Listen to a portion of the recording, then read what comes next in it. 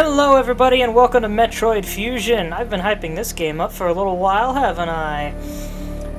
So yeah, this game, as you might have noticed from the intro there, and the particular main menu music, this game's a little bit creepier than the last few. They dove a little harder into their horror movie inspirations, both Alien, The Thing, and a few other things, in order to make this game. And originally it was quite divisive for its much more linear game design, but it also became rather famous for being surprisingly good at creating tension for a Game Boy game. To top it all off, Samus is at her weakest in this game, and that's a story element. Anyway, enough waiting, let's get into this. Also, hello Fi, hello Zelda Shake, hello Kaiju, glad to see you all here. Yeah, I sounded dorky for a second there, and for anyone who saw the stream instead of the YouTube video, I was testing the voice modulator thing, and I forgot I have to hold the button to turn it off. Just pressing it switches to another voice, so I use this file to test things out. Let's erase this. And sorry for the delay on this. I had some issues getting the game to run properly. It was having some frame rate problems, so I had to figure that out. But seems to be all good now. I'd been assigned to watch over Biologics' research team, so I once again found myself on the surface of SR-388. Which is interesting because... oh no, wait, never mind. I was thinking the planet exploded, but I was wrong. You might remember in AM2R, there was a specific room with a frog thing in it, and I said, remember this. This was toward the end of the AM2R game.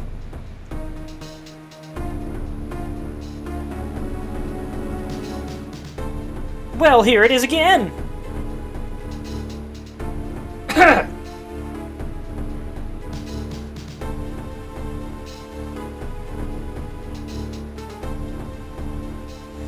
It was there that I was attacked by a life form I had never encountered before. It was only later that I learned the identity of my attacker, the parasitic organism we now know as X. Unaware of my condition, I was returning to the station when disaster struck. Once the X had infested my central nervous system, I lost consciousness, and my ship drifted into an asteroid belt.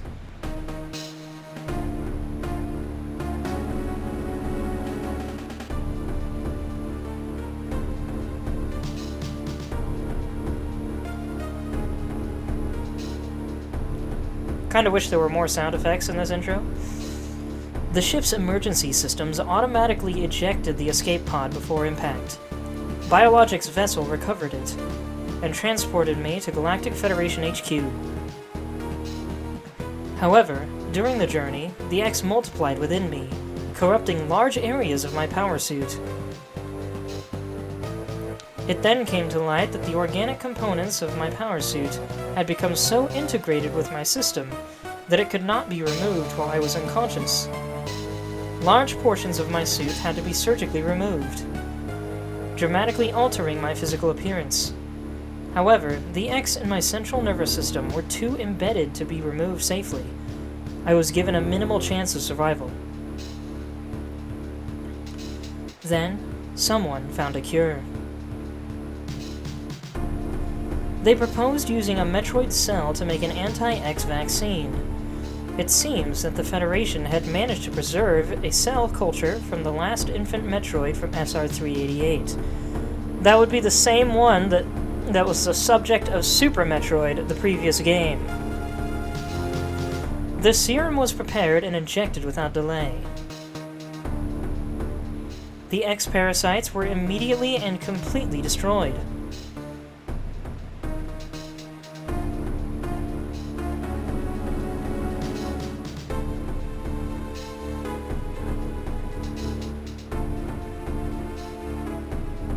As for me, one life ended, yet I survived, reborn as something different.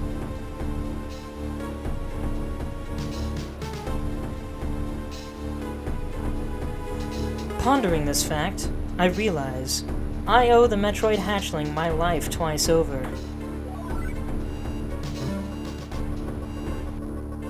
We'll soon be arriving at the BSL research station. I must prepare for docking.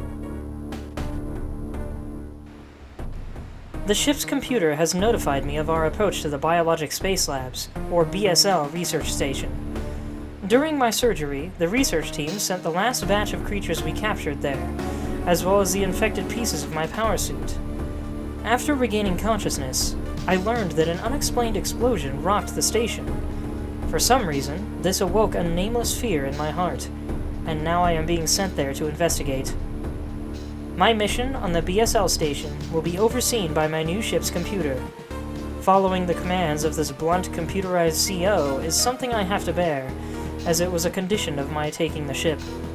For someone who dislikes taking orders, this is the second time I've found myself having to do so. It makes me recall my other CO.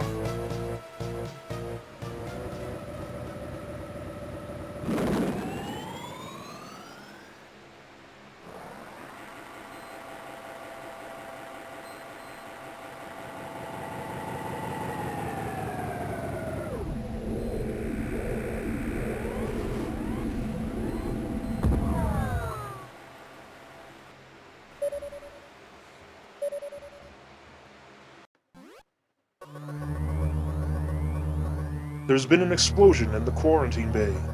The bay currently stores capsules containing recent samples from SR-388, as well as parts of your suit infected by the X-parasites. The cause of the explosion is as yet unclear. Investigate. The quarantine bay is here. Move quickly and quietly. You are still unable to use most of your latent abilities. Don't forget that, Samus. Stop at the navigation room on the way. Uplink from there. Is your objective clear? Now, go to the quarantine bay.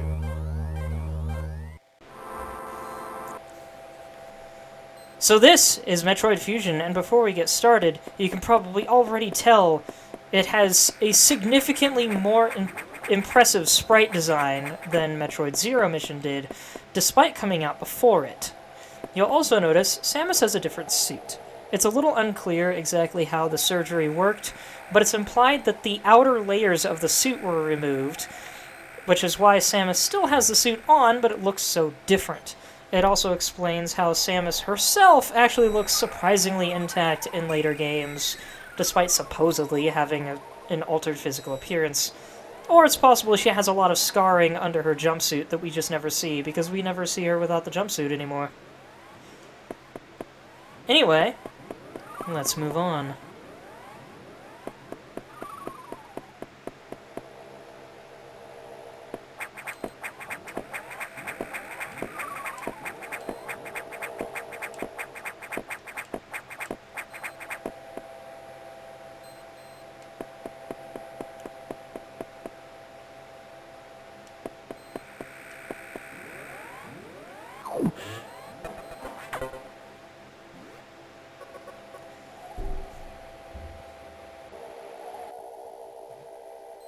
The quarantine bay is ahead. Biosigns are confirmed. Be careful. One downside of using this voice changer is I have to press a button 6 times in order to get to the voice I chose. So, fun little fact about this game, quick. This may have actually been my first Metroid game ever, played as a demo in a GameStop when I was a little kid. I didn't know anything about Metroid, didn't know what it was, didn't know Samus was a woman, and I probably didn't know that I had to stand in one place to activate the computer, because I remember being locked in a room and unable to leave, and I couldn't figure out how to leave. So I eventually left. However, I'm pretty sure there eventually came a point where I either figured out how to leave, or started a new file, or something. I don't know. But I do have a vivid memory of watching Samus's death animation. In this game, it's 2 halves instead of a full body jumpsuit. And I remember thinking, like, that looks a lot like a lady, but my 5-year-old brain was like, that can't be right. This doesn't... She doesn't look like a lady in armor. That's not a woman. What is this, an alien?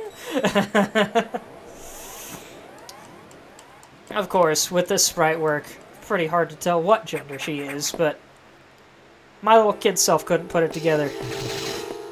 Ah, we have music now, and the lights are dim.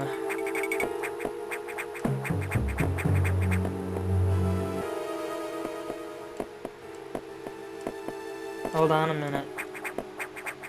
That's looking pretty wrecked. You can see a little more going through the wall here.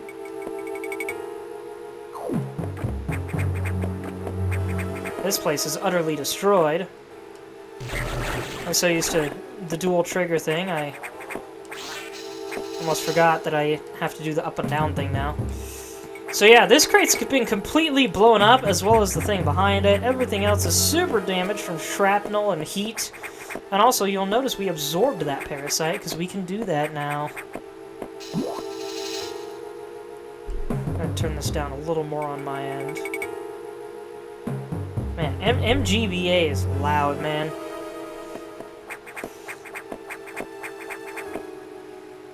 I can't get over how much these things in the background look like alien spacesuits.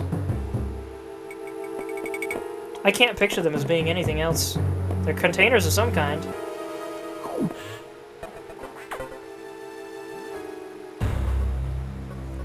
Oh, forgot the voice changer.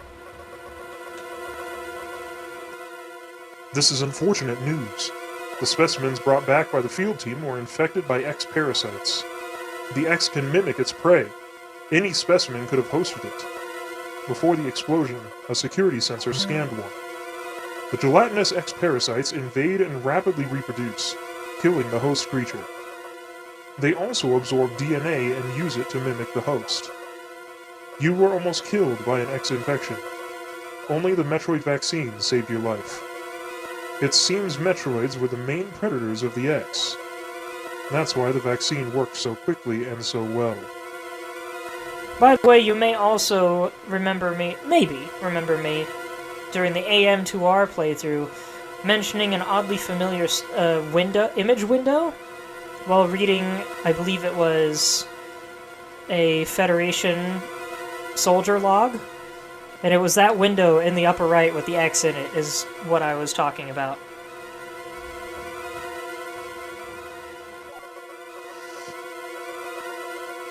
But it has also changed your cellular makeup. You will never be infected by X again. In fact, you can now absorb any free-floating X parasites without a host by merely touching them. This will allow you to replenish health and restore weapons. You may also restore latent abilities this way, so pursue free X parasites whenever you possibly can. This station is home to many species, some violent ones. We must keep the X out of the breeding environments at all costs. This is vital, Samus. I am already detecting massive biosigns in this region. The X are gathering. This may be our chance to exterminate them, but you are only at 10% battle capacity. Your chance of survival is extremely low. The Federation needs you alive and on duty, Samus. Is your objective clear? Now get going. I have released the lock on level 0 hatches. Look for the blinking hatches. So one thing that's annoying is I wanted to do a robot voice for that, but unfortunately the robot synthesizer on here... Well, hold on a second.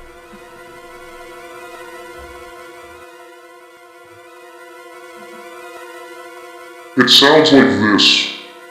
Makes it a little hard to understand what he's saying.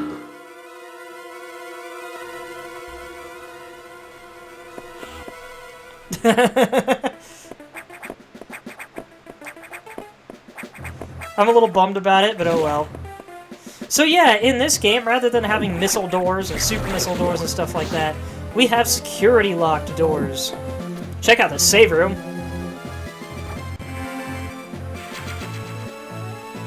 I love that it's just a floating. Sounds like Optimus using a bullhorn. Really, I remembered it being higher pitched, but... Alright. I don't remember what a bullhorn is now that I think about it. Gosh dang it. I have received news from HQ. They can support you with downloadable weapons data. Once you have this data, you'll be able to use missiles. This will help against some enemies your beam can't hurt. Head to the data room for the download. The data room is here. Is your objective clear? With missiles, your chance of survival climbs to 20%. Sounds like those mic toys that used to hook up to the car radio. I've never heard of toys hooking up to the car radio.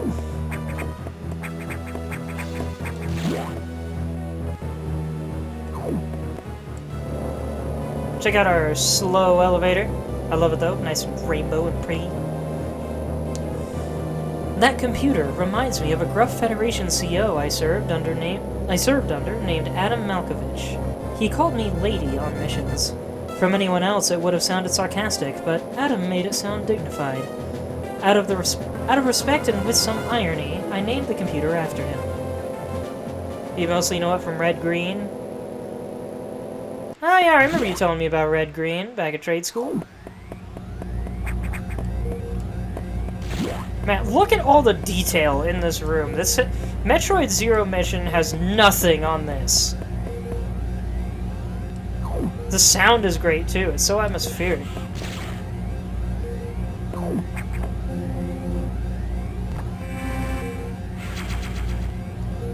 Here, listen to this ambience.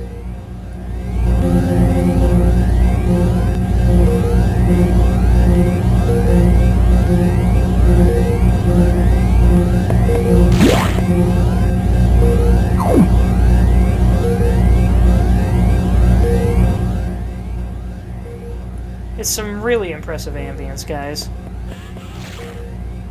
For Game Boy Advance? Heck yeah.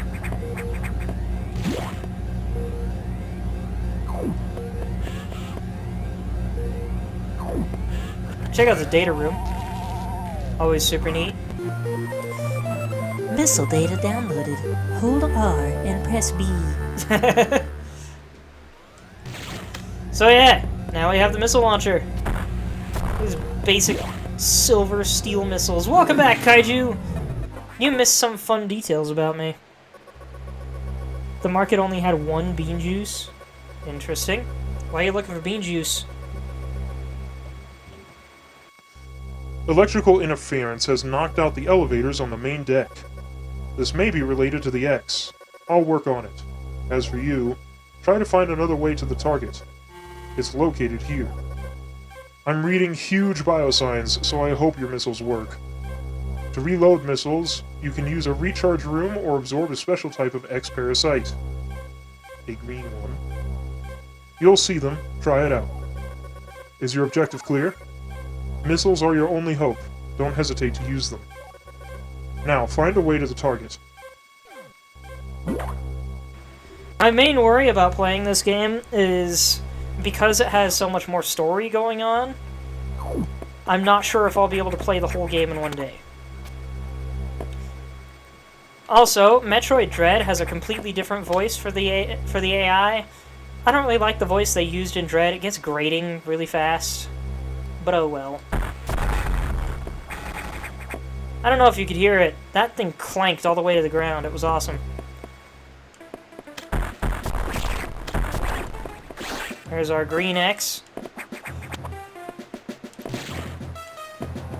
And here we get to some rather militaristic sounding music.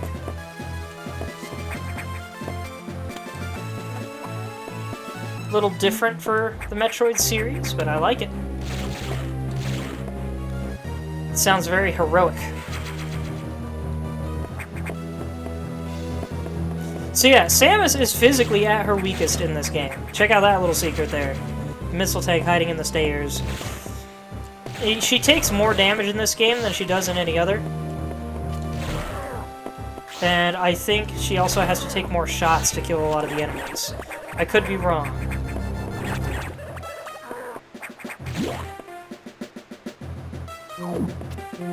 I forgot there was a save point here. Need your coffee? Oh, that's what you meant by bean juice. I'm used to it being called dirty bean juice, so I kind of missed it. Oh. You also notice these eye things look arguably less detailed, and yet also more detailed in certain ways. Less of a gritty appearance, more of a fleshy one. So those red X-Parasites restore a lot of HP and a lot of missiles. It's not maximum, but it might as well be. I think if you have max energy tanks, it'll restore half of them. Also, the explanation for why Samus needs a power grip in Zero Mission, but not in this game, is because having all of that extra armor removed has made her much more lightweight in this game.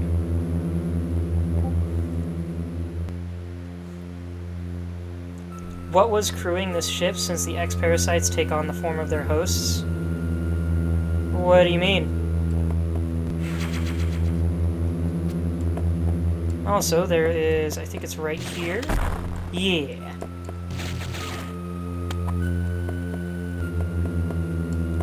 There's a lot of secrets in this game that you don't learn about until you look up a guide or something for finding all the items.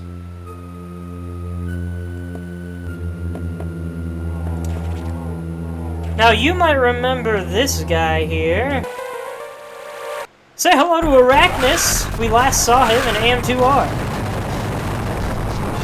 He works a lot differently, though. Not quite as interesting as AM2R's version.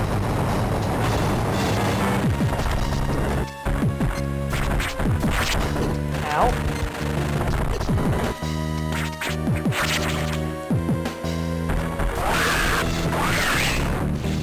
Oh, good.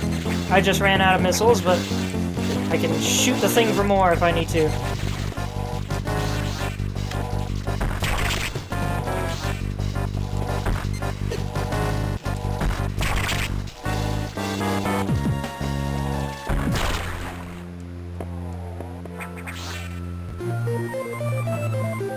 Morph ball ability recovered. Press down twice to morph. What were you killing at the eye door? It was infected with the parasites, and there should basically only be crew here. This place was a research station. It had a lot of different creatures. It was basically a scientific zoo. There were tons and tons of different aliens stored in this place for research. And the X-Parasites infected a bunch of them and started going rampant. Plus, X-Parasites also remember previous hosts that they've had and are capable of turning into them or turning into mishmashes of them.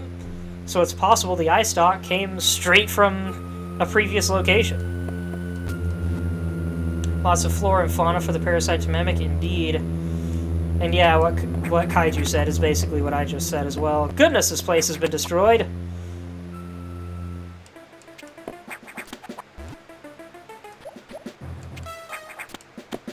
Oh, wait a minute. There we go.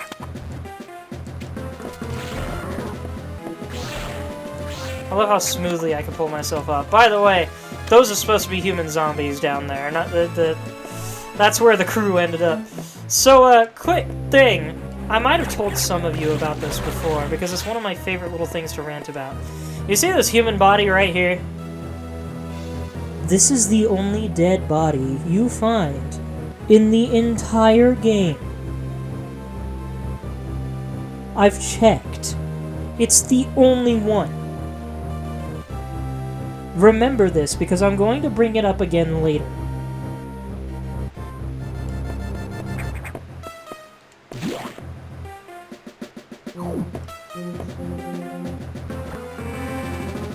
And I don't mean like it's the only human dead body, though it is.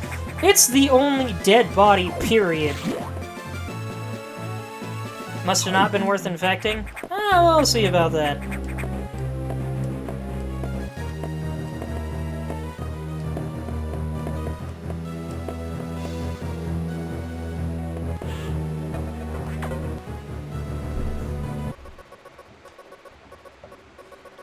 Samus, it's as I feared. The breeding environments have been invaded by X-Parasites. Sector 1, SRX, shows several abnormalities on biosensors. Sector 1 is a simulation of the SR-388 ecosystem.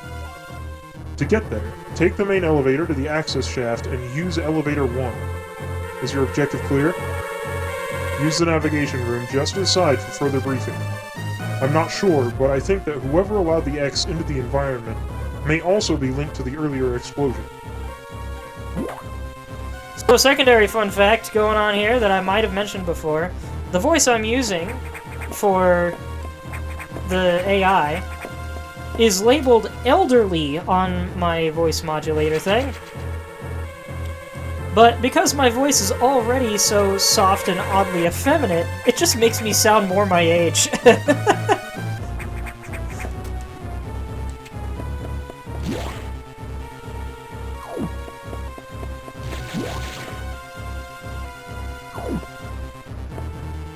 Alright.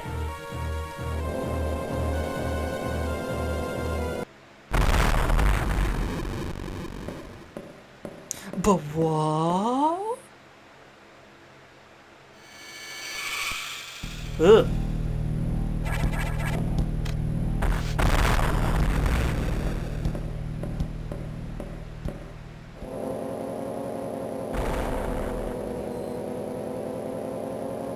Well, that was foreboding.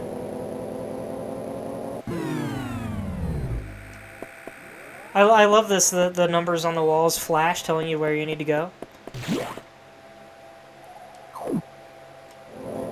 There's our first... No, I guess we saw green doors earlier. There's our first blue door, though.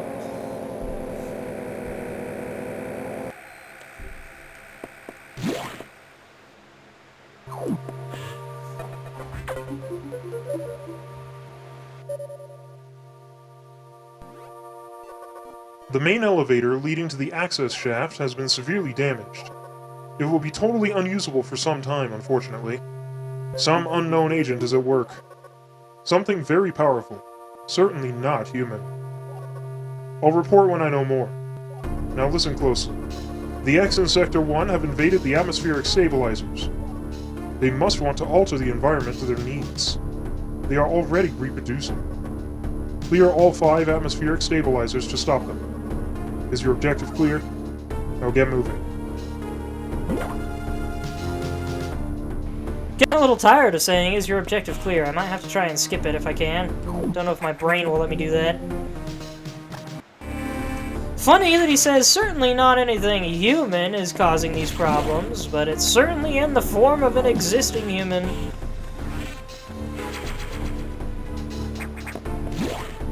Albeit using Chozo technology. Ow.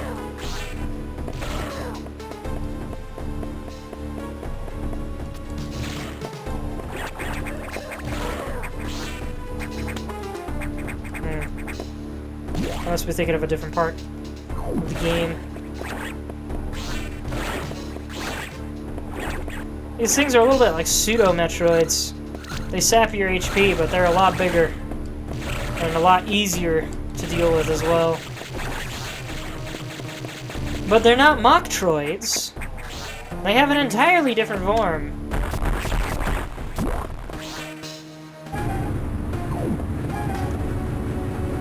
I love that you can hear that thing cranking away. Also, notice the Nintendo GameCube in the upper left corner of the trash pile. I love little Easter eggs like that.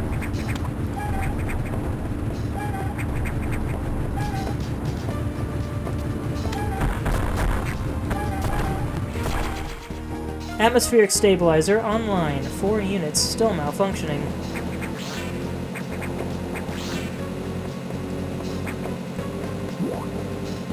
That one took a second. Hello, froggies!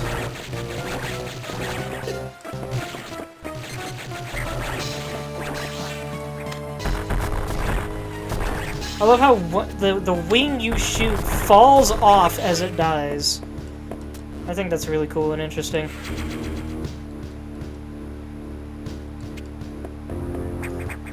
Could have sworn there was something else here, but I guess not.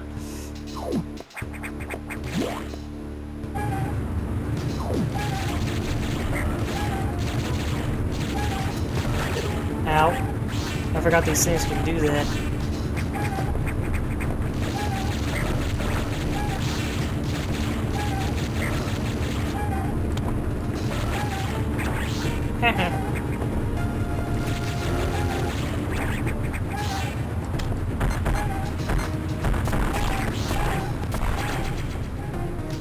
Makes it a little tricky when this thing keeps moving from side to side for some reason. Also, that's why I jumped over this, is because it's a collapsible floor.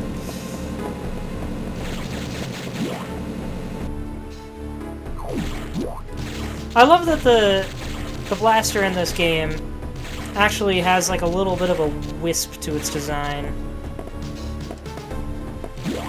A little bit of a blast back shape.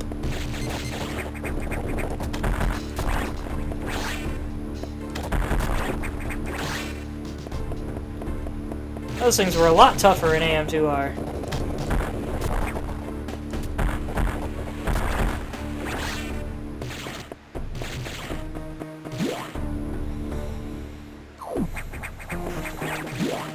So the flashing X-Parasites cannot be absorbed. I'm not sure why. I don't think there's a story explanation for that. Unless it's a case of they're actually in the foreground or background too far to reach. And I imagine that would have been a pain in the butt for them to animate. Say hello to infected pirates. These dudes look pretty cool. But with this having been my first Metroid game, I actually had no idea they were space pirates for a long time. I just called them cool mantis things. Oddly enough, you only ever see them on the walls in this game. Well, I guess there's one other place you'll see them, but you'll usually only see them on walls. Funny little thing, actually, that I just remembered. Not only was this my first Metroid game, it was my first Metroid game twice.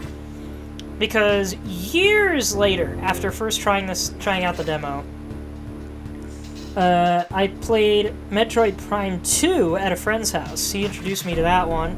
I thought it was really awesome. I borrowed it, I played the crap out of it, and I got more interested in the Metroid series. So you could argue Prime 2 was my first Metroid game, because that was the first one I actively put a lot of time into. Following that, during a long skiing trip that my Boy Scout troop went on, a friend of mine that was in the car with me brought his own Game Boy Advance, as I had brought mine too, for the long ride. And then he had Metroid Fusion, and so I played Metroid Fusion for the trip to try it out. And I was like, wait a minute, I know this game. And so yeah, this game was my first 2D Metroid game twice. While Metroid Prime 2 technically holds the position of first time I actually intentionally played a Metroid game knowing what it was. Or kind of knowing what it was. I actually didn't know much about it at the time. I didn't even realize Samus was in Smash Brothers at the time because I didn't have much Smash Bros. Experience yet. Atmospheric stabilizer online, 2 units still malfunctioning.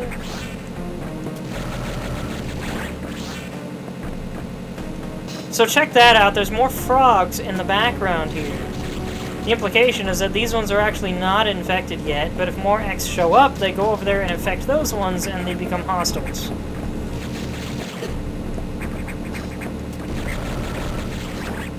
And you can probably see this right here. There you go.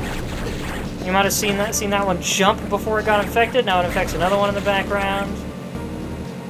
And the background ones just keep like fading into existence.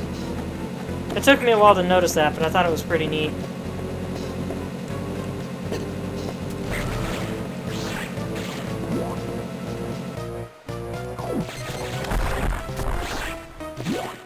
It's a little interesting that the other Samus uses the old animations, but current Samus has a completely different missile launcher style. Like, I know her gun is shaped different, but you'd think it'd still function the same. I'm gonna chalk it up to the adaptability of the suit.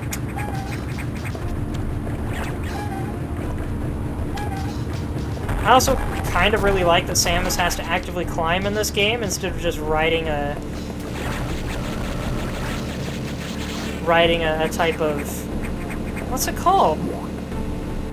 A type of zip line, like she did in Zero Mission. The zip lines were fun. They were awesome, but at the same time, having Samus climb makes her feel a little more real, a little more human. Kaiji's really taking a long time with that sandwich.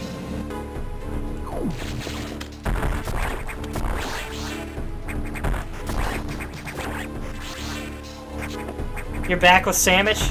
Did you just get back? Because I just commented that you were taking a long time with that. Like, literally seconds before you said you were back.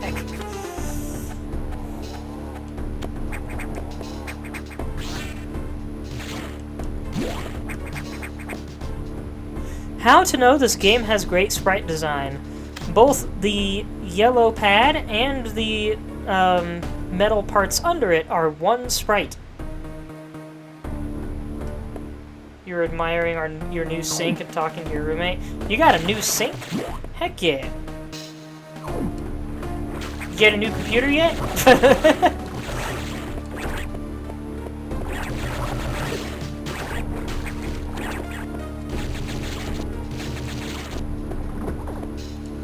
Your old one was leaky? That makes sense.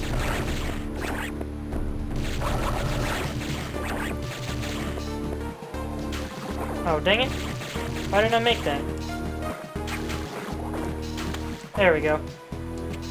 Sink was cheap, computer's not. Sink was cheap, huh? I thought they'd be at least a couple hundred. Though I guess a decent computer is gonna be a lot more than that.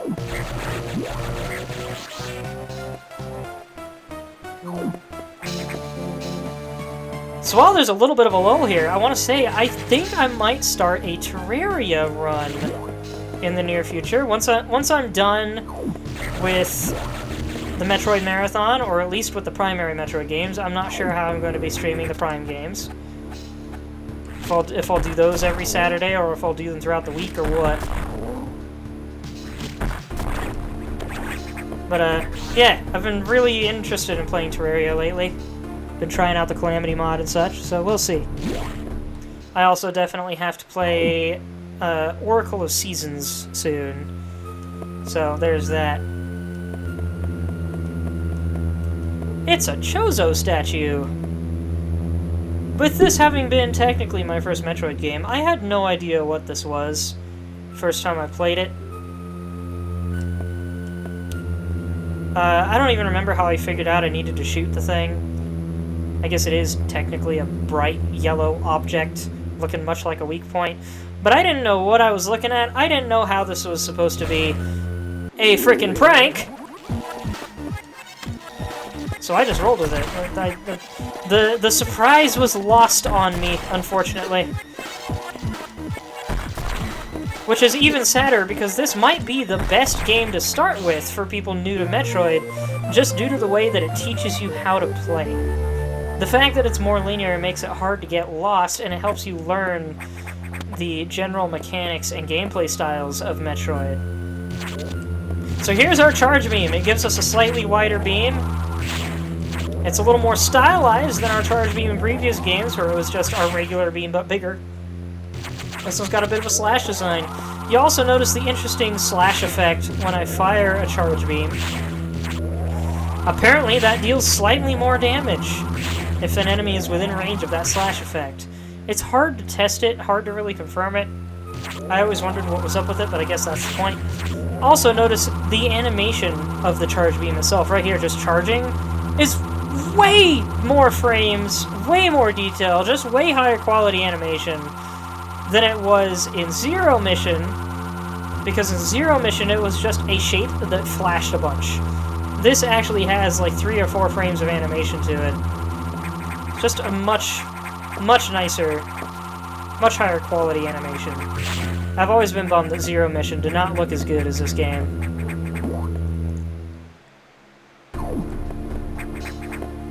Your roommate's in charge of repairs? Fair enough.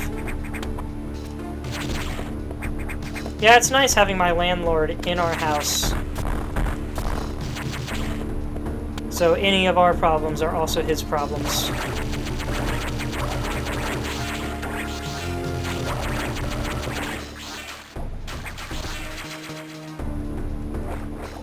So here's one of the ways that this game helps teach you general Metroid mechanics and secrets. is because why is this even here?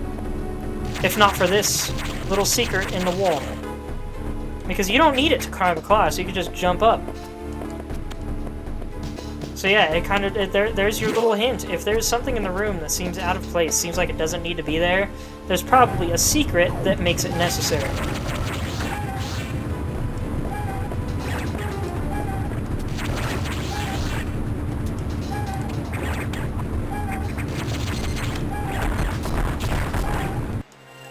All stablers is online, atmospheric levels equalized. I love the sound that plays there. It sounds so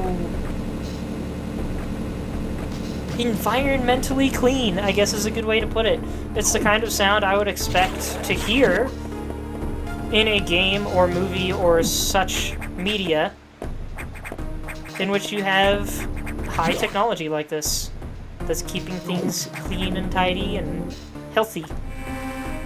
It's a healthy sound, I guess that's a good way to put it. Here's another way that Metroid teaches you secrets, Metroid Fusion in particular. This crack in the wall. It teaches you that there are some breakable surfaces, if you couldn't already figure that out. And our wall jump returns in this game.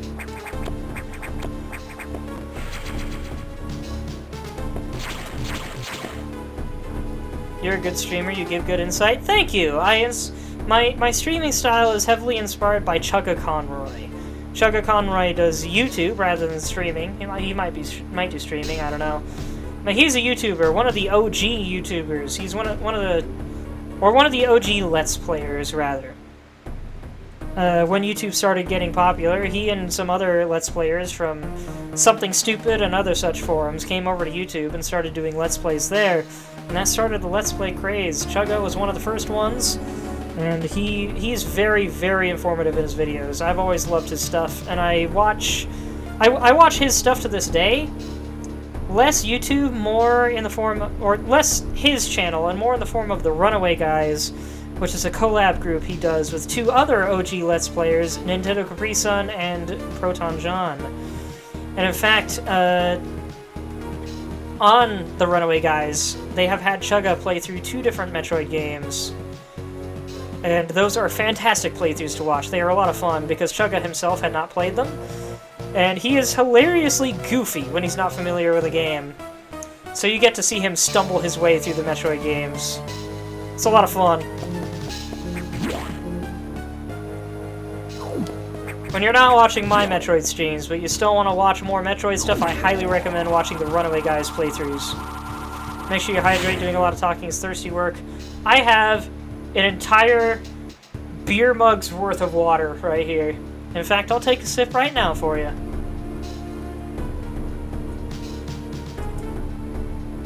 Ice water at that. Actually, while I'm at it, I think I'll also take a bite of some of this food I got over here.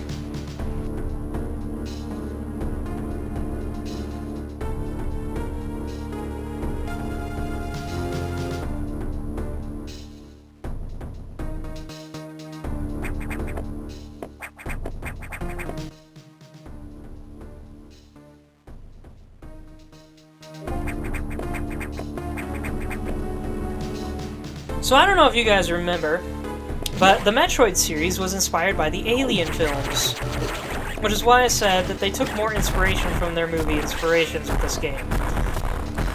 And of course, they dove into The Thing for this one. The X-Parasite is pretty much just The Thing, with a little more detail about how it works.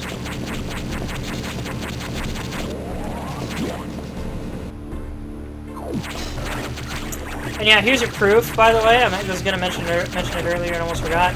Oh my gosh, stop it. Something in my throat. You see there's 2 tiny explosions on the wall when I fire my beam into the wall. And that's your little hint that the beam actually hits twice. And you can see that here. It continues, a little shot of the beam continues forward. It quite literally splits. It's really interesting how they did this.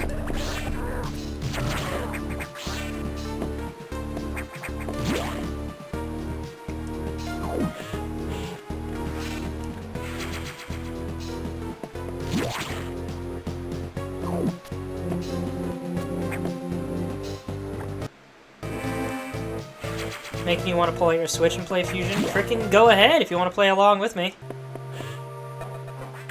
We can see who reaches the end first, the one who's reading all the dialogue or the one who's in a position to skip it. Atmospheric stabilizers online, but many X have already made it to other sectors, it seems. In particular, Sector 2, TRO, the tropical habitat, shows abnormalities. I suspect the X entered this sector with the help of our unseen saboteur. He or it may be in TRO now. Samus, get over there. We need to put an end to this. Start moving. I'll brief you at the TRO navigation room. Thank you, Kaiju. I'm glad you think I'm better at this. Or good at this, I should say. Not to sound too pompous. I'm sure you could do pretty good too, though. As I listened to the briefing, my thoughts turned to Adam. The real Adam understood me as well. He would end orders by saying, "Any objections, lady?" He knew I wouldn't disagree. That was just his way of noting our trust. I wonder if I can trust this computer too. Also, you have a head start. I do, but it's not much of one. If I was skipping all of the dialogue, I would have made it here much faster.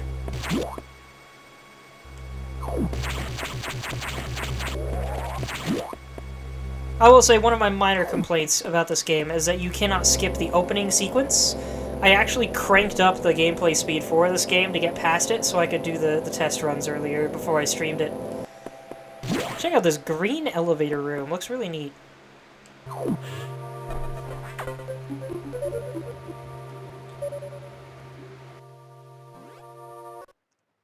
I have learned the identity of our mystery saboteur.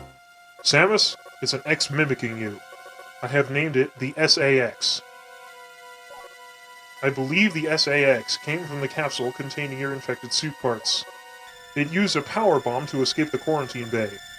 That explosion breached the capsules containing all the X that started this disaster. But the SAX is definitely our biggest worry right now. The SAX is mimicking you at full power. You can't face it. If you see the SAX, just run. Don't think about fighting. You are still very vulnerable to cold, an unexpected side effect of the Metroid vaccine. Like Metroids, you can be frozen by an ice beam. Of course, the SAX is armed with the ice beam. Stay away. If you see it, just run. HQ says they have bomb data ready in the data room. Bombs will help you find a way out if the SAX traps you. The data room is here, but it's sealed by a level 1 hatch. You'll have to find the security room and release the level 1 locks. But per safety protocols, it's not marked on the map. You'll have to find it on your own somehow, Samus. So, first find the security room and unlock level 1 hatches. Then go to the data room and get that bomb data. Keep an eye out for the SAX.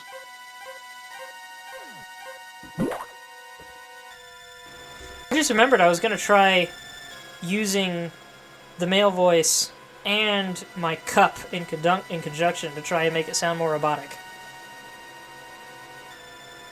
Maybe I should give that a shot. It might be a little tricky. I'll have to see. Especially because I have to keep my mic so close to my face. Also, I don't know if you noticed it, but during these navigation things, there's a map of the station in the upper left showing what section of the station we're in. I always thought that was really neat.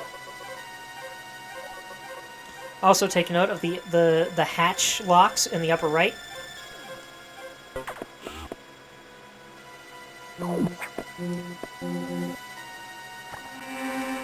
Kaiju, are you talking about your phone battery?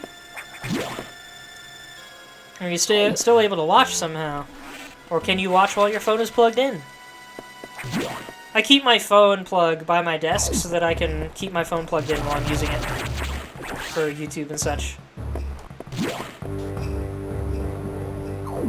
Switch battery is dead. Alright. Oh, you can still play the Switch while it's plugged in too, can't you?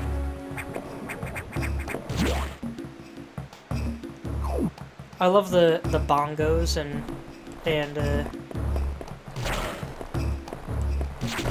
whatever other sounds are being used in the music here. It's still very atmospheric music, but a little more jungle sounding. Needs a good amount of charge first, fair enough. You might remember these things from Super Metroid, except they looked a little different, a little less spiky, if I remember right. I'd also believe they were not red.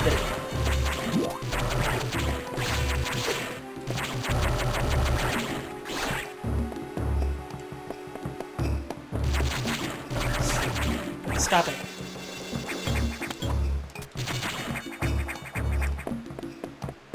You'll notice we can't get through these despite the odd block design. That'll come into play later. No, wait. This was the area I needed to go to the right.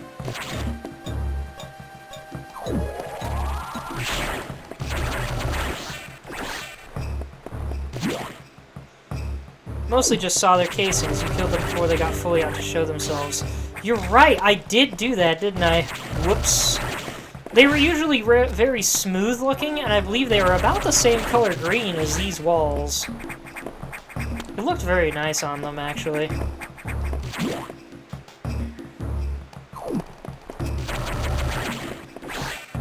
Although even in this game, they tend to hide out in bushes.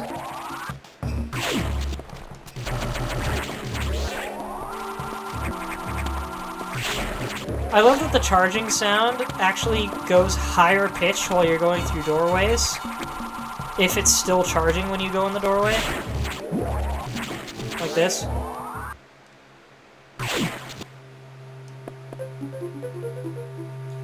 I love this version of the... Okay, hold on a sec. I need you guys to hear this.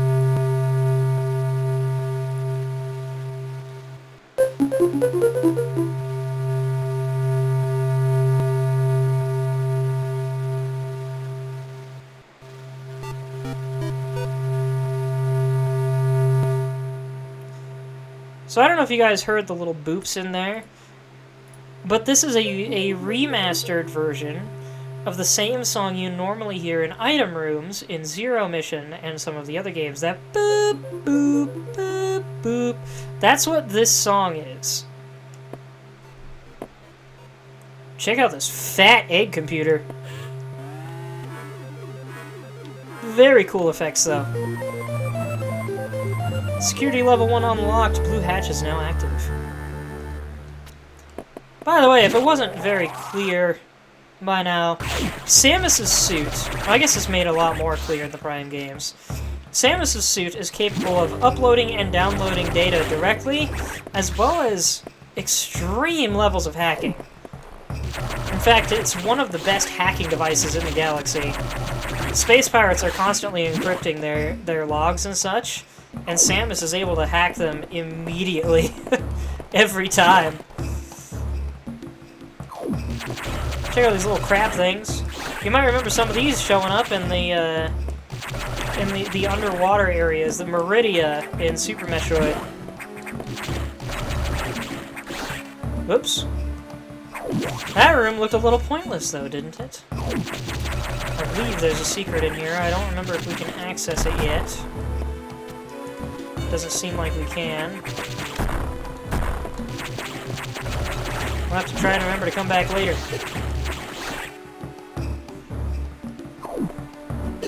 Ow.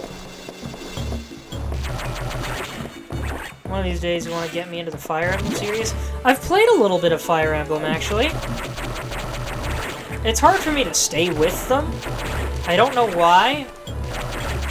I think it's just because the story is more drawn out and it's harder for me to really get into it, but I really like them. They're cool. You think I'd be good at tactic games? The first tactic game I played is actually also one of my favorites. It's Final Fantasy Tactics Advance, which I also intend to stream eventually. Maybe not this year, but we'll see. The first Tactics is getting a remaster, which I'm excited about. Don't know if I'll be able to get it on Switch 1, we'll have to see. But, or on Steam. Maybe I could get it on Steam if it releases on there. I hope it does. Don't know if you caught that explosion that just happened.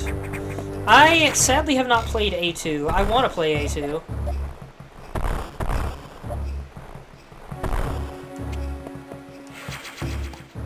I hope the remaster improves on a lot of stuff that the original didn't have, because I tried the original on the iPad re-release, and part of the reason I stopped playing it was just because it had major crashing issues, at least on the iPad 1. But, it was also just way grindier than Advance was. It was a lot trickier to beat. War of the Lions is not the original. It's technically not, but it is like a remake of the original.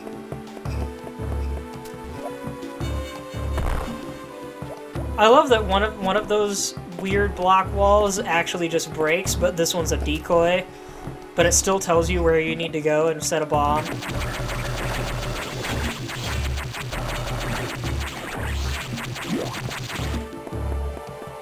Evil Ice Chronicles will be the original, not War of the Lions. Wait, what's the PlayStation 1 game? Because I thought War of the Lions and Evil Ice Chronicles were the same, and War of the Lions was just a re-release. Yeah, Tactics. Just Final Fantasy Tactics. And wasn't War of the Lions like a re-release of that with like a couple tweaks or something?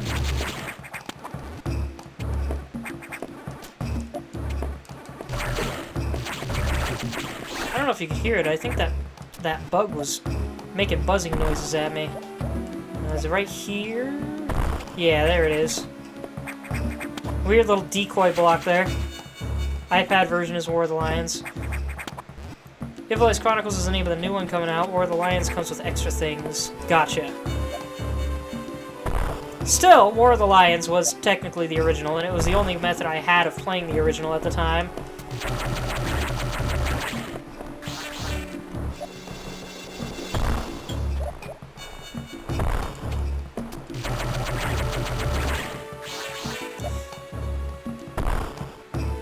Tactics Advance is hilarious, by the way, because that game is so painfully easy, it becomes more fun just finding all the different ways you can win a fight.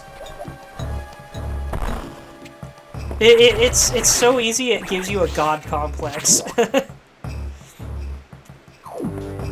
love that game, though. It is fun. A2 is even easier? I thought A2 was harder because you're not constantly regenerating magic anymore. I really do want to play A2. I hope A2 gets a re-release of some kind. I don't know how easy it would be to emulate it because it's DS. And A2 units can't die, but that's the only way it's easier. Yeah, but in Final Fantasy Tactics Advance, they also can't die, but there's specific places where they can. But by the time those places are unlocked, it's so crazy easy to keep them alive. So say hello to this little blue guy here. I like that he gets faster the more injured he is. So every once in a while you'll encounter a stronger variant of an enemy in this game. That's mostly the result of an X using previous hosts' traits to enhance the traits of the host form it's currently taken. You help me get A2 set up? How so?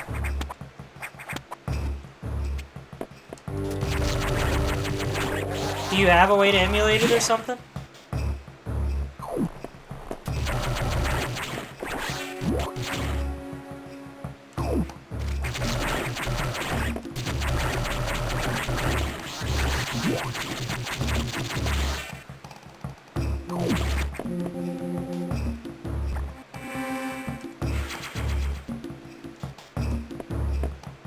I need to pause for a second.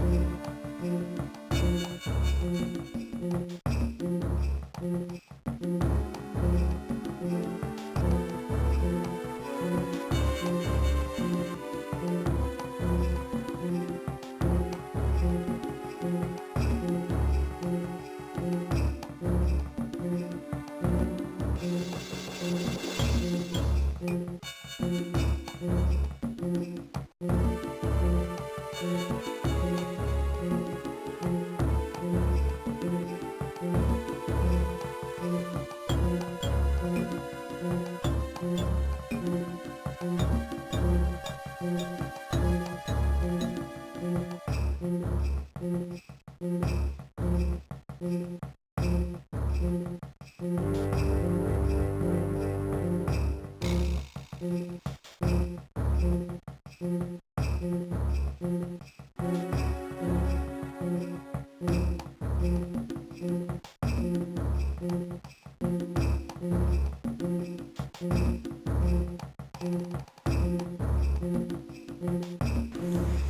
we go. I think I'll move my mic just a little bit. There we go. You would think that after so many X-slushies, Samus would get full. I mean, she is part Metroid now. It's entirely possible she's incapable of getting full. Also, did anybody pick up on that? Samus is now 3 different kinds of alien. She's part human, part Chozo, and part Metroid.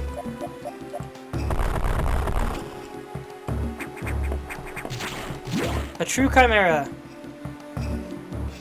That would be the worst, being unable to get full, right? Of course, I never said she's constantly starving. Just that she's incapable of getting stuffed. Let's put it that way. She can feel more full than before, but she will always be in the mood for a snack. That's just a theory, though. It never makes mention of how it affects her appetite. I imagine it probably doesn't. Of course, it did say the X-parasites were destroyed, so it might just be that she's not truly absorbing them. A game theory, yes indeed. Did you hear MatPat is actually getting involved in legislation and politics in order to stop AI from taking over YouTube?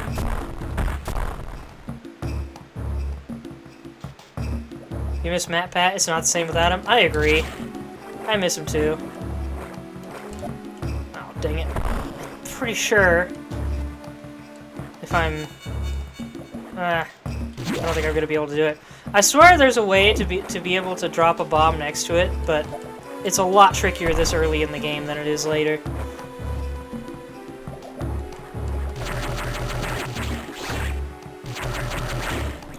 I think some of these fish were in Super Metroid as well.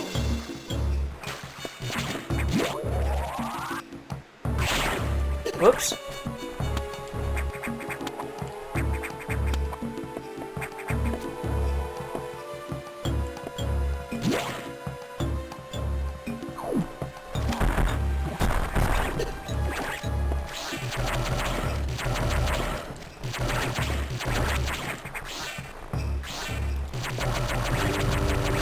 It hurts seeing Samus's health so low.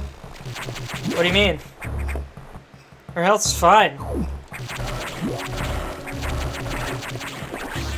Wait, what was up top then? Hold on a minute. Gone are the days when she was a walking tank. I mean, we'll see about that.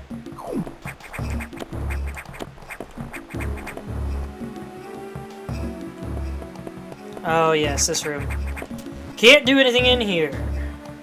Man, look at all the lights and stuff down below. It's like a Mega Man level. Super neat though. All these background details and everything. So a little fun fact, another reason that people didn't like Metroid Other M is because it felt like a rehash of this game. And part of that came from the research... That game took place in a research station called the Bottle Ship, which has a map design almost exactly the same as this game's. Albeit that one is a three-dimensional game of sorts. Your Switch isn't charging? That's not good. Come on, I could have sworn there was something up here.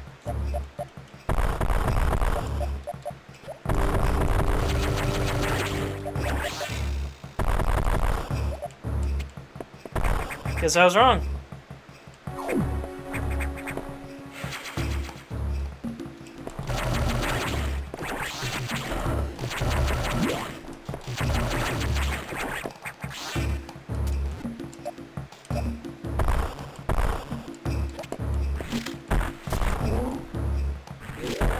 You might wonder, why would they hide this here? And it's because this other room down here beneath me can be, you'll probably find that room first, but the fact you can't get in here through there is your hint that you need to go above it. See? This is not breakable.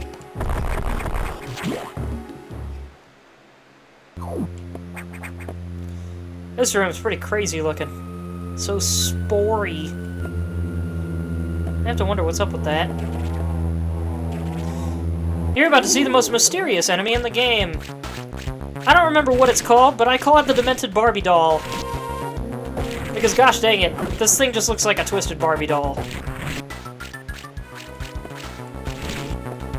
It is, and I call it I also said it's the most mysterious enemy in the game because you never see this thing anywhere else. It's one of the only enemies that is truly unique to this game.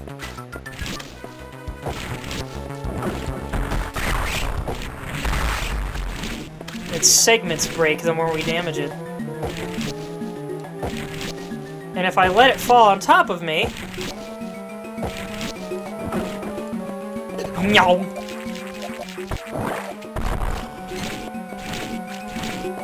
Samus auto-morph balls and gets her energy sapped until you bomb yourself out of there. How to know when it's going to open up is it doesn't jump quite as far. It doesn't usually jump directly on top of you, oddly enough. Also, when there's only one segment left, it will always open its mouth. But its mouth is a little smaller now. Come on, jump. There we go.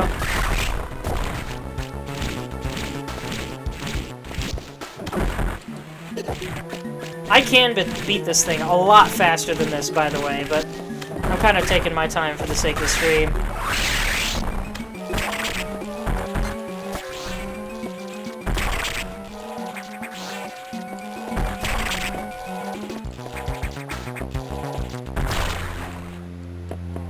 By the way, these things are called Core X. High jump and jump all abilities recovered. We can now jump higher, albeit not as satisfyingly high as we could in Super Metroid.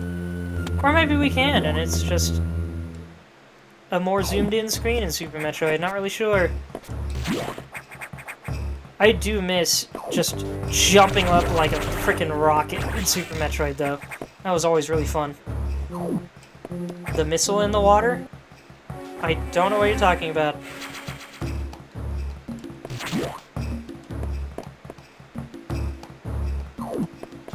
What water? What missile? Hey look! They're in cocoons now. You needed to bomb the wall? With the missile in the room with the water.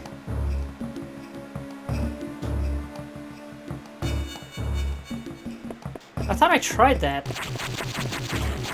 Why are you only just telling me that now, though? Anyway, here's the other room I was talking about earlier. The only room in the game with all those eggs all over the place is that little corner of this place. Oh, you have the jump all now. Right! Yeah, that's true. I can totally do that now. If I can get back there.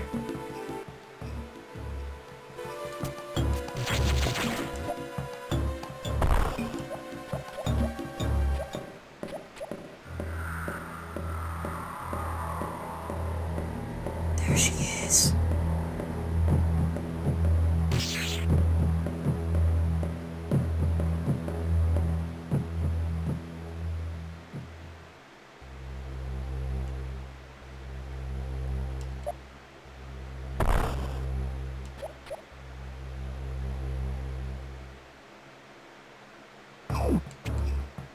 And she's gone. And that's how this game creates tension surprisingly well for a Game Boy game. Great sound effects, great animations, and great placement. Also, yes, she does have my Ice Beam, and boy howdy, that thing is shrill and mean sounding. It's a shame we can't get it in this game. Also, the things are hatching already. Man, what a fast cocoon cycle.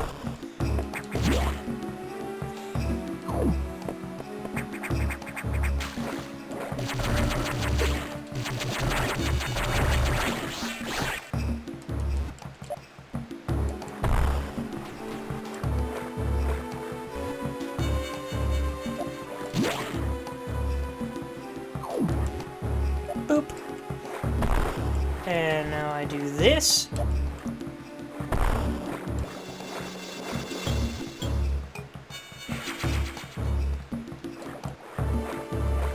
Missile acquired.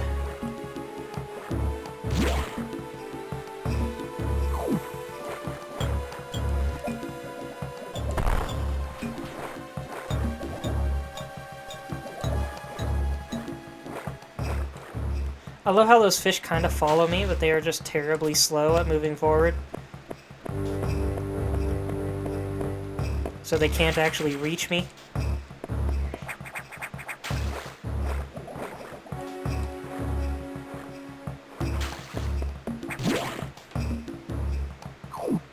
Feels like missile tanks are just super plenty here.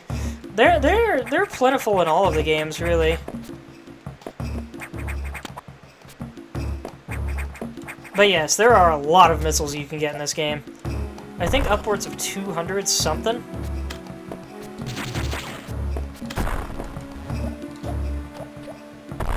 I also love the design of breakable blocks more in this game.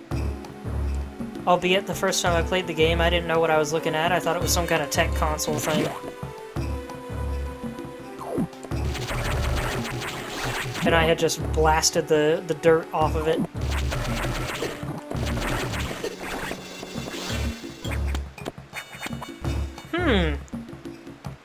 Compared to the little morph ball space down below us, this wall looks oddly smooth.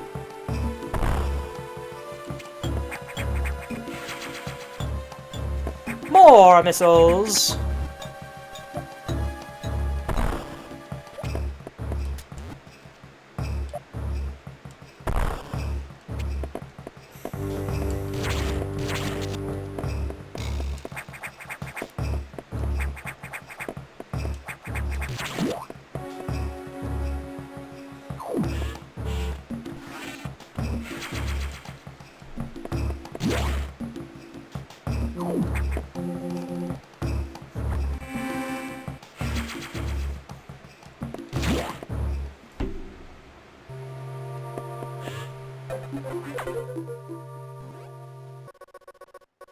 Samus, we've got trouble.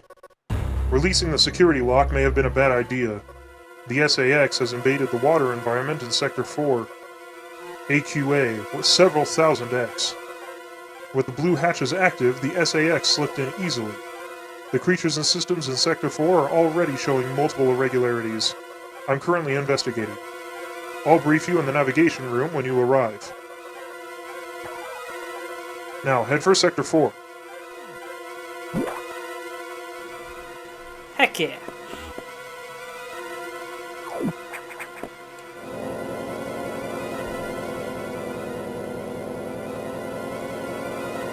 The SAX, an enemy with my strongest abilities. But does it have reason? Probably not. It's just a killing machine. In my current state, I can't face it head-on. The SAX is me, only heartless. I must stop it before it learns its potential and threatens the universe. Samus is, after all, the greatest bounty hunter in the galaxy. So having a clone of herself that could eventually defeat her is not good news. Where in the timeline is Prime? Prime is between Metroids 1 and 2.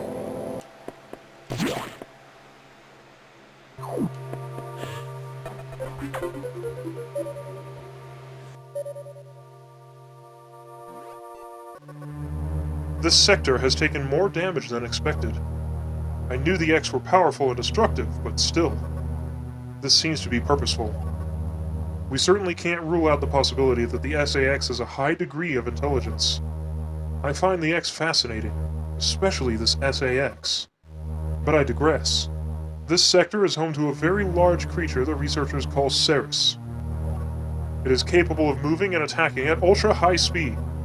The more senseless and widespread destruction here may be attributable to Ceres. No doubt the SAX released it, but I can't be sure why yet. Ceres has returned often to the breeding tank here. Its natural behavior must be to go back to it periodically. It's a valuable specimen, but you have been authorized to terminate it. If you don't, it may invade other sectors. While you're moving, be careful. Some broken power nodes have electrified the water, but we can't cut the power. Doing so would affect the whole station adversely. If you touch the water, you'll be electrocuted. Conserve energy as you go.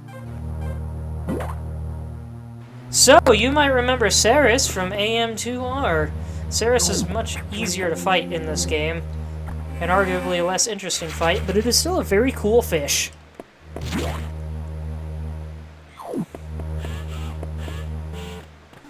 Give me a second.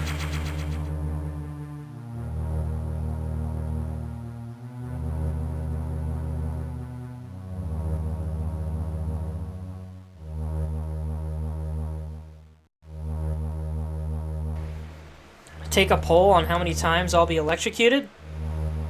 I mean, feel free to try. I love the music here. It's so aquatic. Look at these little dudes just vibing in the background.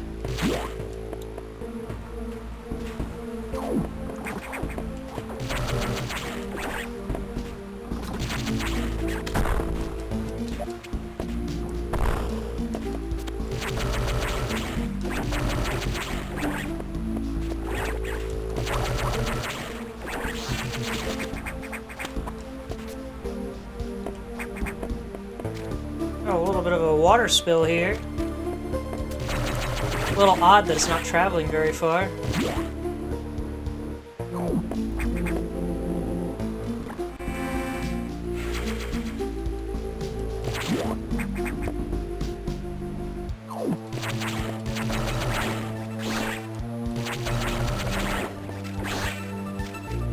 Odd point of lag there.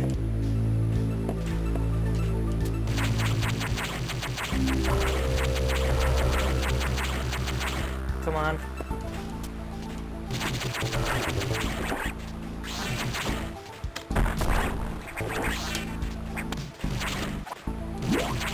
Considering that it is a water zone, they probably have grates everywhere. True. That is very true. I love that this is, like, clearly an observation tank of sorts. Really cool level design. This whole place feels like an aquarium. Big fish! So that's what I mean by the X being able to upgrade their shapes. You take two of those fish and combine them, and the X can become a bigger fish. Of which there is always one. Sound off in the comments if you know that reference.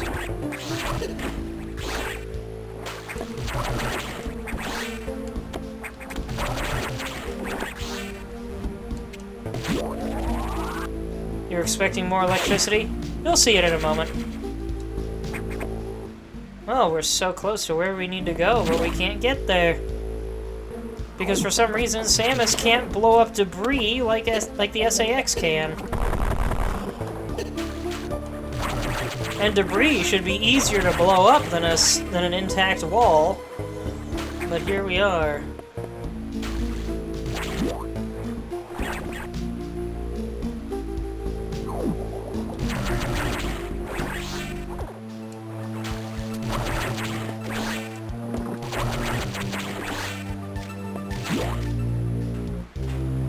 There it is! All the electrified water down here.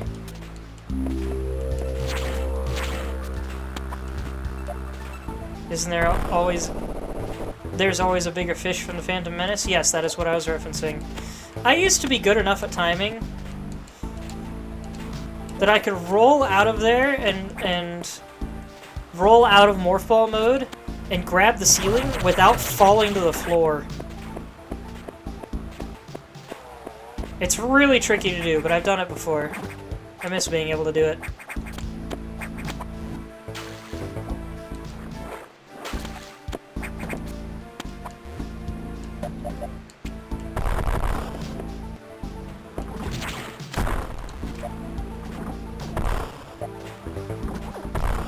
Crab almost shot me.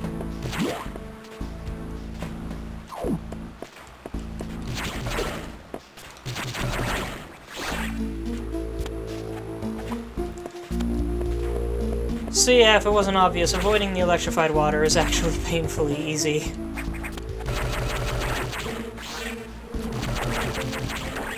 Assuming you're any good at platforming, anyway.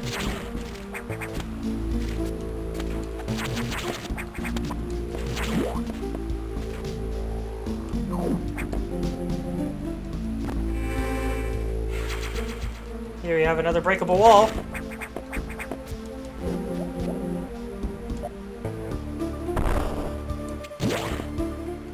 Expecting there to be a bunch of electric puddles everywhere. Right? So here's this tank that Ceres supposedly comes to often, which is really funny to think about. It's so small, and it doesn't look like there's any way out of it, unless these hatches in the back are the way out. Unfortunately, Ceres is dead! Kid me was too dumb to understand what that was.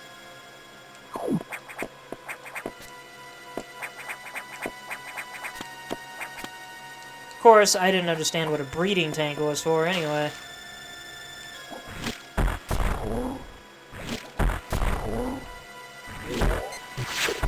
I also barely paid attention to the story, even though I read it. 'Cause I was a dumb kid.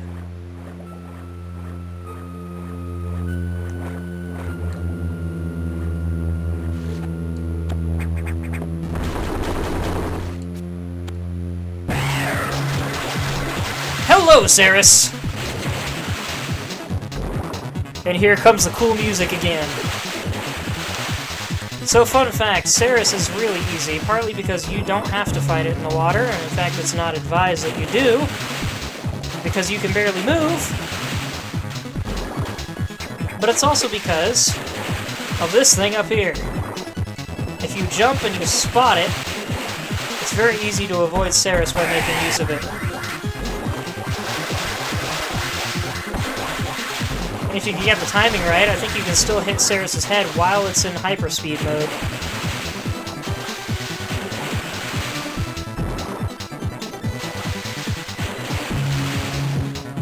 There's a sweet spot up here somewhere. Oh! Thought it was gonna flip up here.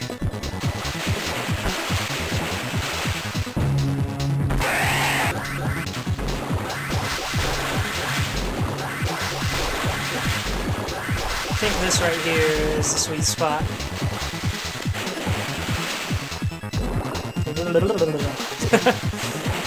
Guess not.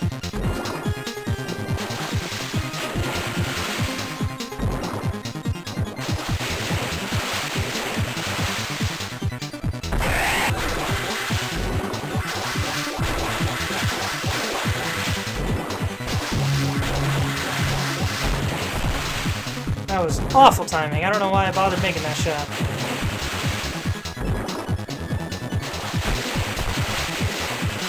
Here it comes around again. Oh, dang it. Maybe I should stay down here. Is Ceres flying? No, it's doing dolphin leaps out of the water. Ceres is a very fast fish. It can launch itself out of this water.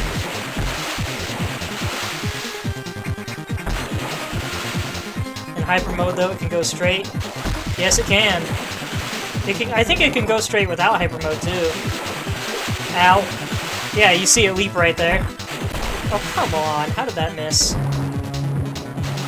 I am taking entirely too long on this. Oh, yep, there it goes. Flat shot.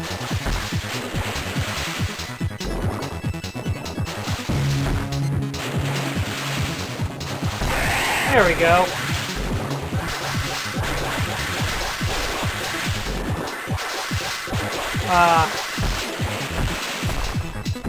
So I guess in hyper mode, well, maybe I just hit its face instead of its head, I don't know. Oh, it's turning black.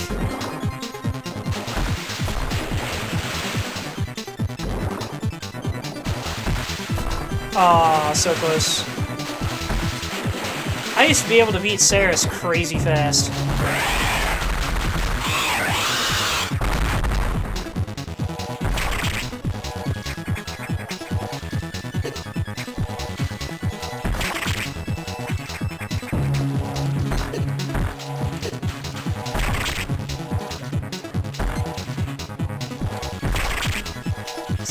It's a little weird, but I think the water actually helps us deal with this X a little bit. Because we can leap in big, slow arcs to lead it around. Speed booster power regained. Run until speed boost begins. Were any of you really surprised?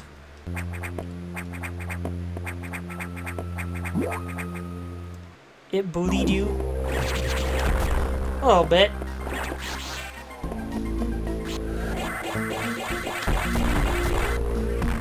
Ah. What a cheap wall to stop me from shine sparking. I don't recall if I've mentioned it before. That's what that's called, by the way. The shine spark.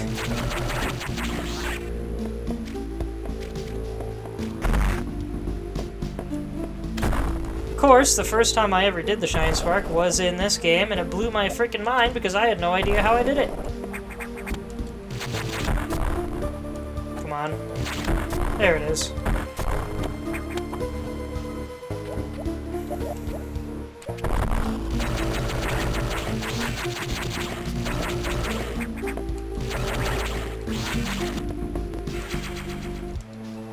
There's another item here? Hold on a sec. Oh yeah, I remember this. Hang on, where is it?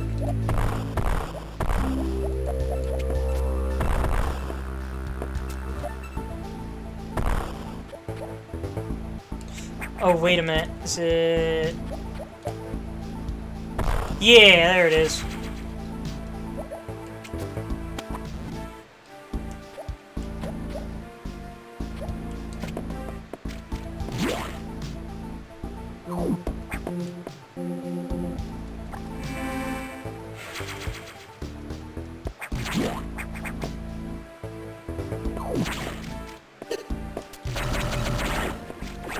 I will always love how official the music in this game sounds.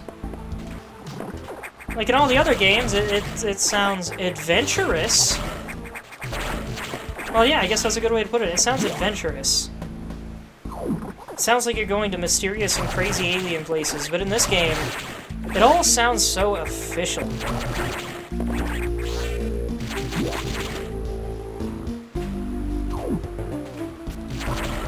Just carries that vibe of the Federation's science experiments and protocols. Anybody notice what appears to be blood leaking from the vents in the background over there? Right there? I never actually noticed that before. I saw the red wires on the pipe back there and didn't realize that was not wiring or just paint. Yeah, Metroid Fusion would be horrifying if they made a 3D version of it, and I'm really bummed that they probably never will.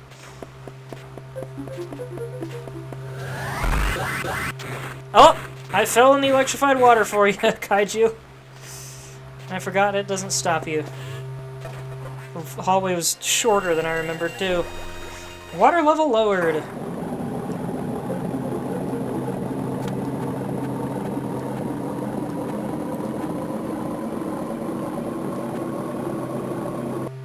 And now it's not electrified anymore. I also love the little detail of it lowering just below the vents here, implying that this is where the water got sucked through. But also, the sprites down here are still miscolored. Possibly because that's where the water sits, so it's been oxidized or something. Who knows?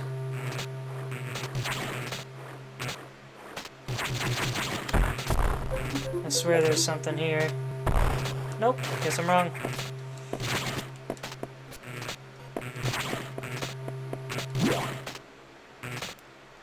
You did it once, you're happy with it? Yep. Oh wait, I can't go this way yet.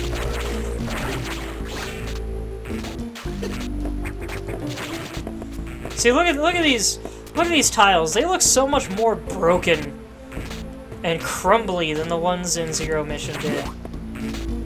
Zero Missions look like plastic, but these actually look like crumbling rock and metal.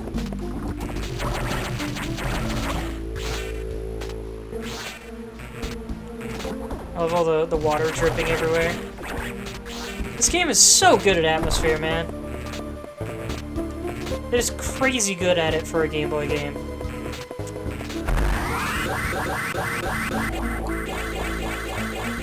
Okay, don't Shine Spark me then.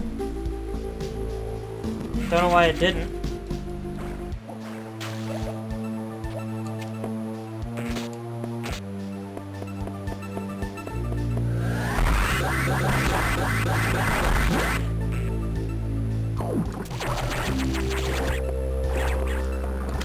Here's an odd gold variant.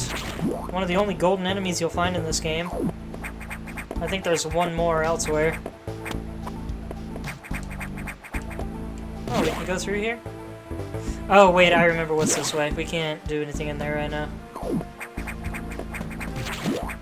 Notice all the tanks in the background?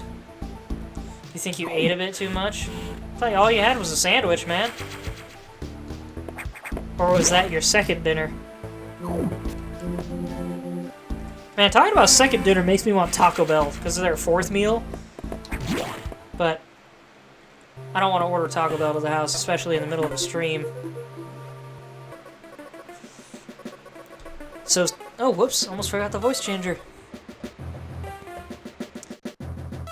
So Ceres had been infected by the X2. Well, as a result, you recovered another ability. At this rate, you may be able to face the SX yet. But that's still a ways off. HQ has more support data. This time, it's missile upgrade data. You desperately need this, but the data room here is sealed with a level 4 lock, the highest security level. Let's avoid opening sensitive areas unless it's necessary. Also, the route to the data room in Sector 2 is blocked by still more SAX activity. I note a deliberate activity pattern, as if it is blocking your recovery intentionally. Samus, it looks like your best option for this download is in Sector 3, PYR. You will find the PYR data room on your map after using a navigation room there. Is your objective clear? Now head for Sector 3, PYR.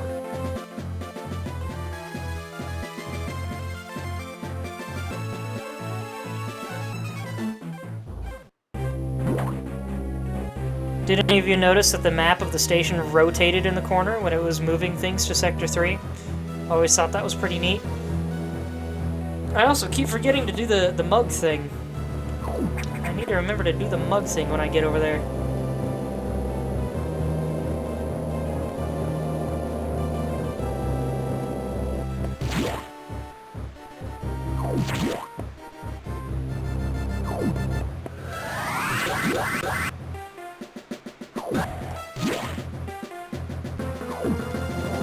I used to have this game's map down pat, such that I could speed run through one of those doors and stop directly on the elevator, without needing to stop short first.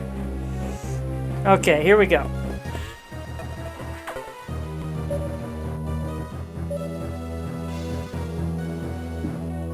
How does this sound?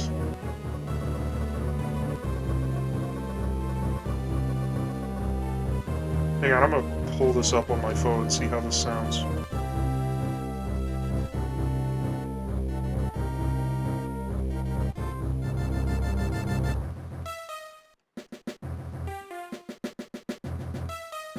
Robot voice test.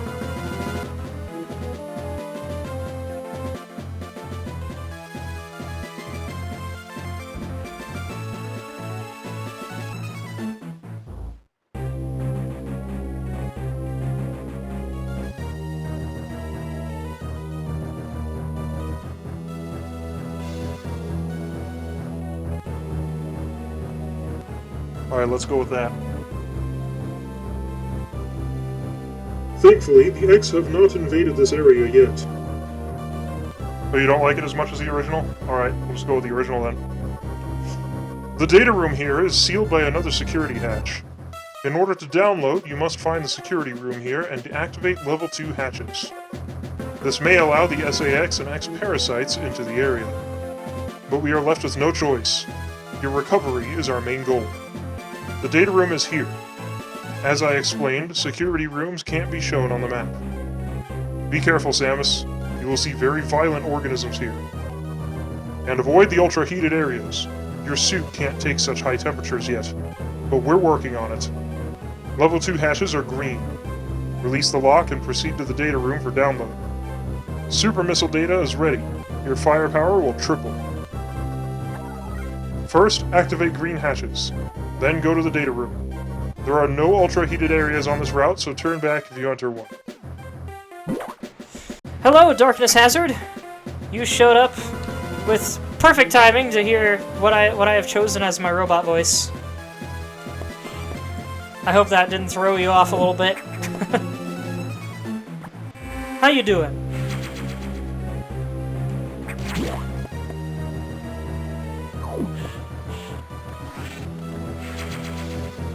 I thought the voice with the mug sounded pretty good, Kaiju. Why don't you like it?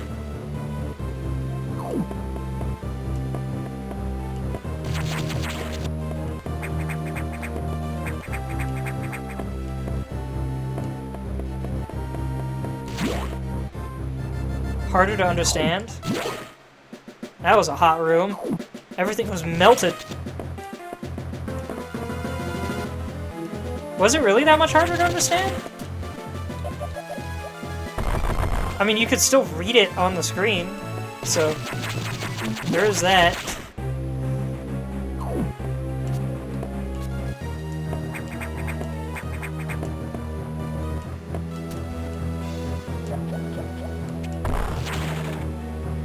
Sounded like you were talking out of a bottle.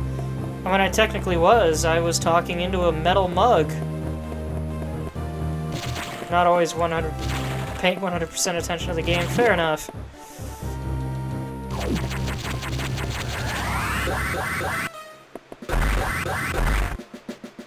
I forgot there's an extra little thing down here.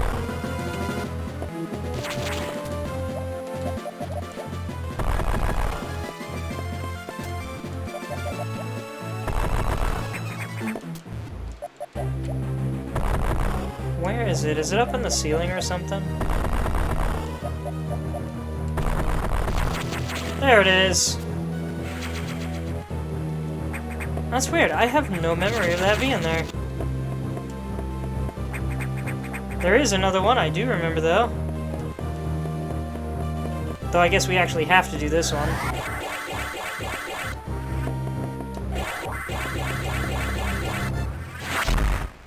Oh, dang it, did I just botch it?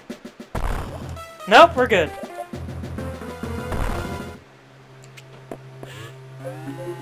I love how you have to blast your way into the security rooms. And I'm a little bummed that you can't missile blast your way into the security rooms. You have to find these weird convoluted vent routes. Ow! Look at those side hoppers, they got jets on their feet now. For whatever reason.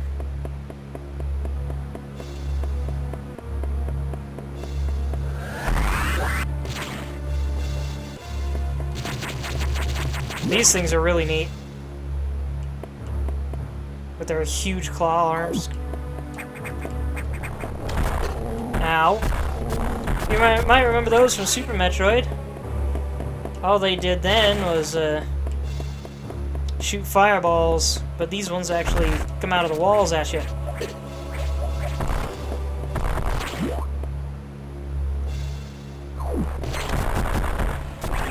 Check out the background here. It's all melted. Hot looking. Same for these walls. They're supposed to be that color red, but they do look pretty darn hot.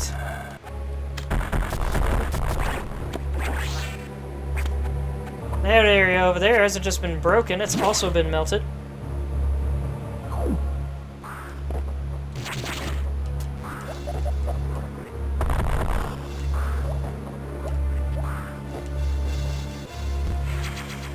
Missile tank acquired, missile capacity increased. So, fun fact, if you're attempting a 1% run of this game, that missile I just picked up is the 1%. It is virtually unavoidable. There is a way to avoid it, but it quite literally involves glitching.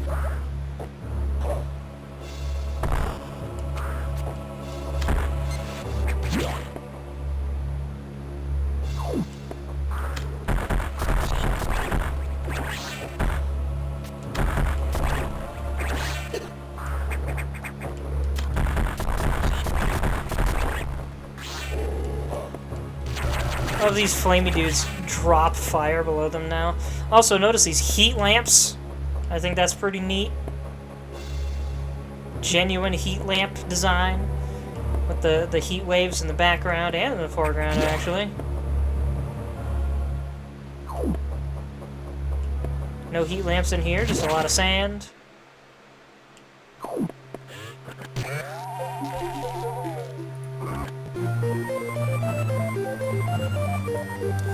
Super missile data downloaded, hold R and press B. So unlike the other games, super missiles are not separate here, it's just a missile upgrade. You can see it in the appearance of the missile and the size of the explosion. Very satisfying. But something exploded while we were getting that data. And this room looks quite damaged. Also, what's up with the ladder on the ceiling?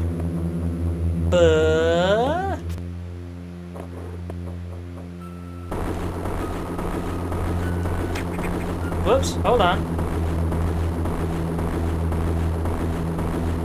It's moving through the ceiling. Or something like that. Also, what an oddly placed save room and recharge room. Now we can one-shot these guys with our super missiles, and we can break the purple barriers. I will always wonder what's up with the red glow in this particular room type.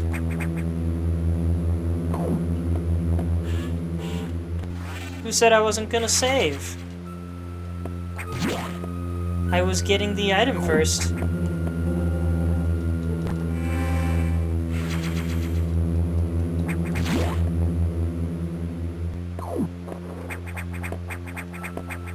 Though I have beaten this game without suffering a single death before, I'm pretty sure. Check this out. Moving a little slowly here. If you can line it up right, you can see him trying to bust out of that wall. I forget the name of this thing, but this is a security robot. I think it might just be called this. No, Securitron is Fallout.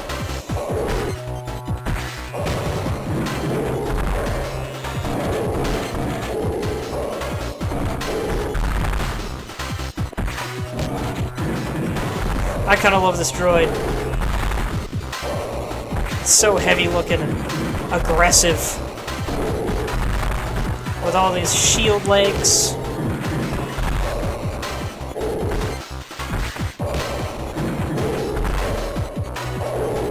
Oh my gosh, stop.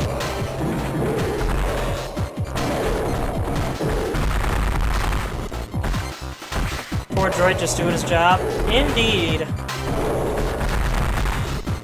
There's a brain in that thing! Kid me thought that was just a bunch of flashy wires.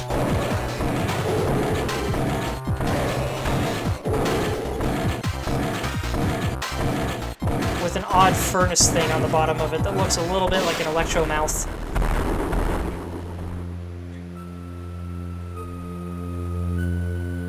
Justice for Crocomire.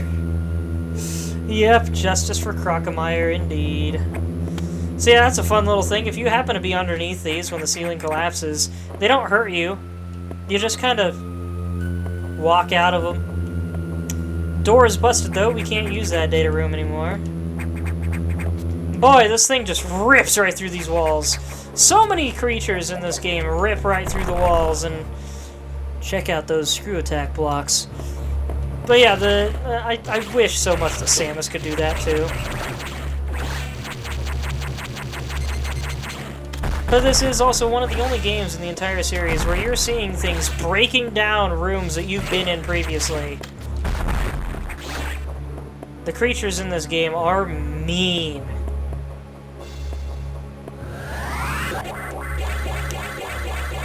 I think it's up here? Or do I run to the other end? I might actually run to the other end.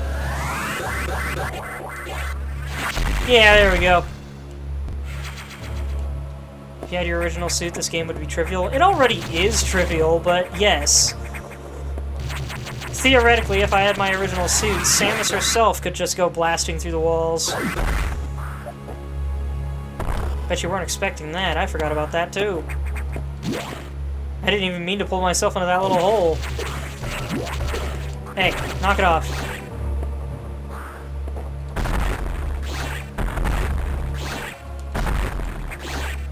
That was almost, oddly rhythmic.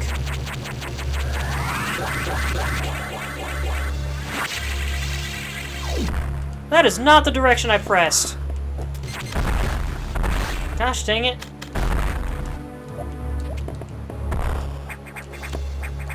Oh, maybe I can... Come on. Come on. Oh, come on, it's so close. Oh! I don't think I'd be able to make it all the way up there. What the heck? There we go.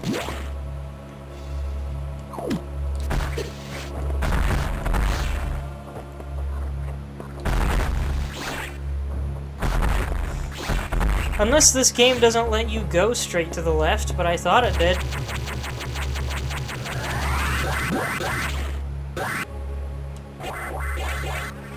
There we go.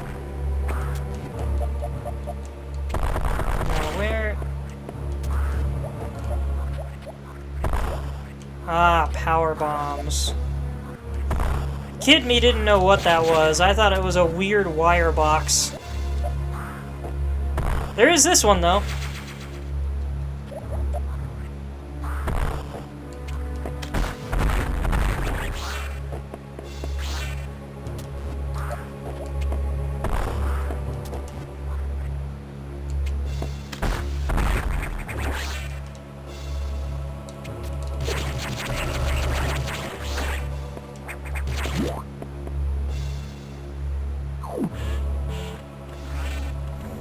I have 110 missiles, and I don't think we're even halfway through the game yet.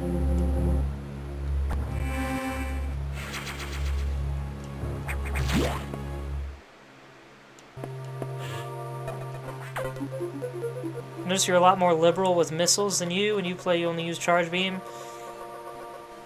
Except on bosses. Oh yeah, you got so many missiles in this game, dude. You might as well use them.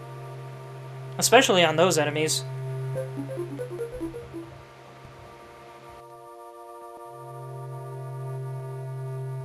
I'm gonna... Kaiju, read this one, because I'm gonna try this with the mug.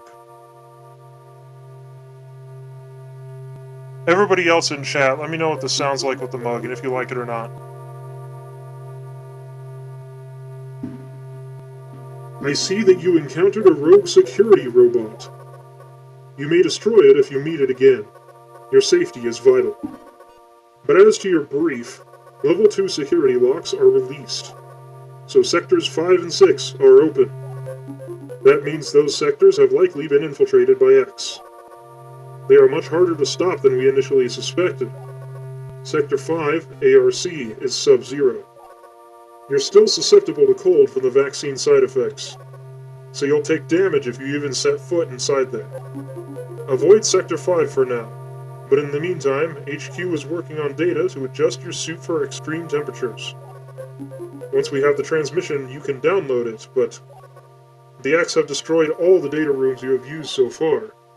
I no longer doubt their capacity for critical thought. You'll have to use the data room and the night habitat. Sector 6, NOC. Go to Sector 6 and access a navigation room there.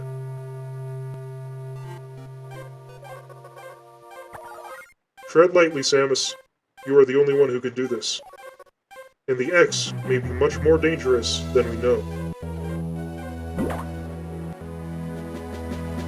Zelda Sheik doesn't like it either? Alright, I'll stop then. Bummer! Everybody liked it with the Arknights character. Incoming dispatch. Oh shoot, hold on a sec. Hold on a sec, I might need to switch voices for this one. Hang on a sec, let me flip on my light so I can actually read what's on this thing. One moment, everyone.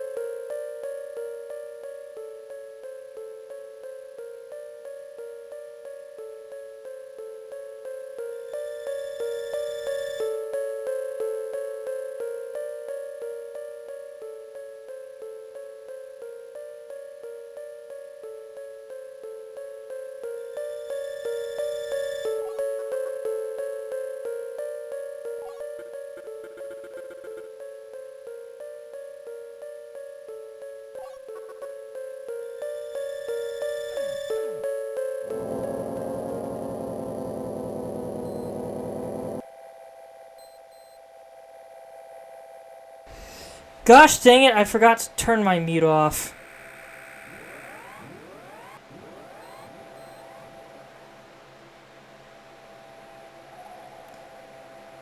I guess we'll try it again later. I muted myself while I got up to turn my light on. I forgot to turn it off. For those of you who weren't reading that, a mysterious goateed man showed up on the intercom? The computer. And they're like, hey, what's going on? Does she know what's happening yet? No, she doesn't. Well, keep us informed, keep an eye on her. You got it. That was it. What I was trying to do is, What do you think of this voice for the mysterious goateed man?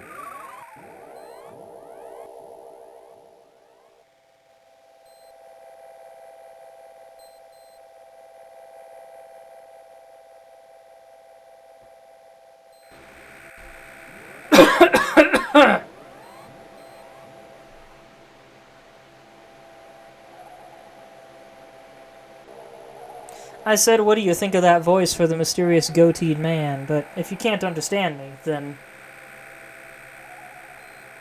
you would need to enunciate very carefully.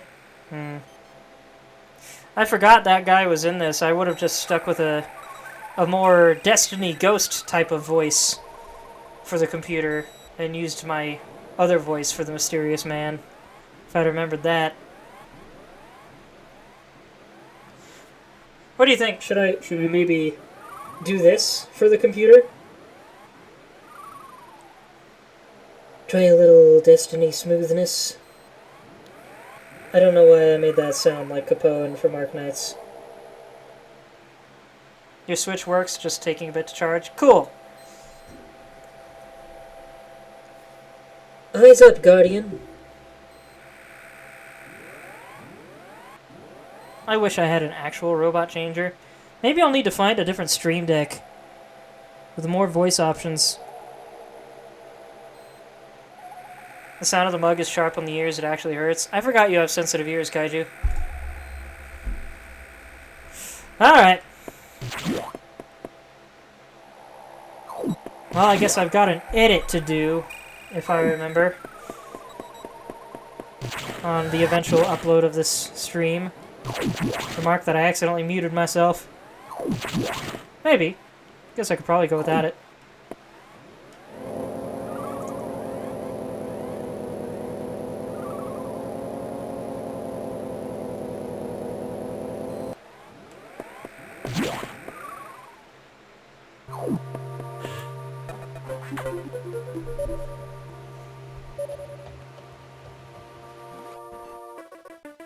The Variasuit data is here from HQ, ready to download. Get moving to a data room. But there's a problem. X from the Sub-Zero sector, ARC, are in Sector 6, NOC. And they've been changed by the cold. If you absorb one, you'll be frozen from within. This seems like a deliberate tactic. Once you download the Variasuit modification, you'll be out of danger. Just be extremely careful until then. The NOC data room is here. Remember, avoid the blue X. Use your beam to stun them in order to get by. Be careful. They are hunting you actively now, Samus. And this area is very dark. Proceed with extreme caution. I have to ask, can you guys hear my fan in the background?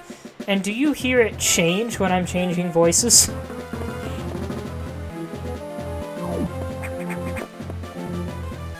Come on, there we go. No? Really?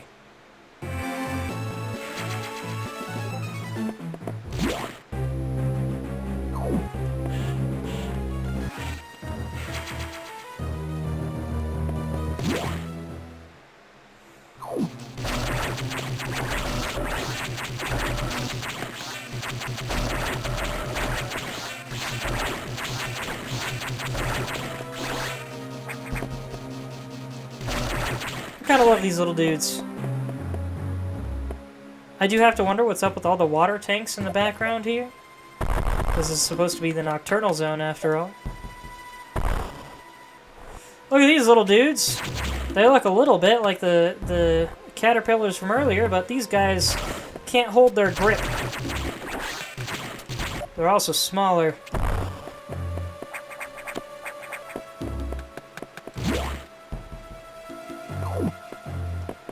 Things are immediately darker.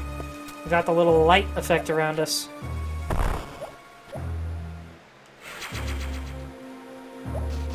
I have to wonder what's up with the claw thing. I'm assuming it's supposed to be mining equipment of some kind.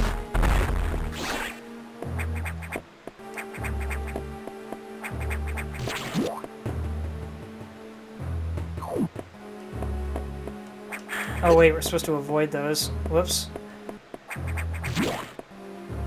Well, that's what happens if you try to absorb one.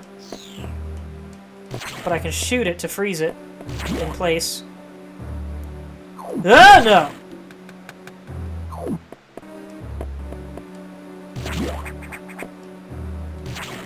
Ugh.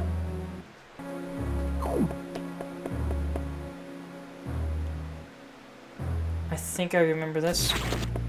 The other two contain X, but the middle one is good.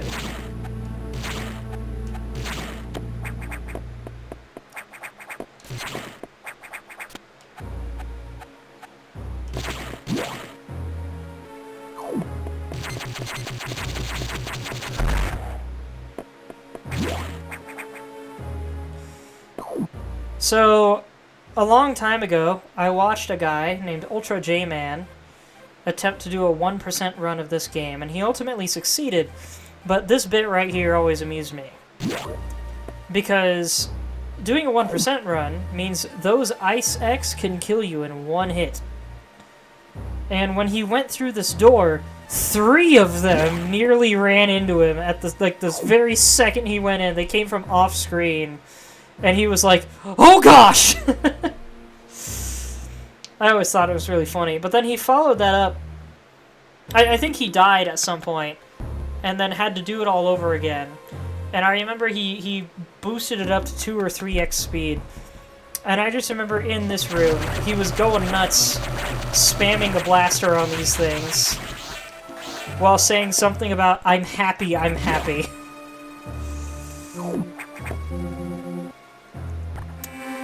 I miss Ultra J-Man. One of the games he tried to play was really difficult, and he basically drove himself insane and quit YouTube. I believe it was I Want to Be the Guy. I ended up playing some of I Want to Be the Guy, but that game is terribly difficult. I am not good at it. I think I made it maybe whoops, forgot I'm not supposed to get those. I think I made it halfway through the game, after hours and hours of time, and then I got bored of it.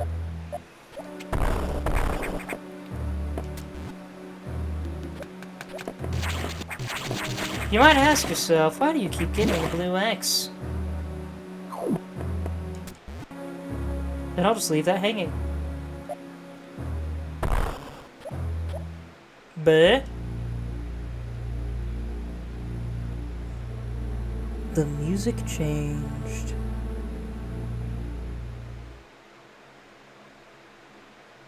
And now it's... Oh no, I guess that was just the end of the song. My bad. Anyway.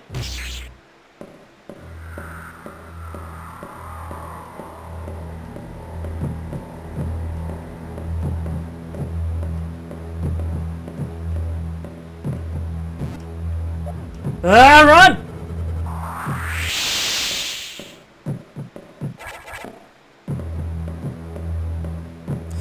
To quote Ultra J-Man, "I don't feel safe." Younger me also got a kick out of that. We heard it leave through that door, but if we had followed it, you would see it jump down below and then go through the door. But if you fell in front of it, it would attack you, and you would likely die. These enemies would not be in here if it followed you.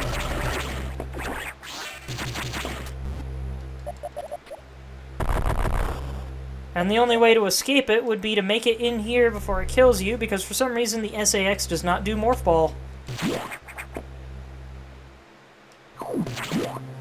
Maybe I'll have to get spotted by it one of these times, just so you guys can see what that's like.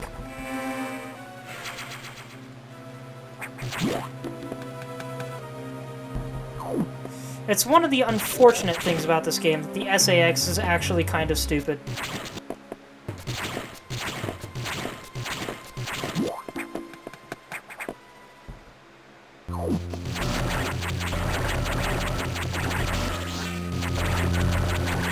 I want to point out the ponds in the background amongst the caves. I think that's really interesting, and I wish I could explore those caves with all those ponds.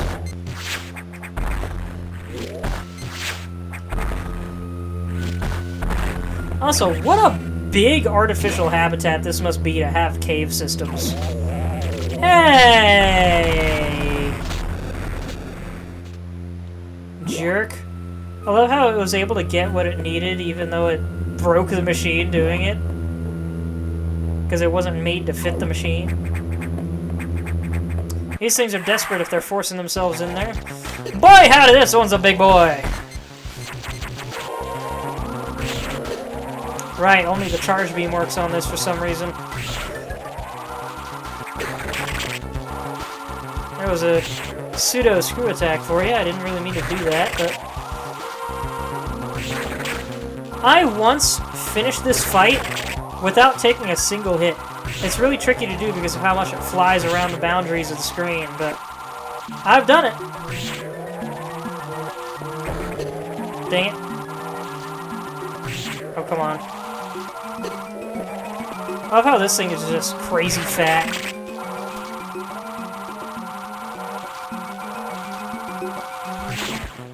Aww. There's a little secret for you. If you want to fire a charge shot directly on the floor, go into Morph Ball mode while charging and it'll release it. Stop it. I'm actually trying to kill you now, sir. Aww. Almost avoided that.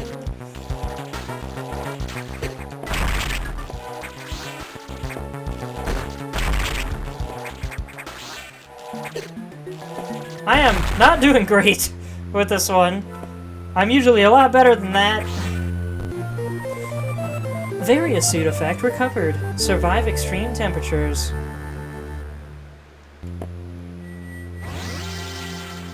And unlike the other games where all we got was the rectangle, this one actually has a little circular flash in the middle.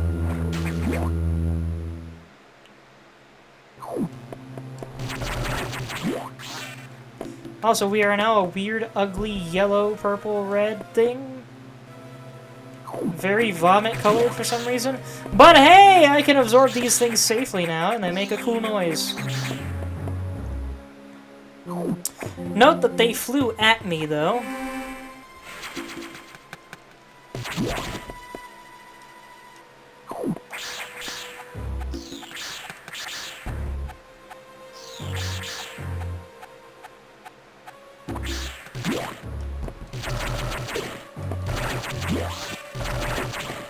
Pretty sure there's something to this room. So there's that item there. It'll fake you out if you're not careful. And there's this here.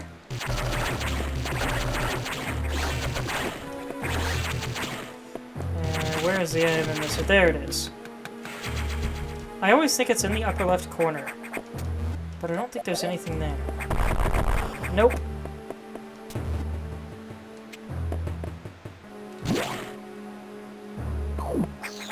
Ah, they're running away now!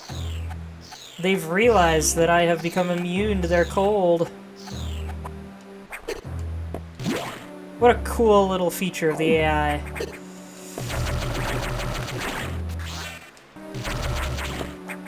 Crazy thing about those puff balls, they are way tougher in Super Metroid. You needed missiles to break them. But not in this game. Or in any other game for that matter, I think.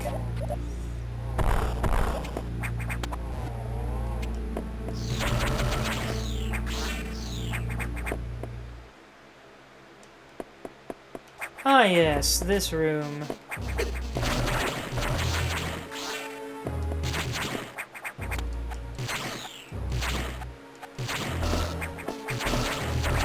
Okay, so the top two blocks are lacking in X parasites, it's just the bottom one that has one. My bad. Zelda Sheik, what did you say nope to?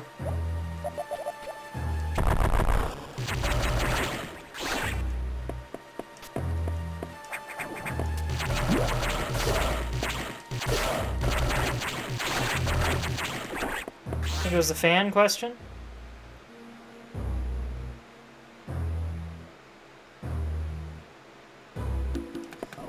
I don't remember what the fan question was. Am I getting Alzheimer's? What's going on? Of course, sometimes when you do a lot of... Oh yeah, you can hear my fan. Okay. Yeah, when you do a lot of talking like this, sometimes you can get so absorbed in what you're saying that you actually don't internalize it. Or at least that's how it is for me. I can know what I'm saying, but then I'll forget about it as soon as I've said it. I should have eaten a bigger dinner.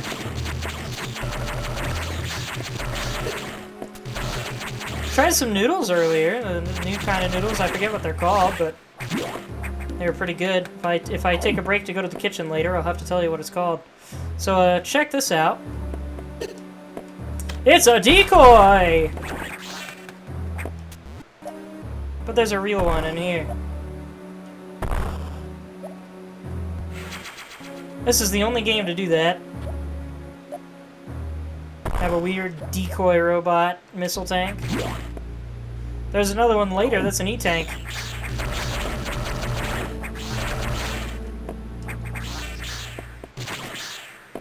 Oh, those ones don't know to avoid me yet.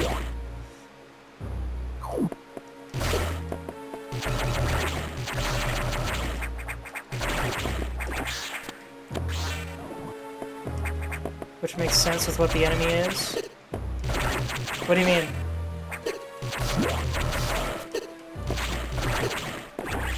If you're hungry, you should order some Taco Bell. I did comment about that earlier. That would take a while, though.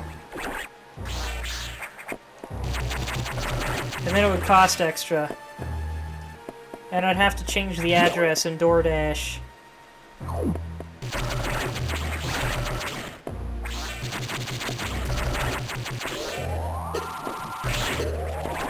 Taco Bell does sound pretty good, though. Maybe I'll get some next week at work. That's where I usually order my food, is when I'm at work.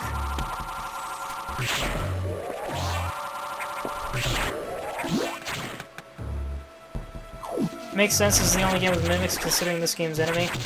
Yeah, but did you notice that was a robot mimic?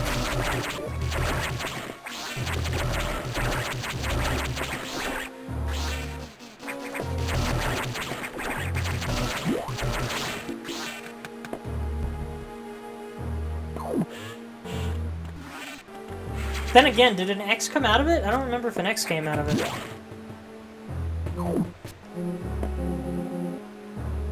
Can you suck them in with Charge Beam? Not in this game. In fact, I believe that's... As far as the 2D games go, sucking items in, I believe, is exclusive to AM2R.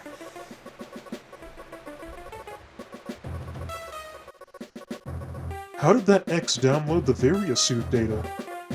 This doesn't seem to make any sense at all, unless the X have the ability to process data organically. At any rate, you have the Variasuit data. Now you will be protected from extreme temperatures. More importantly, the SAX will no longer be able to freeze you, so you can escape easier. But you're still too weak. That thing is too much for you. You currently have no way of damaging it. But my simulations indicate that a penetrating weapon like the plasma beam might work. Developing modification data will take HQ some time, though. There's also a chance that you may be able to restore your plasma beam by absorbing a large core X, as you did with the charge beam function. As for restoring ice beam functionality, I doubt it. Your current cellular makeup would reject that addiction. Addiction? That addition! Therefore, HQ has developed an ice missile upgrade. This will add a freezing effect to your missiles. It will help. Go to Sector 5, ARC for the download. Is your objective clear? Now get moving.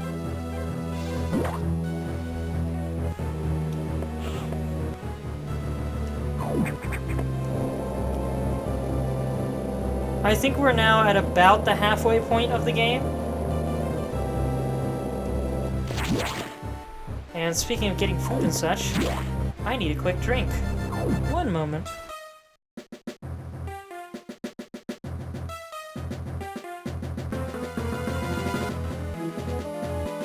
There we go. You like how the missiles just upgrade instead of adding multiple types? Right?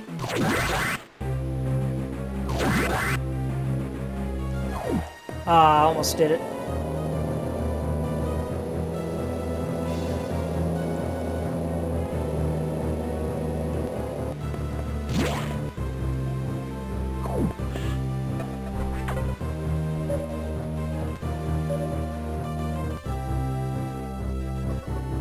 You need to download data for the ice missile upgrade, but as you might expect, the data room here is secured.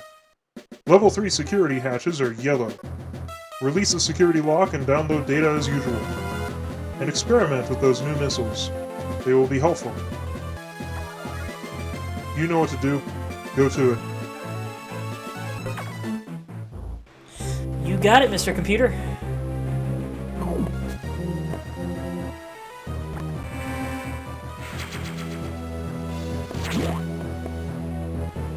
Yeah, it is really cool that they upgrade the missiles instead of creating separate types. It's a little interesting that they went back to the separation for Zero mission, but at the same time, I kind of get it. Because you had far fewer super missiles in that game. Now here we actually get a look at the missile block here, and instead of just being the same logo as our missile, they've fattened it! Made it a cartoon for some reason. I still like it more than the Zero mission version, though.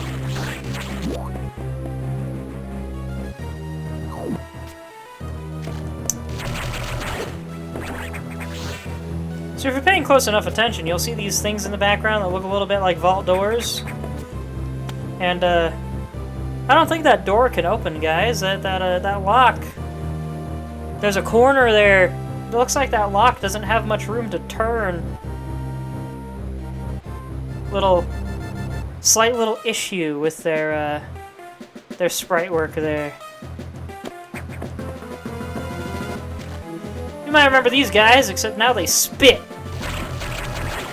And it's gross. Hocking up loogies all over me. Oh, you see it? Chonky missile. Yeah, these vault door things in the background, they don't look like they're capable of opening. They look like they're supposed to be, but whoever designed it scammed them.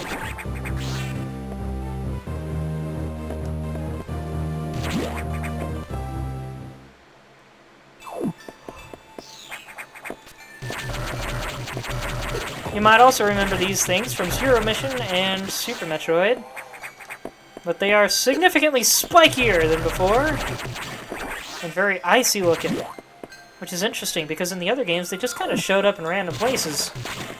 But here, ice zone only. They also bury into walls. That's fun. Oh, look at that chonker of a barrier. I love the smoothness of this animation here.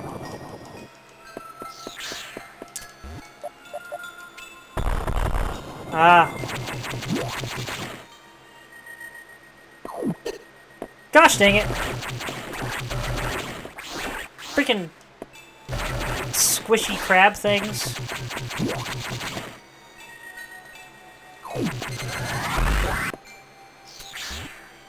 And check this out.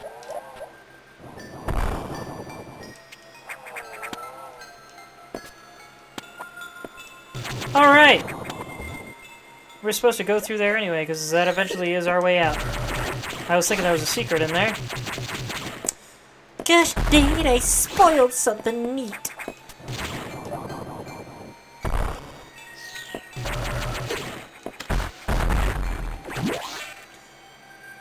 Want to see something funny? Whoops. Accidentally sped up the game.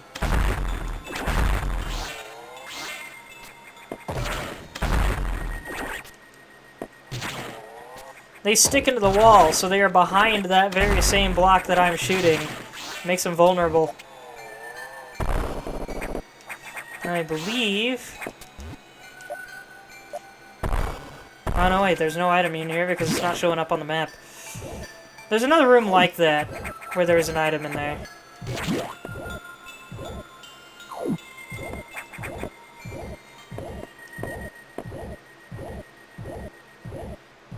Listen to it pulsing. You might remember in Super Metroid, these things released bugs when you shot them. And they were destructible. Not in this game. So you might say, what the heck is the purpose of that? Check this out.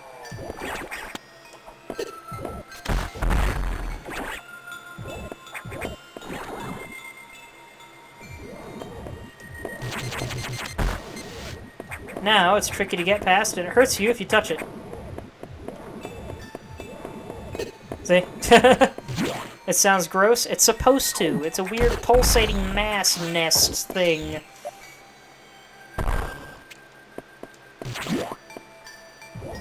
But we can't get through there, and we can't use this to run on.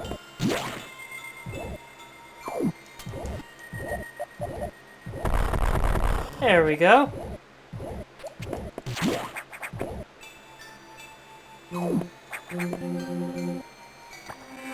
Playing this on PC is interesting, purely because it's so much easier to hear sound effects like that than it was on the Game Boy Micro that I originally played this on back in the day. I kind of miss the days of playing on my Game Boy Micro. Maybe I need to get another one. The only reason I can't still play it is because the L and R buttons don't work, and the D-pad is a little bit in the same boat. The D-pad works, but you have to press really hard to make things go right.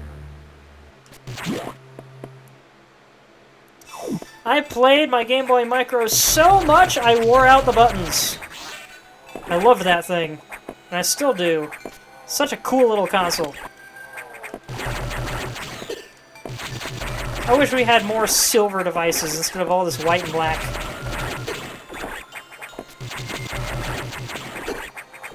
Oh, dang it! If they could stop being immortal!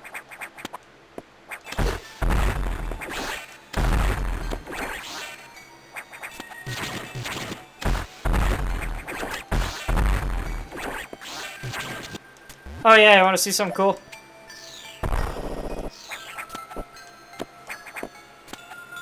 This goes, I think, all the way down. Almost all the way down. Little shortcut.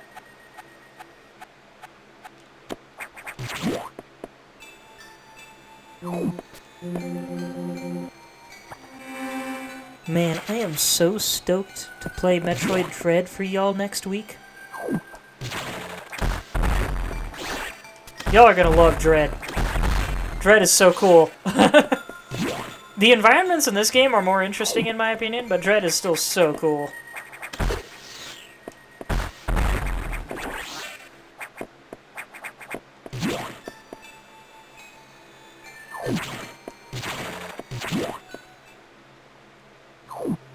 I mean, I'd risk playing it... If I beat this tonight, I could risk playing Dread tomorrow. But I might be going to my parents' house, and I don't know when I'll be coming back, and then I do have work the next day, so I wouldn't be able to play it all night.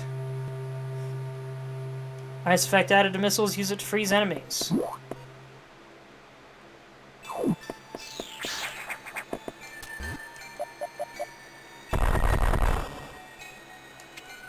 But, gosh dang it. Oh, come on.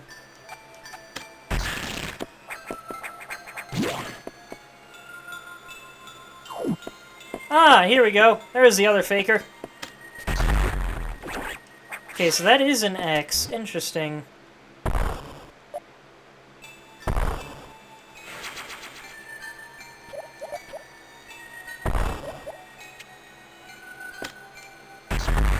I'm gonna miss our huge explosion that this thing used to make.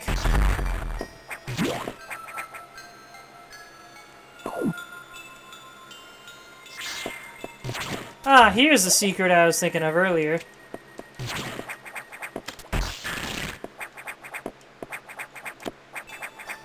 Oh, wait a minute. Don't collect it. Oh, too high. Or? Ah, haha.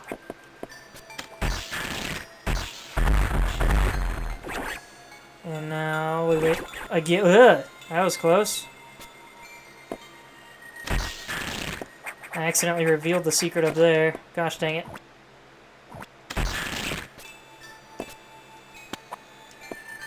I need it a little closer. There we go. What a cool little puzzle. You gotta learn not to collect the X from either one of them, or they will not turn into those creatures.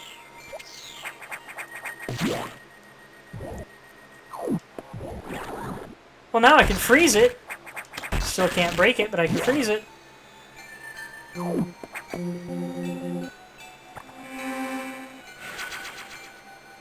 Never would have thought of that. Yeah, cool room. So that's the thing. The X remember previous hosts that they've had. So they can turn into other creatures or into combinations. Can't get through that though.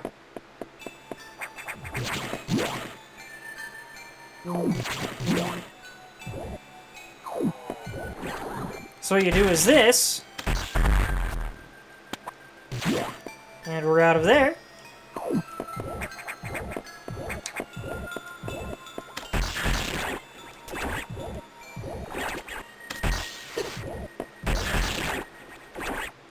And once again, you let this one infect this thing. Boop.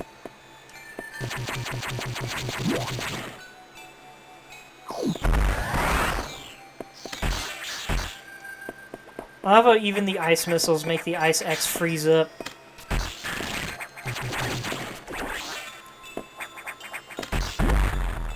Despite the fact that they're no longer being spontaneously superheated.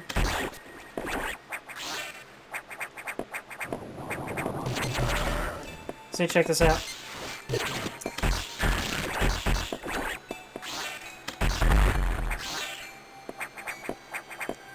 Also, blue X are not as valuable as red X, but I believe they still give...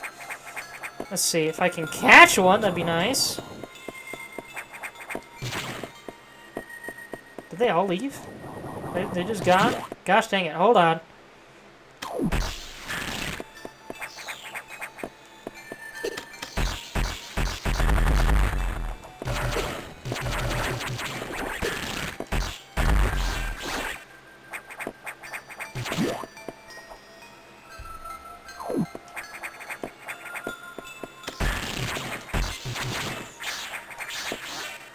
Okay, they exclusively give HP, but I think it's more than the yellow X give.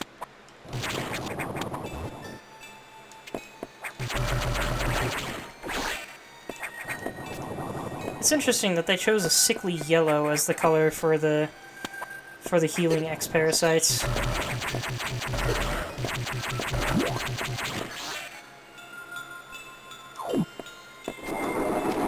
What the heck is that?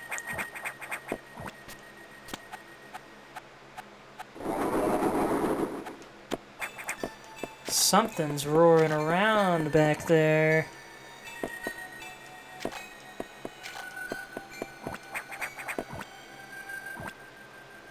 Green feels like the color of healing for you. They're the same color as the word energy above your tanks. You're right, they are. Maybe that's why. Look at this big chonker. Oh, sweet, a random red one. Unless all the big ones get red, but I don't think they do.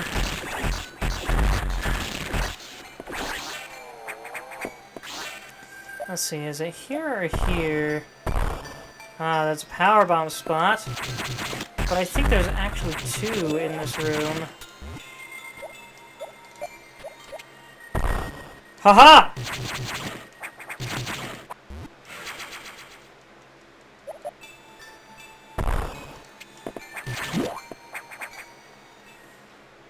Emergency in Sector 3.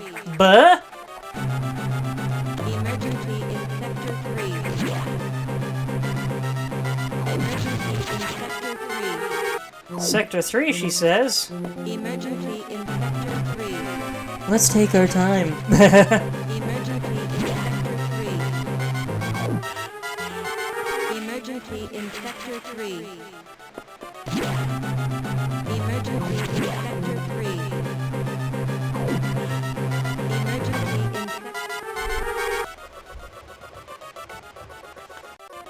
Emergency in Emergency in Sector 3, PYR. The area could melt down soon.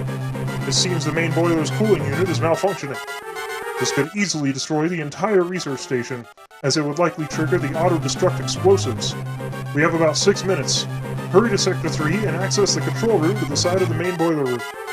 Most of the systems in PYR are down because of this. Again, we know who to blame. The SAX must have hacked into the system control file. What impressive intelligence! There's little time. Hurry to the control room in Sector 3. 6 minutes. You'd think he would have mused about that stuff later, after I dealt with it. But we have a timer now! And I think if the time runs out, it's just normal death animation. I don't think there's anything special about it, unfortunately. Don't remember. I know I've tried it out before. Timers stress you out? They used to stress me out, too. This one's pretty lenient, though. Whoops.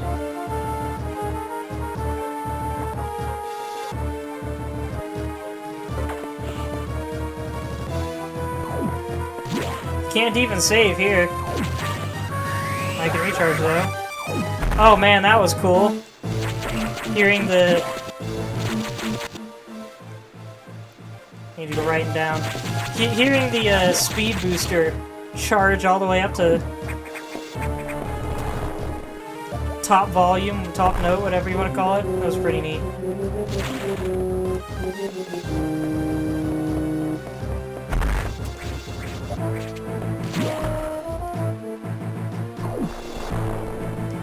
Ow. Look at this huge slag pile back here. Ah! And this is what it looks like in rooms that are too hot for us. Except we can take it now. To main boiler explosion. I love that there's an automated voice that actually counts down with the timer. This game has such good atmosphere, man. Whoops.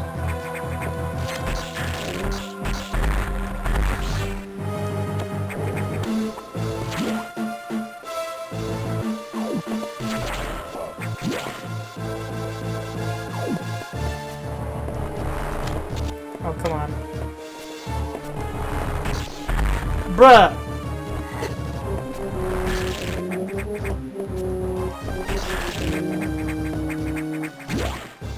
I guess I could have just frozen and jumped, but oh well.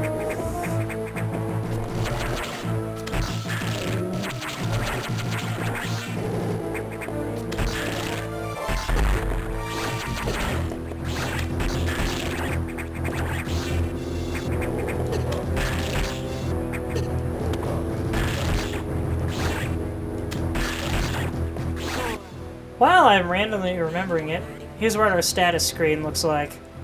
Unfortunately, no ability changes here. But it's cool looking. I like the metal edges.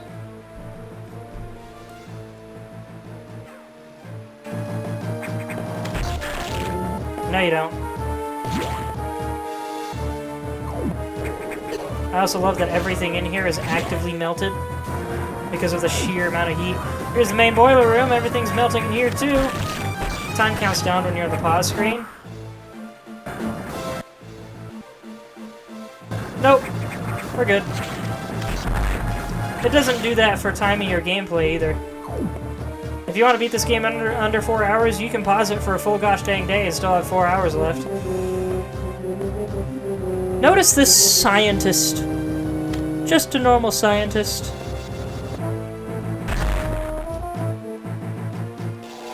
Ah, here we have a BMX.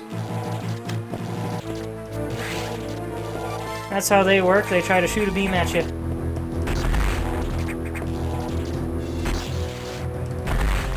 Haha!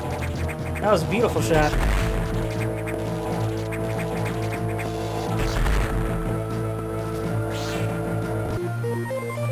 White beam ability recovered. Beam widens dramatically. Yeah, they don't call it the spazer anymore. Now it's just the wide beam. Cooling unit operational. It's all cool now. Now we have a new wide beam. It's so flashy and octagonal. But yeah, it's dumb they don't call it the spazer anymore. And I kind of understand it, because in this game it's not a laser of any kind. It's octagonal. It's got a little bit of a pulse to it. Really neat.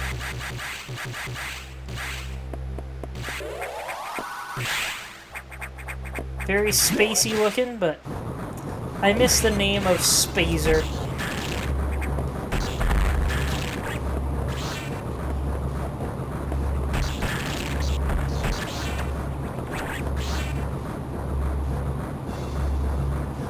Man, look at that boiler.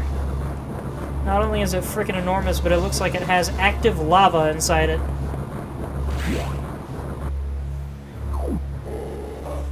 Everything's still blazing hot in here, but at least we're not melting down now. Things are supposed to be this warm. Not melted, but hot.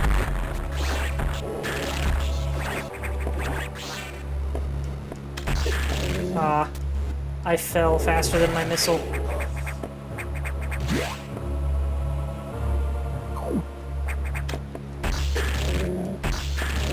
More slag heap. Look at that slag in the background. That wall is actively dripping. We're basically inside a volcano right now.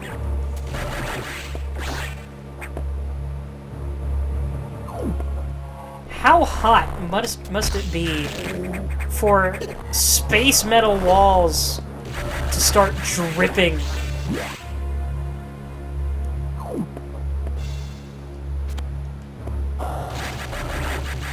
And for the floor to be a half-melted slag heap. Slag is a good word. It's a perfect word for just a melted pile of metal. Metal and rocks. Ah, this is the room I was thinking of earlier. Last time I saw crabs around a rectangle. Boop. Heck yeah. I think there's more in here, though. Haha! So in hindsight, I don't know if I can do anything with this room yet.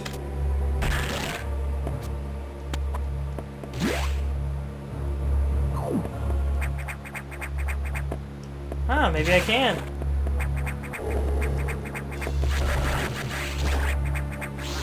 Ah, shoot, that's not good.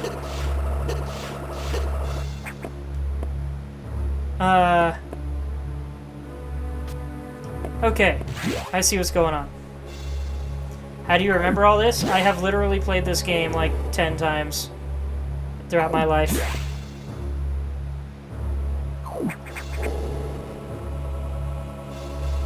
This thing I don't always remember, but it's a little obvious for me this time around.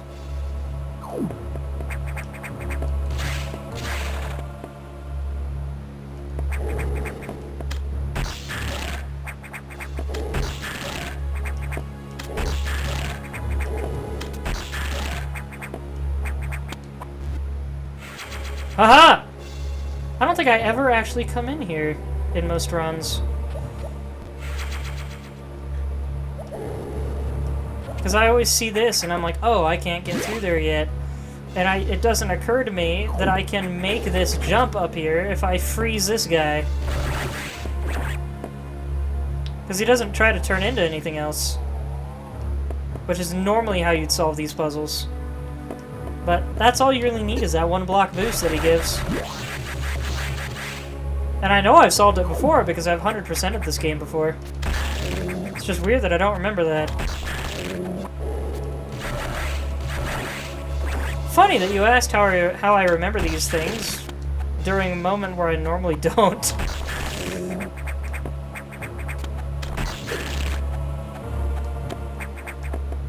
That door is as melted as ever. Actually, the other side of that door is where the security bot came from.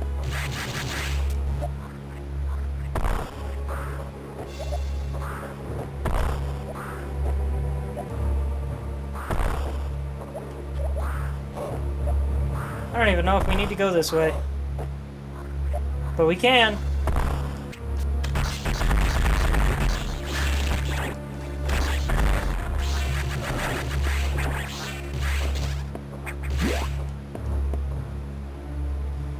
And as expected from the three-way Y-beam, you can split it.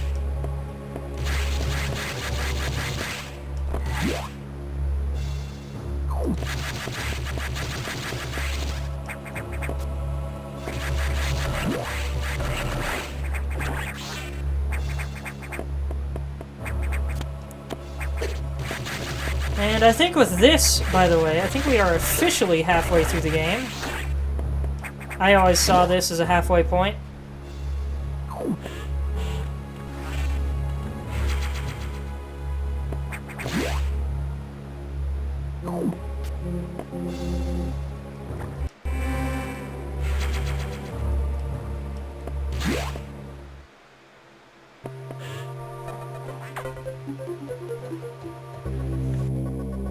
The X mimicked a crew member. It all makes sense now. The X can absorb the memories and knowledge of their prey. What an astounding find. HQ was very impressed. But don't you find it strange? This could have destroyed the station with the X in it, not to mention the SAX. Unusual for a self-preserving species like the X. Unless your presence is an even greater threat. A threat to the existence of X elsewhere. This is only a hypothesis. Perhaps their survival instinct is in conflict with their newly borrowed intelligence. Don't let your guard down yet. The X are still a threat. Samus, I see biosigns on the habitation deck. Survivors? The infected crewman you saw had survived until recently. Maybe there's a chance. The signs emanate from here. Is your objective clear? I have just restored power to the main elevator. Use it to return and look for any survivors.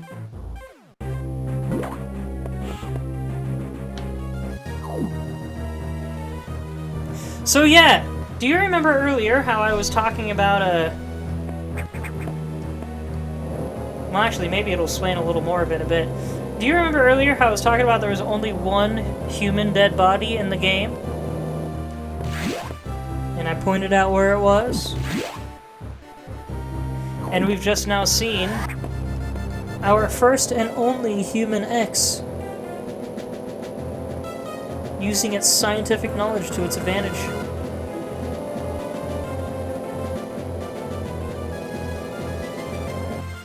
Look at how busted up this room is. Somehow the SAX got in here and blasted out of it without blowing up the rest of the room.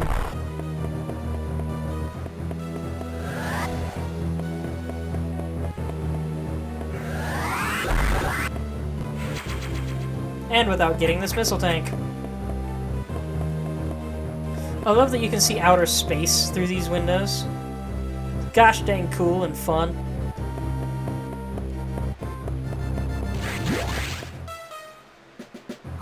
Man, I wish we got a 3D version of this game that wasn't Other M.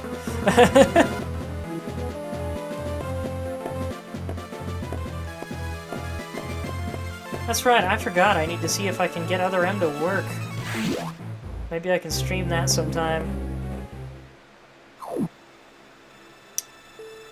So here's why I didn't come in here before, is because of Sub-Zero containment. You actively take damage from being in this room if you do not have the Varia suit yet.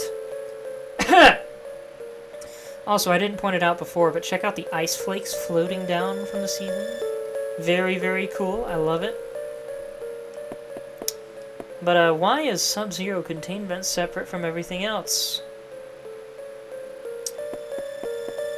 Bum bum ba-dum bum. I don't know what I'm singing. Ridley's frozen. But we killed him, did we not? So they tried to explain this away in Other M. Supposedly, or at least in the events of Other M, you encounter a clone of Ridley, and you see it grow from baby to full adult. It's actually a surprisingly interesting growth process. It starts out looking a lot like a Furby. But supposedly, this is not the original Ridley, but the frozen remains of the Ridley from Other M that managed to get... After it was defeated, they managed to haul the body away and store it in here.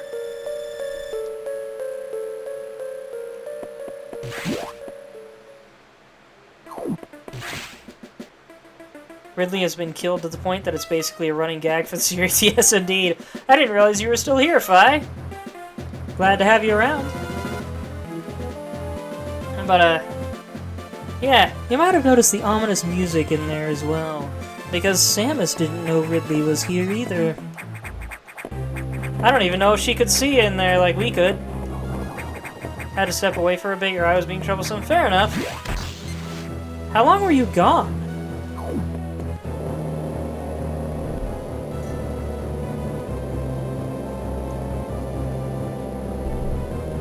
Not sure. Well, I've been streaming for 2 3/4 hours. When did you... Where was I in the game when you left?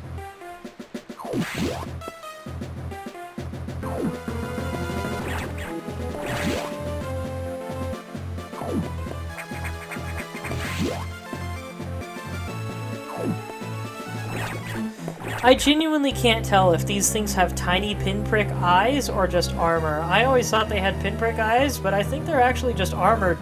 No eyes at all. Unlike the second variant, which has very large eyes, for some reason.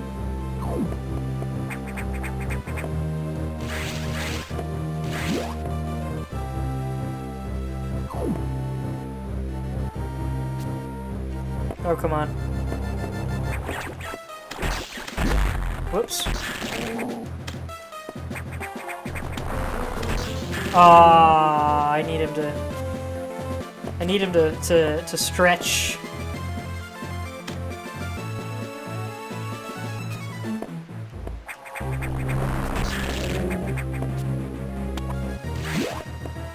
They're not very fast, are they? Hey! It's the Yetakuns and Decoras, and look at them bouncing around being all happy. They're like, hey, check it out, it's Samus!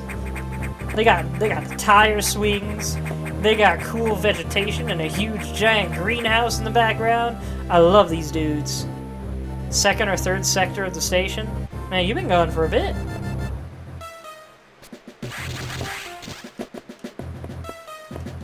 Also, Kaiju, I did manage to save them in Super Metroid after you left for the night.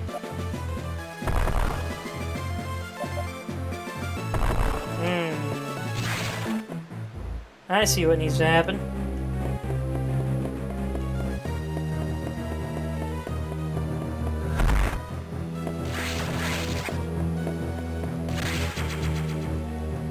I don't know if I always remember to get this item here. Here's a little hint for you with this thing sticking out of the wall. You're supposed to go into the wall.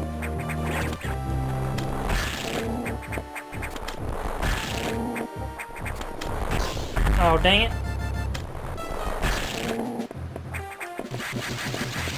Wait, I think there's... Oh, shoot. Could have sworn there's a secret in the wall up there. Come on, try it again. There you go. I guess I was wrong. Hope those cuties aren't X-creatures. Guess we'll find out. Lock disengaged, gate opening.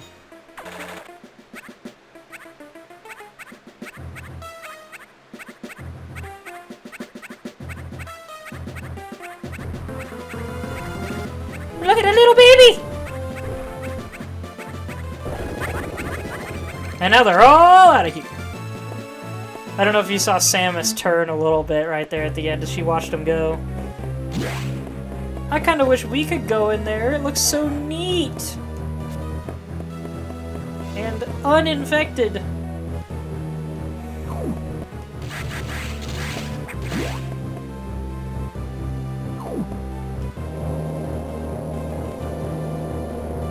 But where did they go?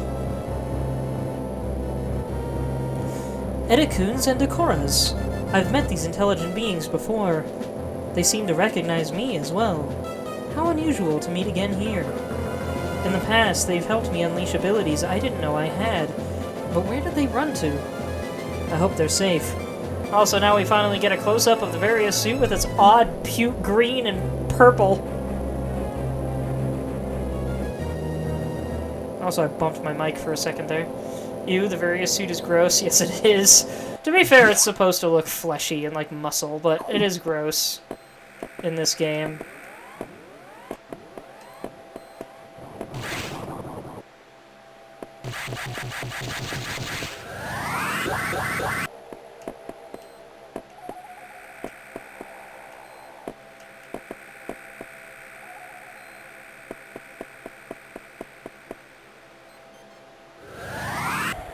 Nailed it.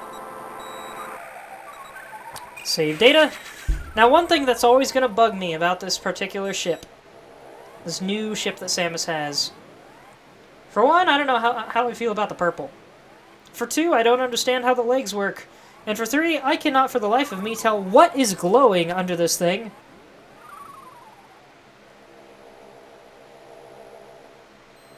It looks so odd because of the missing outer plating of Samus' suit that the parasite hijacked. Yep. Excuse me. Also, yeah, I just had a sip of water a moment ago, Kaiju. Also, if you look in the background here, you can actually see the interior of the ship. Because we are in the ship instead of at a terminal. I don't think I ever noticed that before, though. It's pretty cool.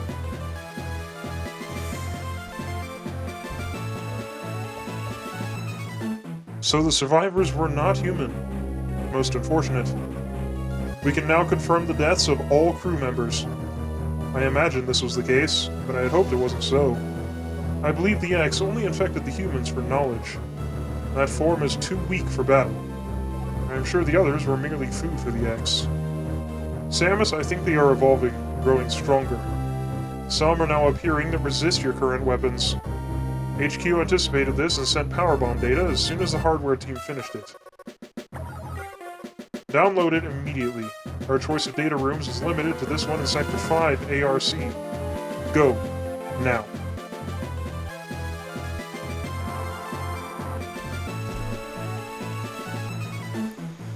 Personal ship looks a lot like a raider craft. It kind of does, doesn't it? Oh, it's time for you to get water.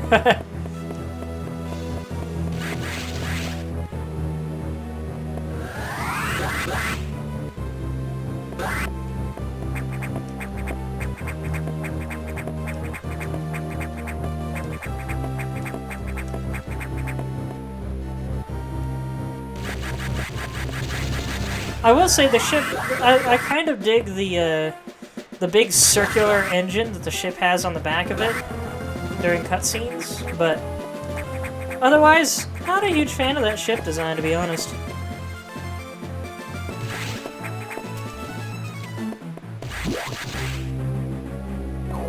I love this hallway with its cool space windows.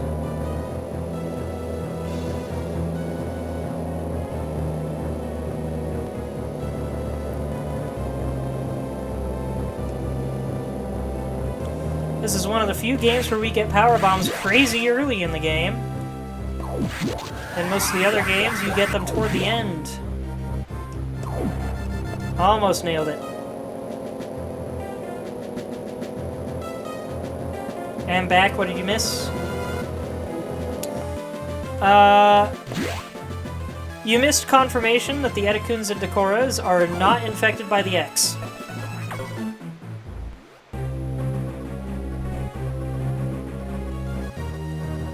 You've been to this data room before, but I'll show you its position again.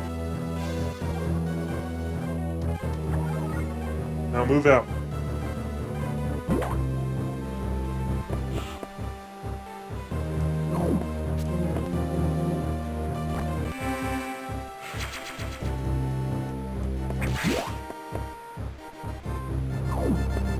I wonder if moving away from my microphone a little bit will make the computer sound more authentic. Because you'll get a little more of the echo of my room.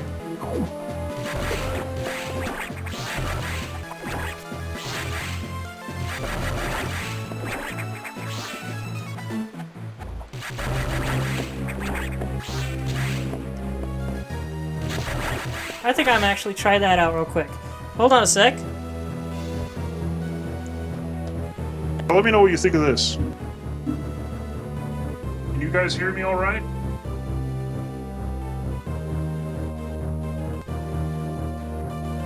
Does it sound too quiet? What do y'all think?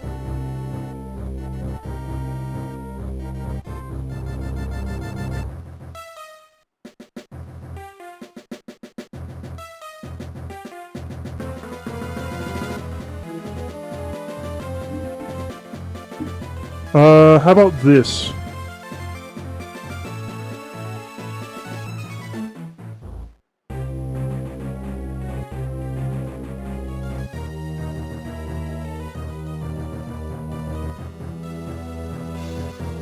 You guys can hear me here, right?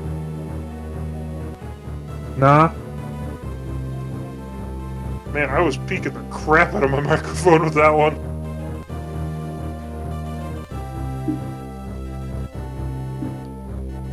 Sounds like you're almost chewing on your microphone. Okay, let's back here behind it a little bit. How's this?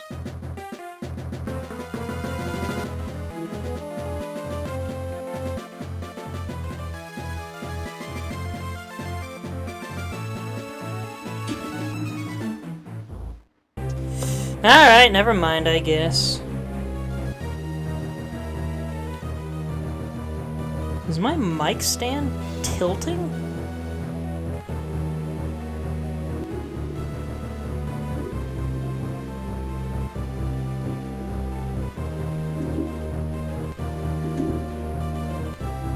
Sorry, I'm tightening my mic stand a little bit.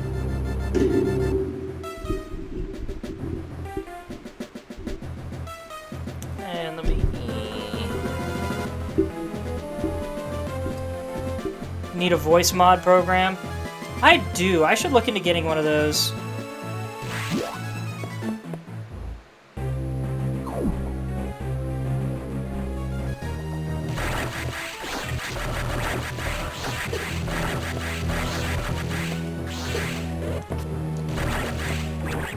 Too bad I'm not sure if I'll ever be using a computer voice after this playthrough, but... Ah, there it is. Little secret hole there. That one, you kind of just gotta be clever to find.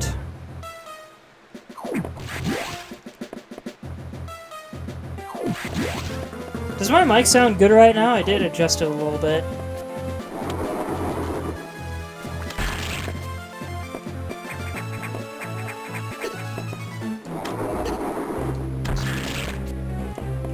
There's that thing zooming by in the background.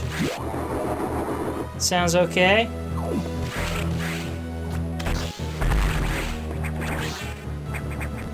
Does it sound the same as before, though? That's my question. Not counting the robot voice thing. I turned that off, obviously.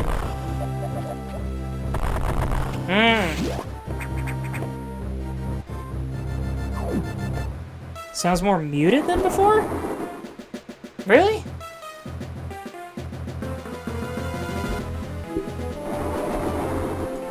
Is this better?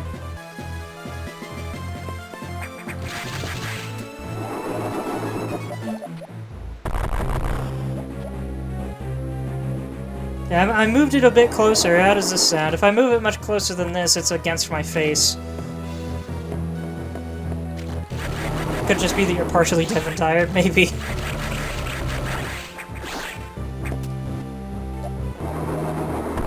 I can't get that yet.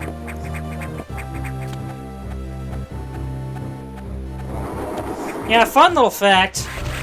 Zoomy guy in the background there. His movement across the screen is scripted when you see him earlier based on where you are in the room. But now, it's just every few seconds he shows up no matter where you are in the room. It's a little weird they did it that way. He just chillin'? Oh, he is not chill right now, I'm gonna tell you that much. Really cool that they have that ominous thing back there, though.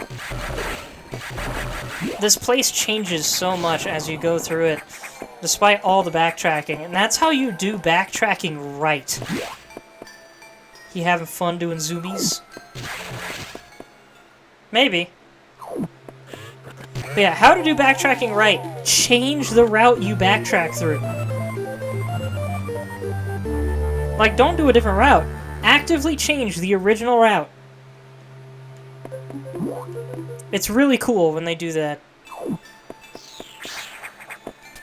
We have power bombs now!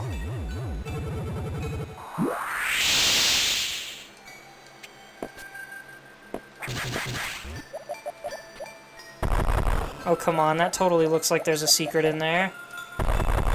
What's the point of this area? There's no secrets.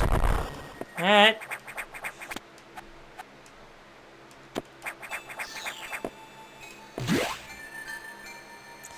Another thing you might note about this game that's different from Zero Mission now that I think about it. In Zero Mission, Samus holds her arm cannon straight out in front of her, but in this game and in Super Metroid, it's down by her hip. Which I also always thought was pretty cool. And it makes her look a little calmer, a little more confident. Well, maybe less confident. It's a little hard to say. Depends on, I guess, her actual mood. More confident if we're going for a lazy direction. Might have to call it starting to get a migraine. That sucks, but have a good night, and I hope your migraine gets better. But yeah, more confident if you consider it a lazy position. Less confident if you consider it a guarded position.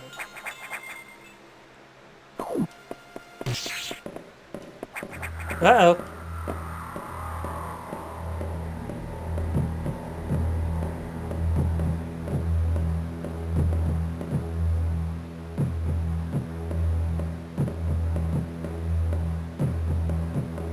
You think it'd be guarded? She's weaker than she has ever been. That's true. But usually guarded when you have a gun is to hold the gun out in front of you, not just down by your hip. Also, am I the only one that thinks all of those hexagon panels in the background look oddly like sports stands? I have to wonder what these rooms are for. Yeah, the SAX is not going to let us leave.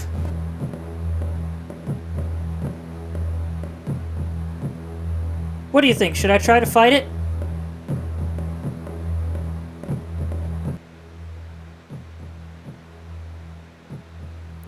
I don't think I saved in the room just above us. No?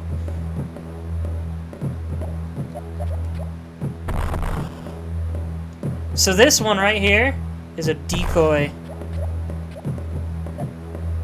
If you use power bombs to escape, that's what happens. And it spots you. And it can shoot through walls because wave beam.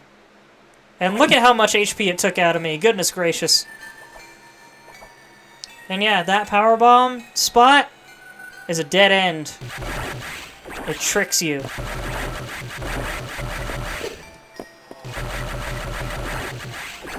Thanks for the red, I really needed that. I guess that would be why they put that there. And we immediately get a power bomb expansion. Oh, son of a...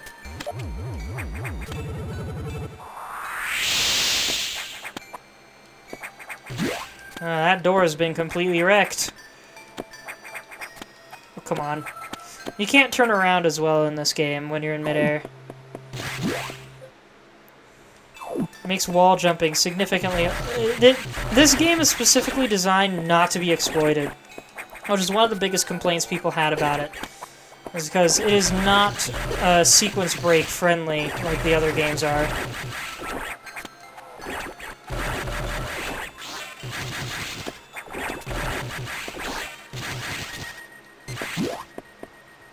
There was another red in there. Hold on a sec.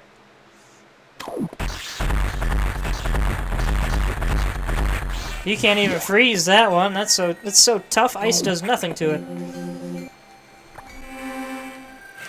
Zero Mission is a reimagining and expansion upon the first game of the Metroid series. I know that.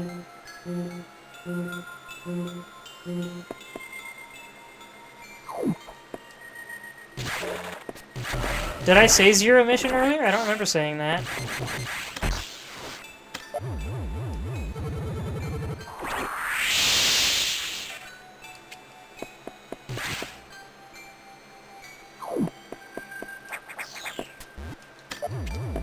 If I said Zero Mission, I meant to say Fusion is more linear than the other games and designed not to be exploited.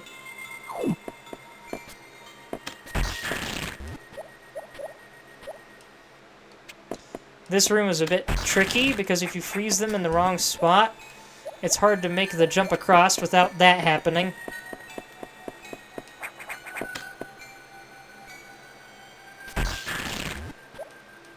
It's easier to make the jump onto these things. That might be too far. Ah, dang it. Just expanding upon it in case anyone watching wasn't familiar with the game or how it ties into the series overall. Yeah, I guess that's true. There might be some people watching this that didn't watch my original stream of Zero Mission.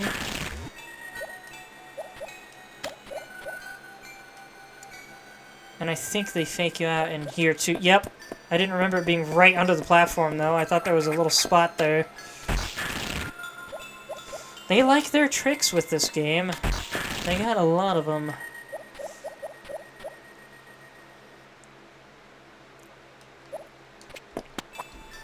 Haha! I could have sworn more of this was a fall-through floor.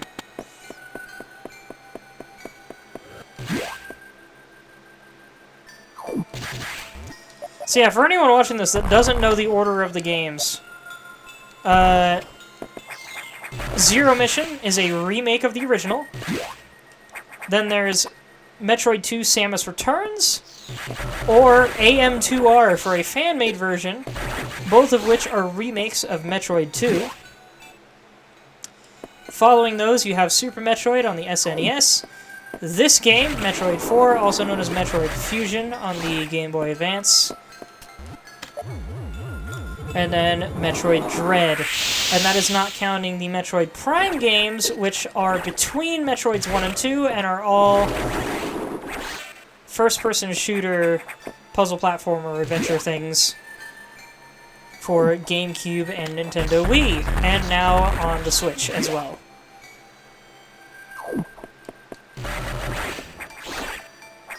Despite this game being the fourth one in the series, and arguably game 7 or 8 chronologically, or maybe it's 9 if you include Hunters, this one, I would argue, is the best one to play for beginners to the Metroidvania genre, because of how linear it is while still containing many Metroidvania tropes.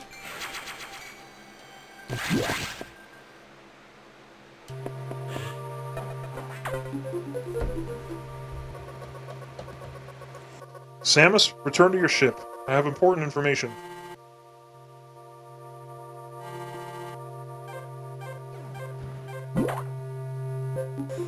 Interesting, we were just there a moment ago, and we're about to get to my favorite part of the game.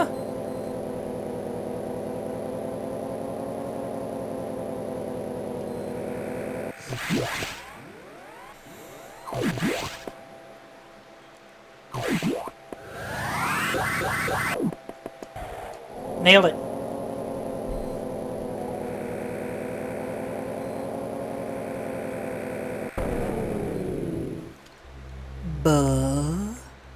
So some of you may have wondered why there's an elevator transition room here, right in the middle.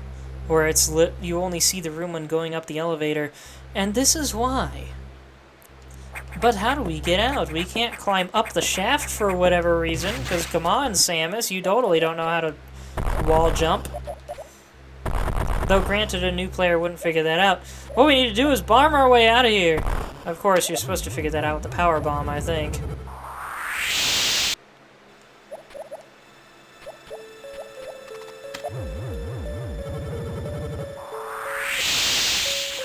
Here's that spooky music again. I never noticed you're behind these bars in this spot here. Very cool. Hello, Ridley.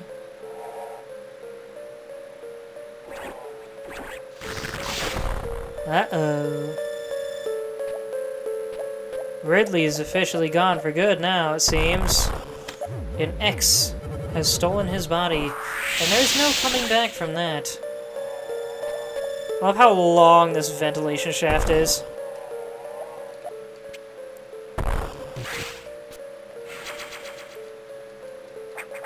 Just over here in the black. Easily the most claustrophobic space in the whole series. Or one of them, anyway. Hey, remember this guy from AM2R, the Genesis enemy? Except in this game, this is all they do. They just chill out in the vents and spit their acid through the walls somehow. For some reason. They are incredibly underutilized, and that is part of why AM2R made them a lot more terrifying. And in my opinion, way cooler! Gosh, I love AM2R.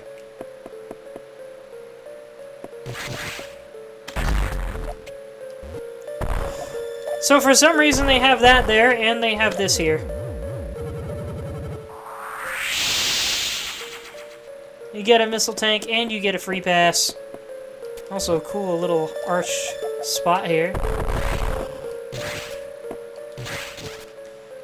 That behavior also kind of makes sense. How so? I mean, what's the point in sitting inside a vent and spitting acid out of it? Maybe as self-defense, but as a hunting method, doesn't make much sense. You'd think they'd be trying to get out, not just sitting in there and frickin' spit bombing me.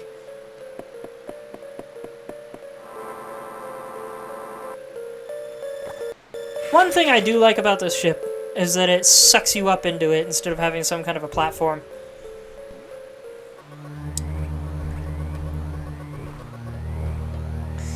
The main silo of the reactor core has gone offline. That's why all the elevators and station systems are down. Elevators and hatches won't work. This doesn't bode well. If you can get to this point, you may be able to start the auxiliary power system. Then we can figure out why the main silo went offline. By the way, I asked you to return here to tell you, some strange creatures have boarded your ship. Look at him. Sticking on the camera, being super cute. One of them's riding a Decora. The Decora is so chill, man. There's one more putting his face up in the camera. But then what's up with the one that looks like its hands are on the camera, but it's a lot farther away? He said they probably prey on things that are highly susceptible to their asses, so they just hit them and wait for them to stop being a threat to come out and feed. When they're in a pack, they don't need to do more, while in AM2R, the one was separated and panicking. True! Very true.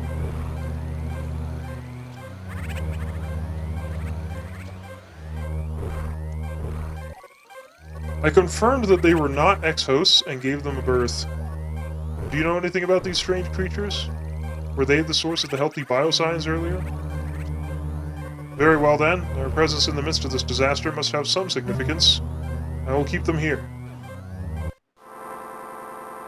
So I guess it was actually that moment that we got confirmation they were not infected. But our earlier confirmation was the suggestion that he found biosigns up there, implying that something was alive up there and not an X, and they are the creatures we found. So, anyway, now we gotta turn on the power.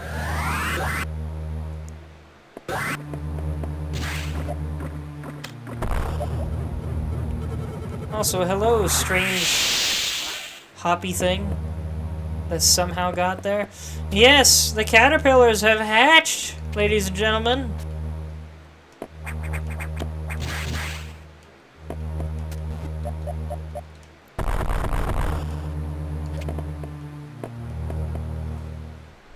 And now we are in some scaffolding. Ooh.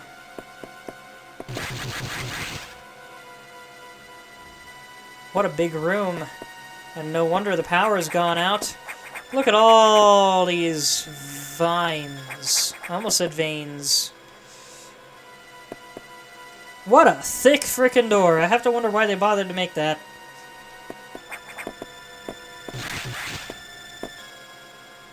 We can't even use the save station because the power's out. And the lights in the background are flickering.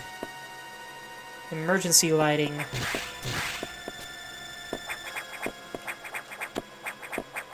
But how do we get to the auxiliary power?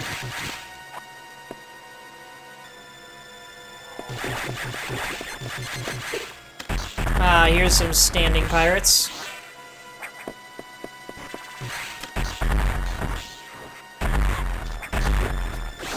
So I guess it's not that you don't see standing pirates in this game. Freebie! It's more just that you don't see variants of the pirates in this game very much. There's one other variant, and that's it.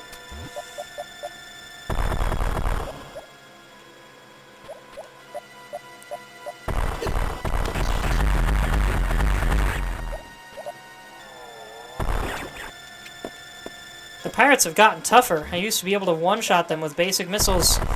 Now I'm shooting them with ice super missiles, and they take a few hits.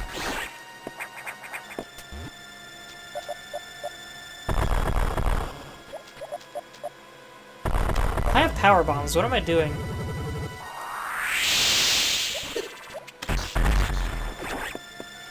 Hey! Anybody notice the door monster down there?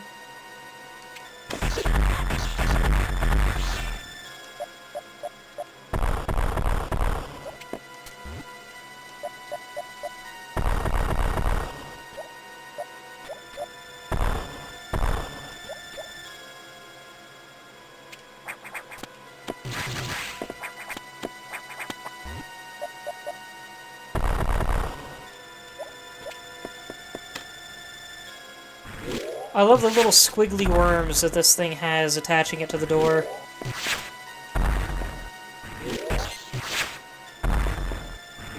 Come on, bruh! I can one-shot them now.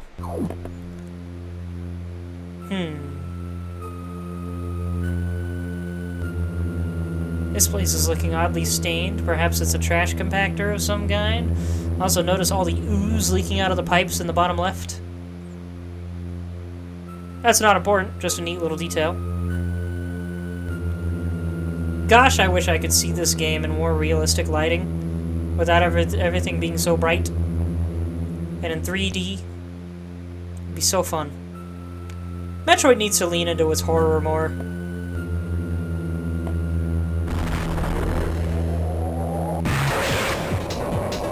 We're back with the techno music and meet a spider named Yakuza. I don't know all the names, but I remember this one because it's called frickin' Yakuza for some reason. I forgot I need to be shooting this thing in the face. Oh no, wait, I do need to wait for the mouth to open before I can do that. What a wide mouth it has, too. I will never get over how much its mandibles look weirdly metallic, though. You love that model? It's a very good boss model. It's a very weird boss, too, though. I think my favorite thing about this model is that it's got one eye that looks like a compound eye, and one that's like a cross for some reason. It looks armored? Oh, it absolutely is, to some degree. It's chitin, though. This thing does not lose the armor at any point.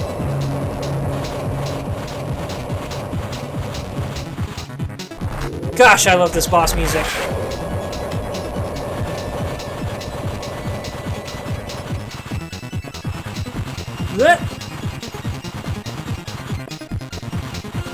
Come on, bro.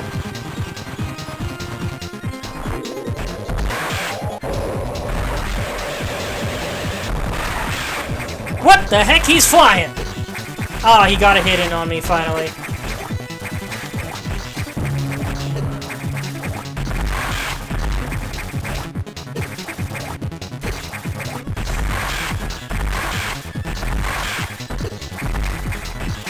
That was a good 3-chain I had there.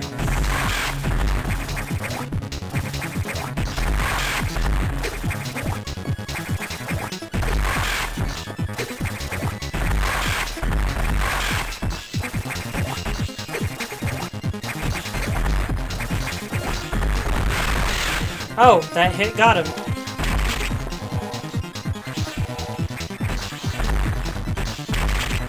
Also, yes, it was puking on me. Specifically puking worms at me.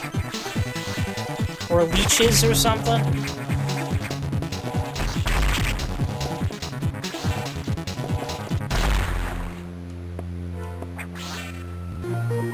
Space jump ability recovered. Somersault continually in the air. And that is why it was able to do that weird thing with its head. Centipedes that had legs? I've never seen the legs. Good eye. If that's true, anyway. Who knows? But Yakuza tends to be the run killer for anyone trying to do a low percent run, because it's so hard to avoid getting hit during that second phase. I actually did a great job avoiding it in the first phase, a better job than I normally do. It usually likes to go for the corners, and it's sometimes hard to get out of those corners. But yeah, Yakuza kills a lot of people in 1% runs. It's fun and easy in high percent runs. But another thing about this room that's interesting is if you're trying to sequence break, which you can do with the proper glitches and such, this room can kill your run if you're not careful. Because if there's a, I believe there's a certain power-up that if you skip it and then manage to fight Yakuza will give you that power-up instead of giving you the space jump, or it glitches and gives you a missile tank or something like that. And without the space jump, you cannot escape this room, period. And it forces you to reset your game or your entire run. But that's only if you're doing a glitch run. Anyway, despite this door glowing, we're actually supposed to go this way. And we get auxiliary power station. Oddly small compared to both the boiler room and the reactor. But look at the pretty colors! It's Christmas in here!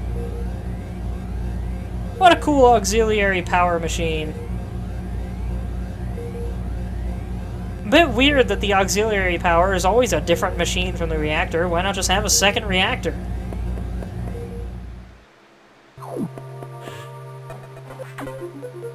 It's like, yeah, you don't need that much power for emergency stuff, but it'd be nice. Save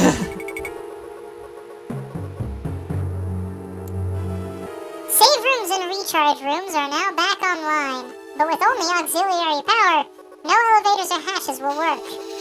Without the main silo online, we're still stuck. I believe the source of the problem is the vegetation you saw earlier choking the reactor core components. We'll have to find the source of those roots to proceed. To prevent a chain reaction, did you mean to go Chipmunk? Did I go Chipmunk? I could have sworn I highlighted the elderly voice. Gosh dang it! I did not mean to go Chipmunk. It's actually Baby.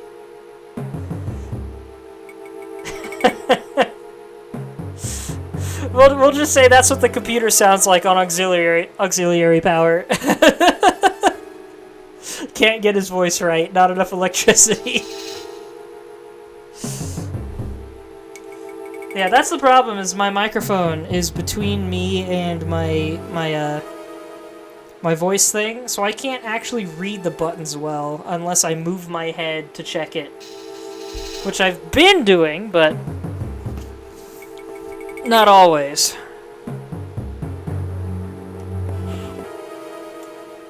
Were you guys able to understand what I was saying, at least?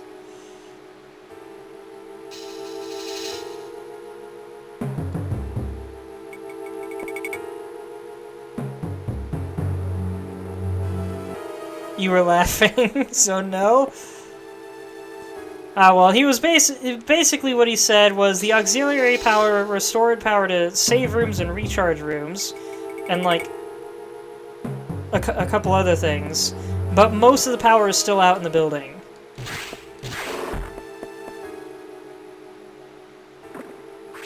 And he suspects the vegetation, if it wasn't obvious, is the reason that the thing is down.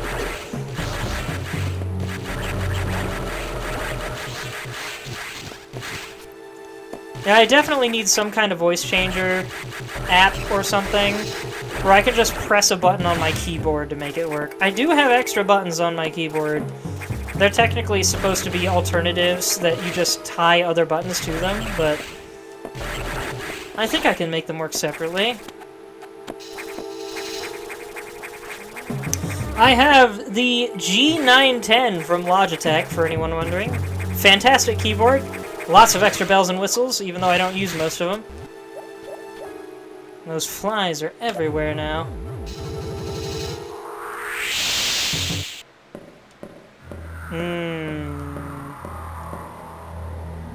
For one, notice the vines are alive, and for two,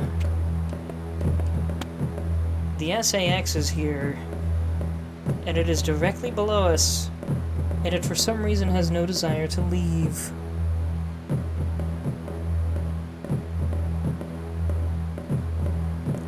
I don't know where it is in the room.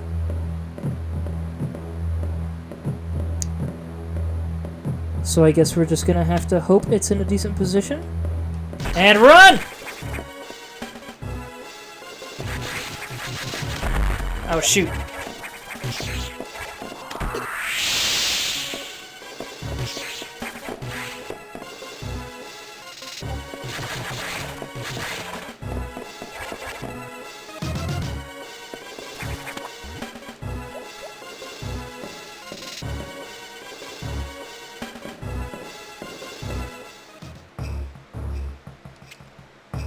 I died several times my first time trying to do that way back in the day. Now I've mastered it. Easily one of the most tense moments in the game for new players.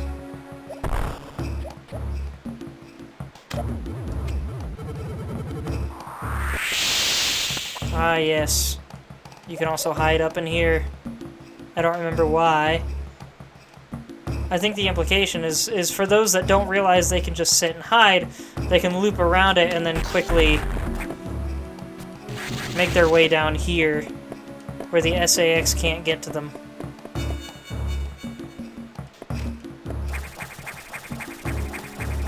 I forgot for a second I have the space jump now.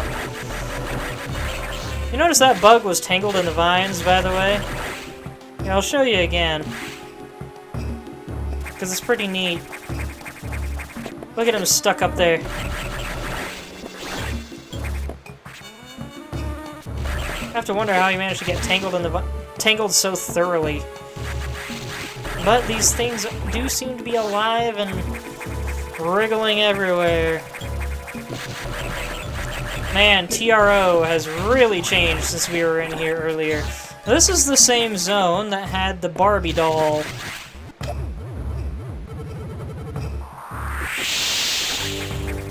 Could have sworn there was something up here, but I guess we're going down. Powerbomb didn't even reach down here. Your heart was racing for it. Mine was too. It's a very scary moment.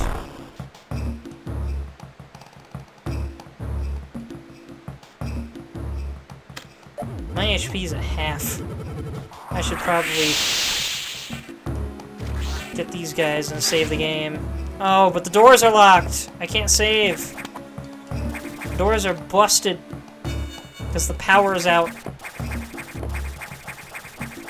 Welcome back to the stadium of solar panels.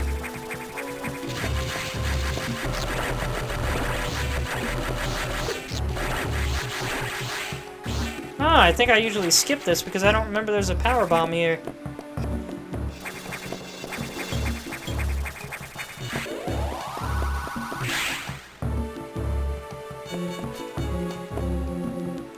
By the way, we have 13 power bombs already. And there's still a fair bit of the game left. That's a lot of power bombs.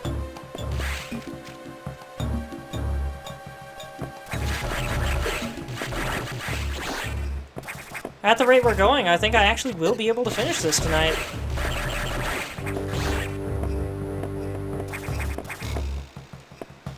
Hey Zelda Sheik, remind me, are you off work tomorrow? What's the earliest you can join the stream tomorrow? If I were to stream tomorrow.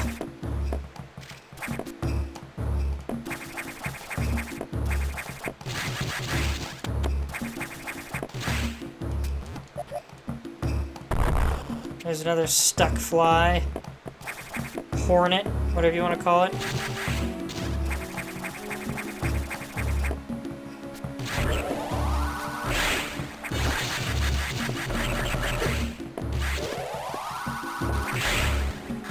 If we plan for it, you can do 4:30? Heck yeah. We'll see! Maybe I'll do Dread tomorrow.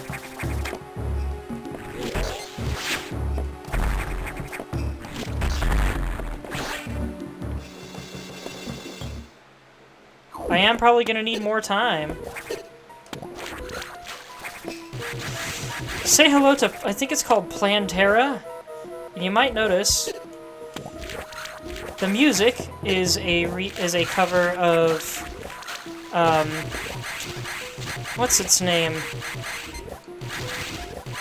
Spore Spawn from Super Metroid.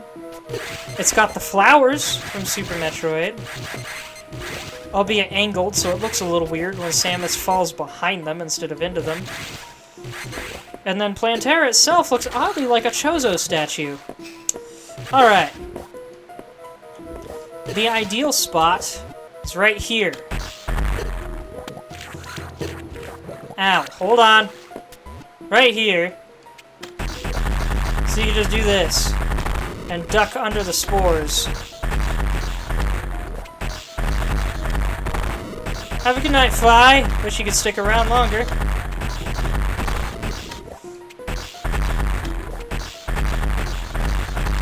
I took a lot of damage from falling in. Now it's shooting laser beams at me without a face!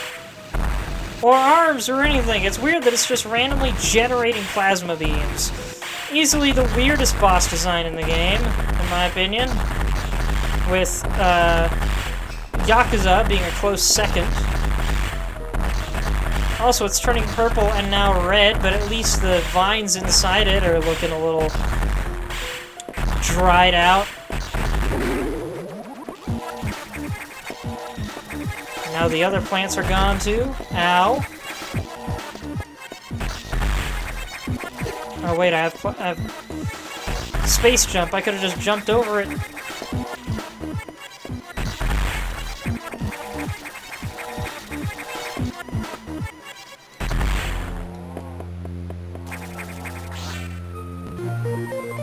Now we have the plasma beam. And it makes some very neat sounds. Look at that. This is a laser beam. Boy, it sounds mean. Still looks a little basic, but at least it looks shinier. Brighter. Sleeker. What a cool plasma beam. Also, look at all the vines that were coming out of Plantera. It was like a weird plant hub. And then there's so many vines in the background, too. Man, this thing grew crazy fast after we left this place earlier. One of your favorite weapons in the game? Oh, it's great. My favorite is the wave beam, though. Which we haven't gotten yet, you might notice. Usually the plasma beam comes last. Then again, I think we actually get the Wave Beam Blast in Dread as well.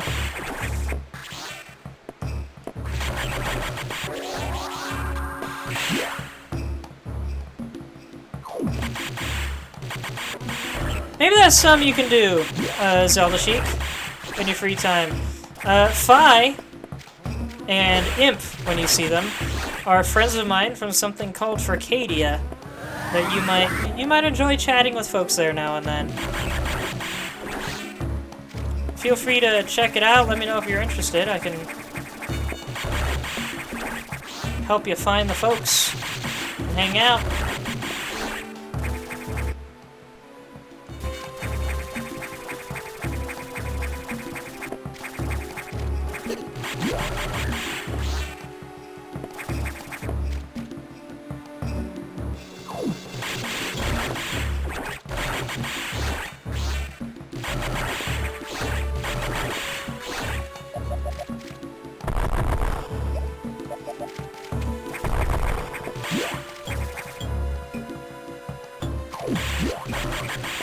Furcadia is a social game from like the 90s, by the way. Very old, but still kicking. Actually holds the world record for the longest running social platform, if I recall.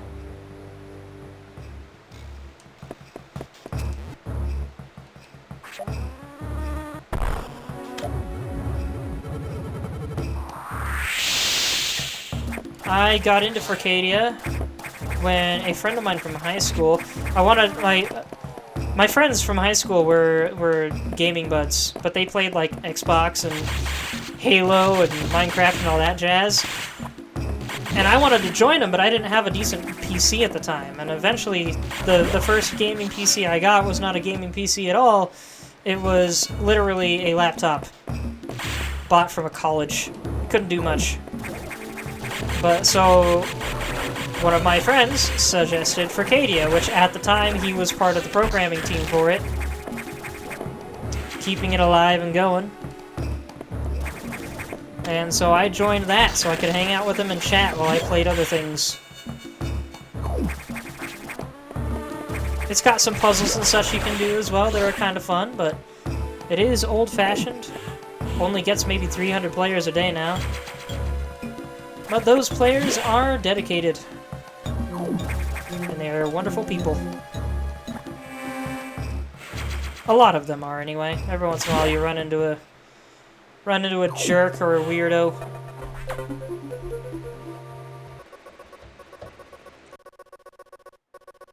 Do I have the right voice this time?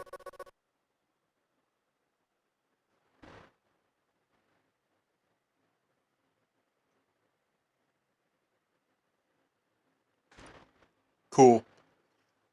What? You've restored plasma beam functionality? Most unexpected. Even so, continue to avoid the SAX. It too may be stronger. And you still lack a few abilities crucial to survival. Wait a second. More trouble. Hold on. I've isolated the cause. There's been an explosion in the ARC data room. Samus, go to Sector 5. The damage is staggering. Find out what's causing it. Bit weird that he's only just detecting some shenanigans over there. Yeah, another problem with my audio setup is the buttons are rubber. So part of the reason I had the wrong sound last time was because I definitely pressed it as many times as I needed to, but one of those presses didn't register.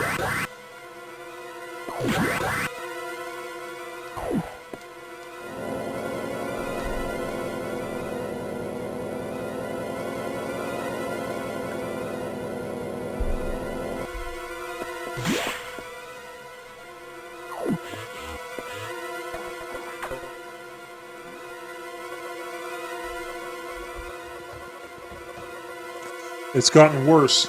The damage seems to have been caused by a creature kept here by the researchers, who named it the Nightmare. Apparently, it was a biomechanical organism designed for military applications. It possesses uncommon power and can manipulate gravity. We must assume that it's become an ex-host. We have no choice. You must find it and defeat it. I can't confirm the location. This thing is out of control. Hurry before it destroys the entire station. We now have a name for the mysterious creature that was floating around in the background. The Nightmare. Frank, it shows up in Other M as well, and I don't really like how it was portrayed in that game. Mostly because they gave it a screaming baby voice.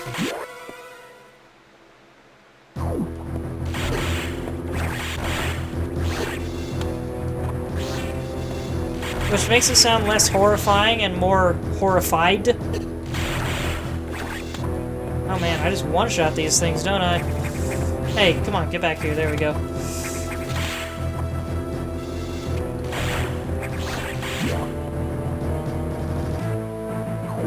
Oh, cracks in the walls.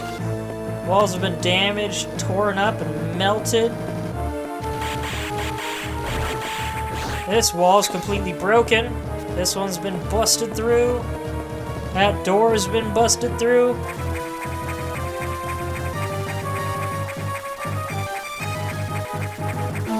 Ah, I can't even go up there anymore. At least not that way.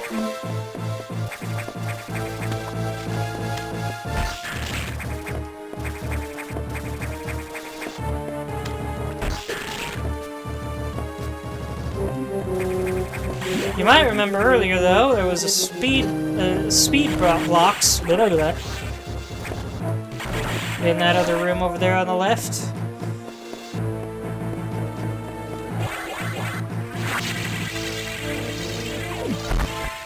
Haha!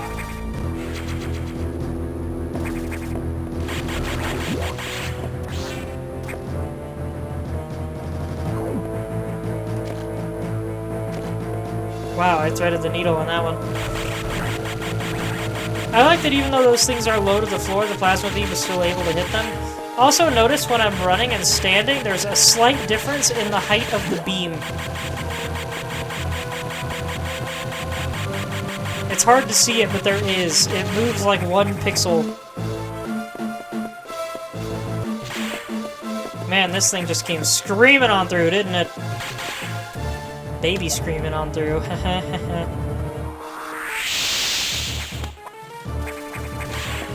Funny, the one part of the wall I can break is the one part of the wall that doesn't look like it's already broken. Also, anybody see that up here? Haha! Ow. Oh, come on. Plasma beam can't hurt them, but missiles can.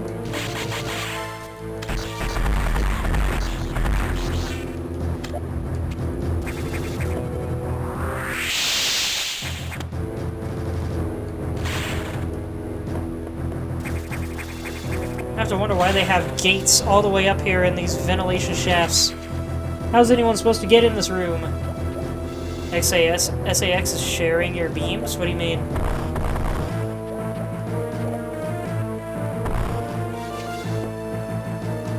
Oh, you mean giving my beams to other creatures? What is this? Look, we're out in space here! Yeah, there's now shortcuts between the sectors. Not that you'd ever really need the shortcuts. The space pirates were able to shoot through the door.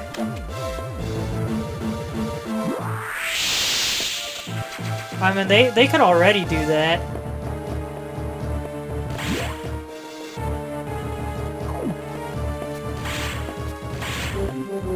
Yeah, see, this part of the ceiling is flat there. That's your hint that there's something there. Not counting the fact that you could see there's something there. This has been completely demolished!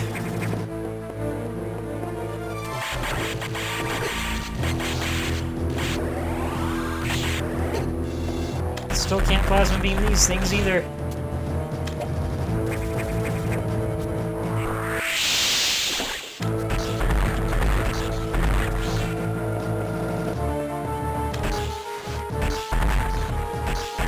Oh, come on.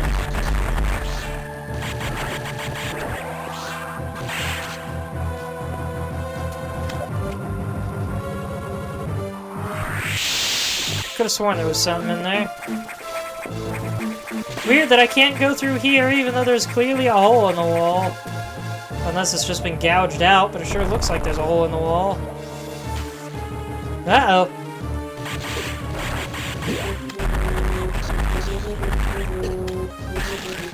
Wait a minute.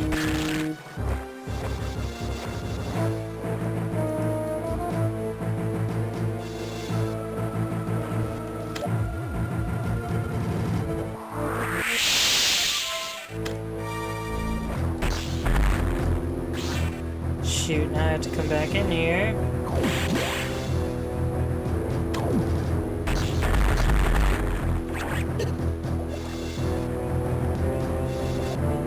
It's not gonna turn into something else, alright.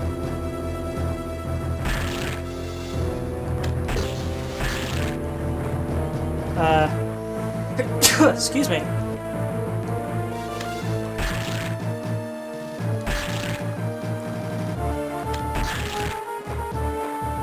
Oh, come on.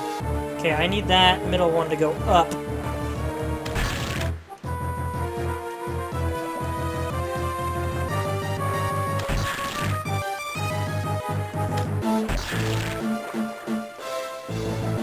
Come on.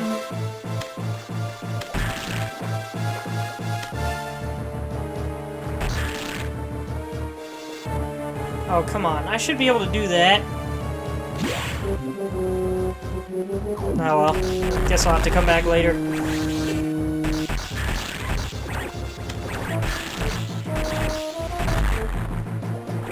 Check this out. We have swimming pirates! Just another way the X can transform themselves to adapt to their needs. And because those X had been fish prior, they could take the fish attributes and put them onto the pirates. Very cool pirate design, I really like it. I wish we had more aquatic pirates in the series.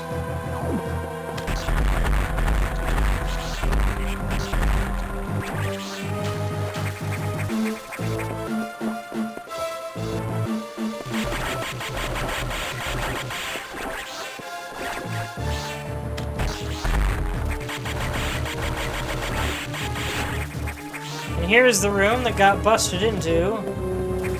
Went in a straight line all the way through this and through there.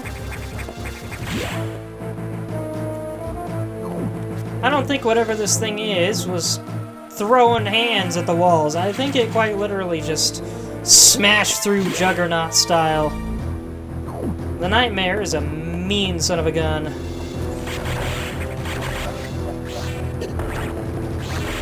I didn't realize it got into Morphle mode by accident. Oh, wait a minute, it's in the other room. Hold on.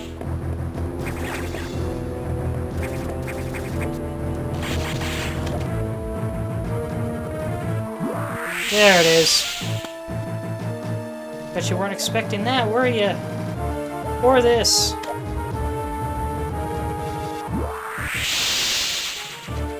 Could have sworn there was more to this secret than that, but yeah.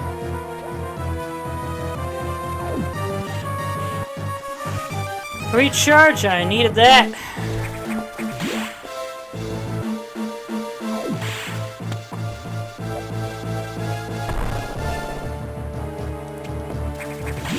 Now I'll save again.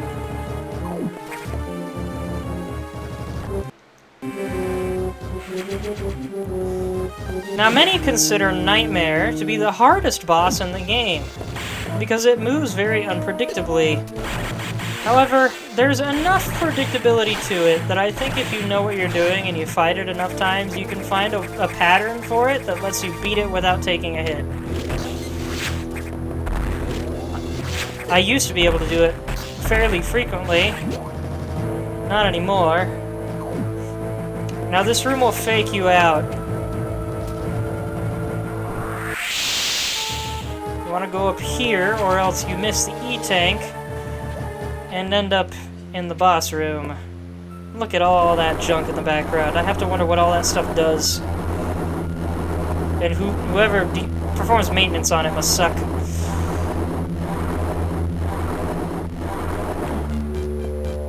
Meet Nightmare with his own boss fight theme song!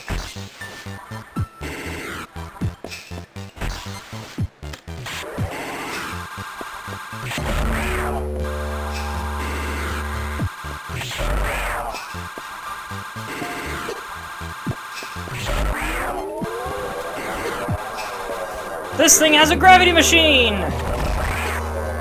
And it's leaking stuff out of its face! Ugh.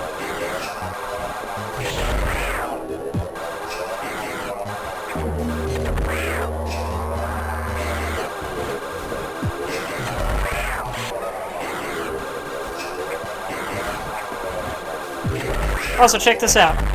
Missiles immediately fall to the floor because of the gravity machine.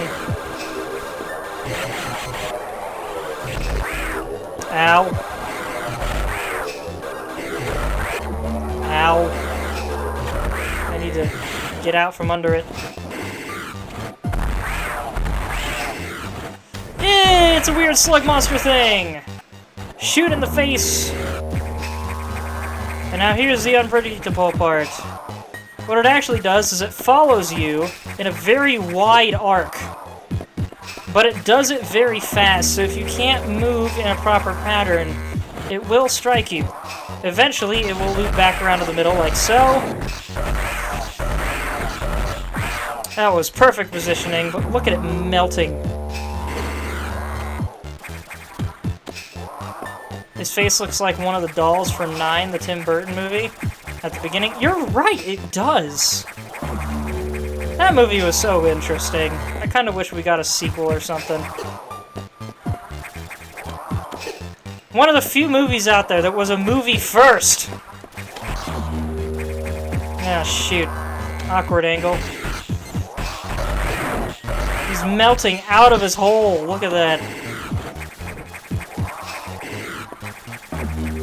He's got like a chunk hanging out of the side, his cheek. Dude looks downright baked, and not in the drug addict way. Also, notice how broken its hands are? It doesn't even have fingers.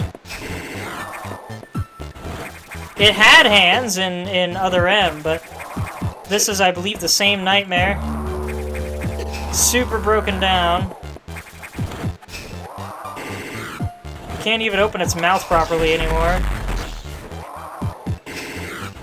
This thing's a techno-zombie. In the best way possible. I, for one, love techno-zombies, and I wish we got more of them.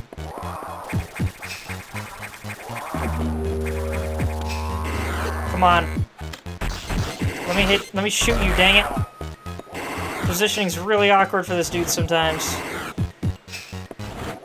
Man, look at how roasted his face is.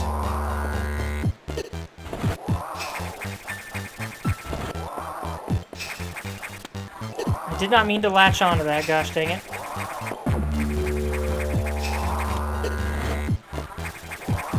I might lose this fight if I keep getting hit by it. I can't get this thing to position itself properly anymore.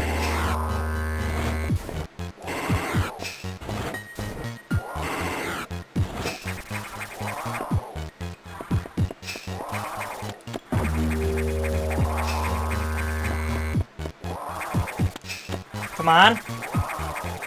Over here, please. No!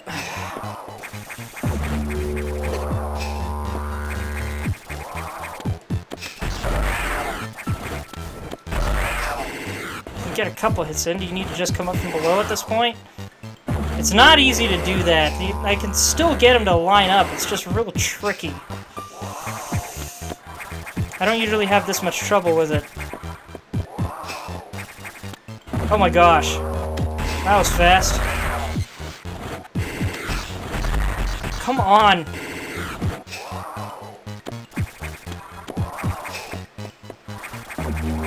It's trickier to have him looping around from that direction because you can't space jump as fast if you can't hit the wall spot. So that's what it looks like when you die in this game. I used to be a lot better at fighting Nightmare, but he is very tricky.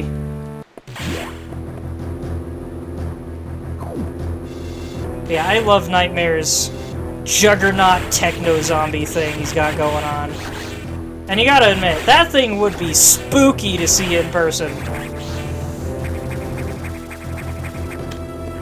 And to kill in person. It's a shame they made it more of a whiner in Other M, because I really want that thing to be slow and haunting. Of course, it is speedy even in this game, but it doesn't really get speedy until after you break its gravity engine. Look at it, it's floating up through the floor somehow. With that huge techno drone, which it does not have in Other M.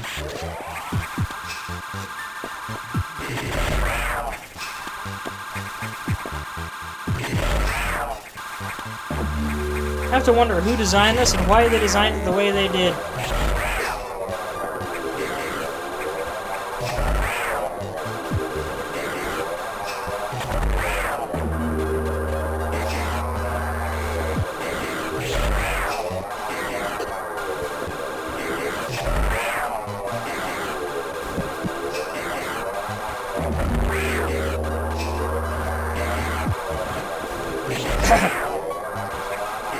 It looks like it's crying now. Very interesting and very spooky. I get the vibe. This, unlike the Nightmare of Other M, which I have seen the boss fight for that, by the way. That's how I know so much about it. The boss fight here gives me the impression that this thing's existence is a torturous one. Oh geez, coming from the other direction, not good. Oh, dude, you're not supposed to move in a diagonal, come on! It also really sucks when it stops itself right next to the wall.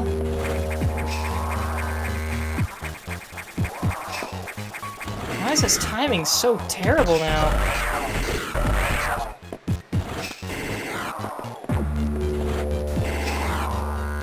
Also, note, this thing is freaking huge, by the way. Its face is bigger than Samus in multiple directions. Imagine stepping outside one day and you just see this thing just barreling for your street.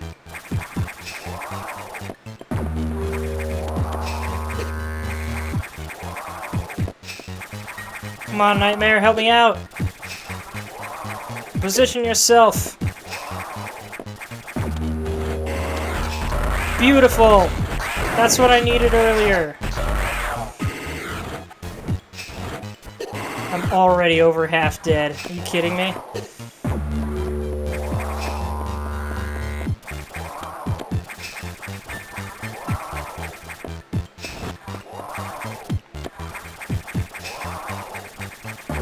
I will say that getting the timing right is a little trickier on emulation just because the frame rate's not perfect. It's better than it was before I started the stream, but on Game Boy you don't have frame rate issues to worry about. Oh my gosh, dude, come on. Am I leading him too far off screen? What's happening here? I'm gonna guess I'm leading him too far off screen. There we go. Come on, can I get him before he hits the wall? Yes, I can!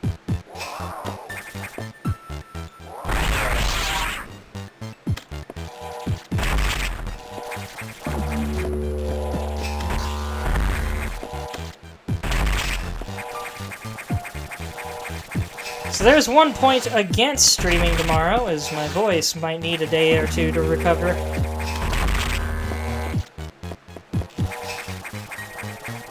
One thing that's nice about this room is it makes it very easy to avoid this Core X, ow, I say as I get hit by it.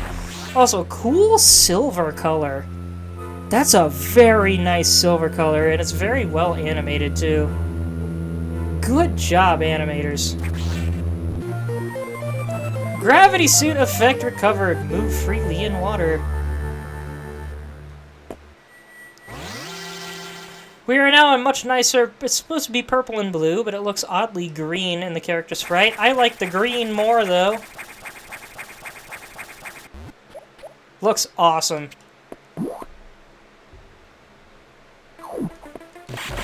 That was Nightmare. Arguably the most terrifying boss in the game. Not counting the SAX itself.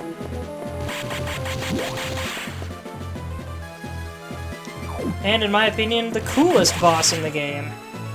Ceres gets second place to Nightmare.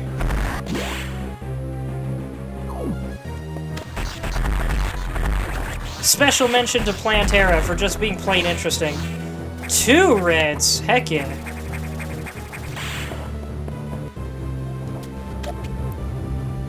There was a secret in here and I didn't get it. Oh. I came in here to get that and then forgot to get it, I guess. Save point's right above me. Got it.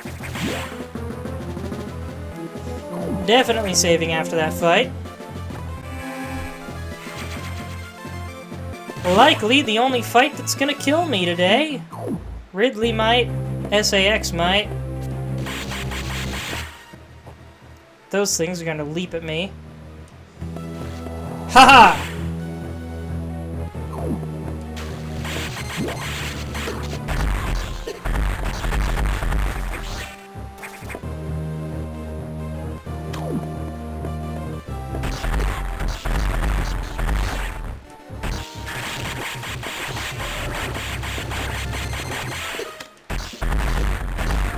Not fair! Invincible X.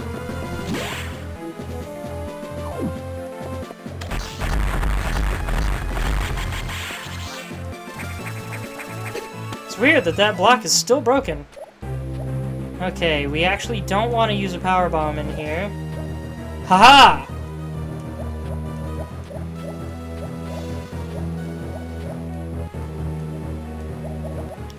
And you might wonder, why not?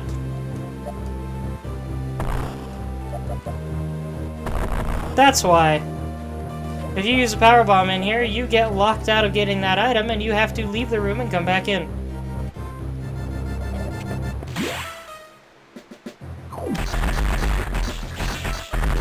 Fun little Easter egg trick.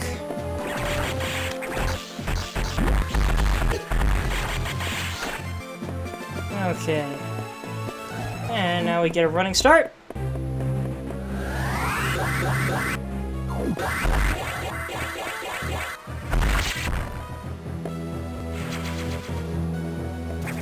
Bet you weren't expecting that. And more running start. Alley-oop.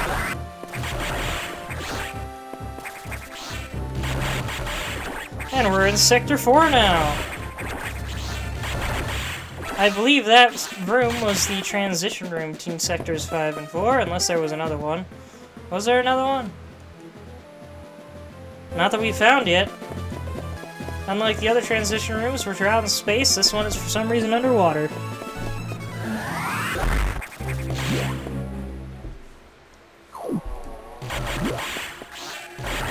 Where the heck is this? Well, it is still Sector 4, but it is the Deep Ocean version. Not version. Deep Ocean section of Sector 4. All we saw was the surface water section.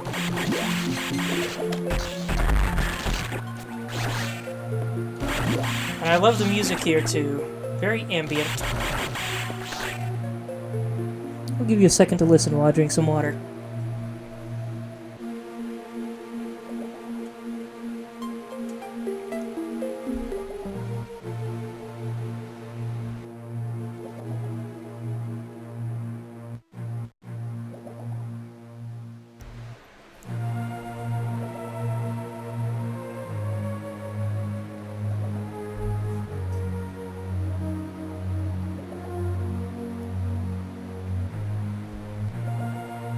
I don't know what you mean by the save room extends.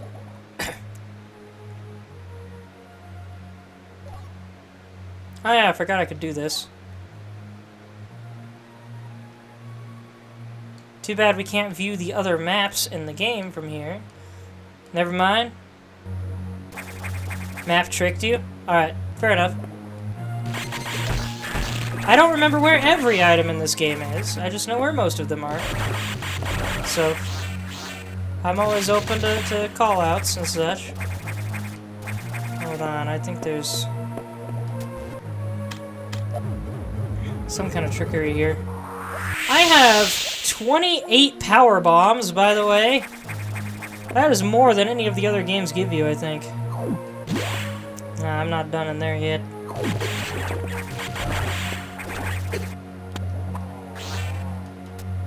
Ah!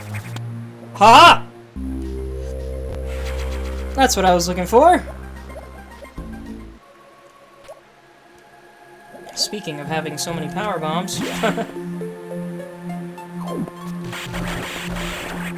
Check out this room. So oceanic, they put up wires for the coral to grow from. So that they didn't obstruct the pathways of larger creatures.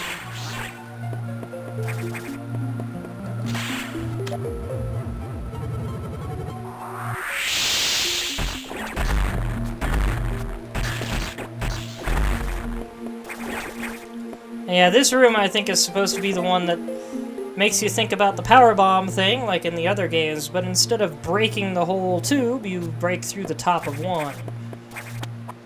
These are much more resilient tubes than the last several. Hello, little mini dragons.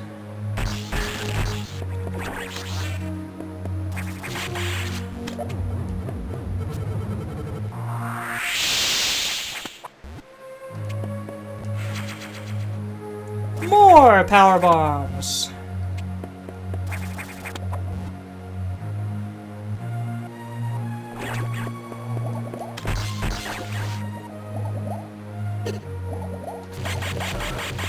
Guess this one's just not going to turn around.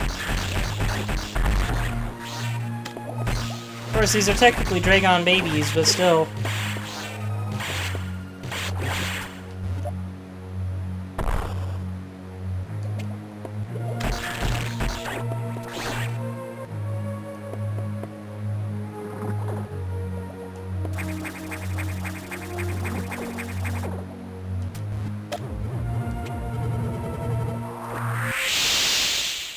I think there's a trick to this in here somehow. Guess I'm wrong.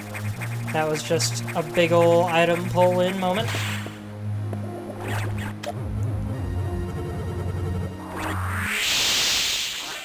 Oh, wait a minute. There is something in here.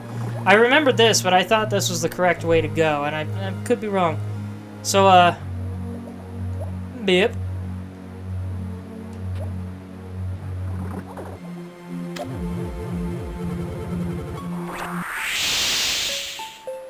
I'll wait for a minute. There we go. The Goldens are there.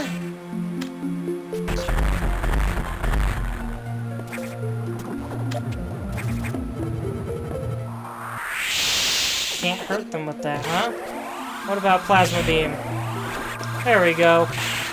And now the door unlocks. If you do not let the Goldens form, the door does not unlock here. Thankfully, it's not required for progression, but it is a little tricky little puzzle.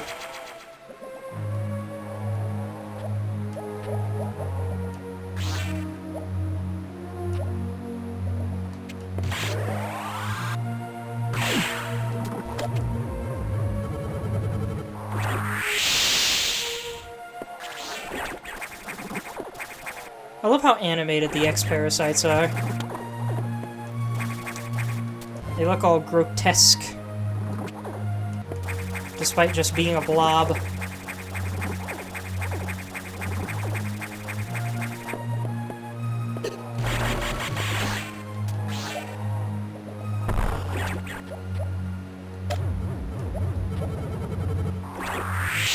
So, first time playing through this game, I was seriously stumped by this room.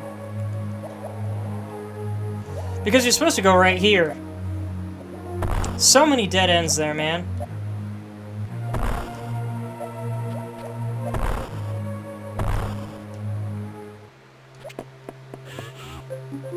The red security room. We were not told to go here, but this seems to be our only way out. Security level 4 unlocked. Red hatch is now active.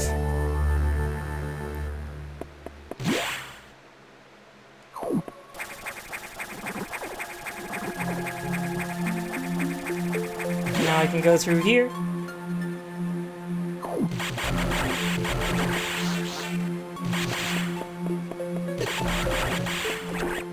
I'm gonna try some. Nope, not enough running space.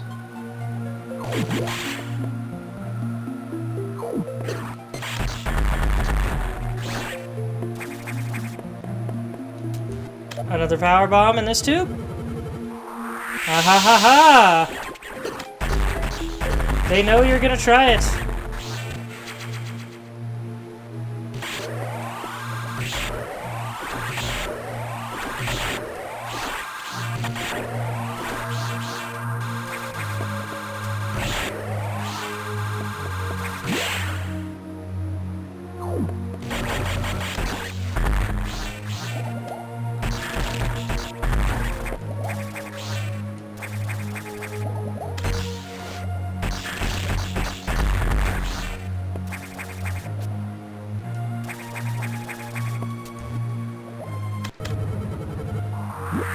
Accidentally hit the trigger again. I have my bumpers bound for L and R because that's what I'm used to from the Game Boy, is having bumper-style triggers, but if I press the actual triggers on my Xbox controller, it speeds things up, and I keep doing that by accident. Look at these freaking swirly fire snails.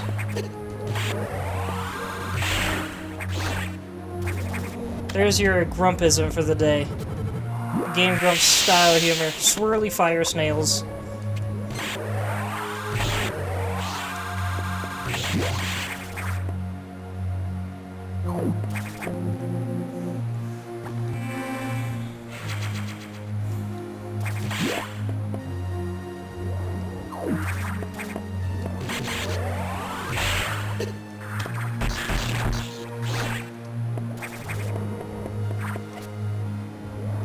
You might remember these fish as being grapple hook points in Super Metroid. In this game, they are meant to be walls.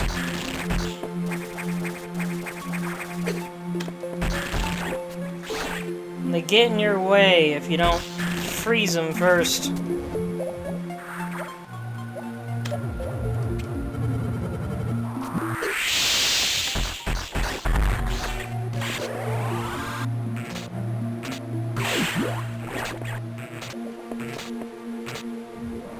Wait a minute. How are we supposed to get through that? I like that he's hiding in the wall, though. That's pretty neat.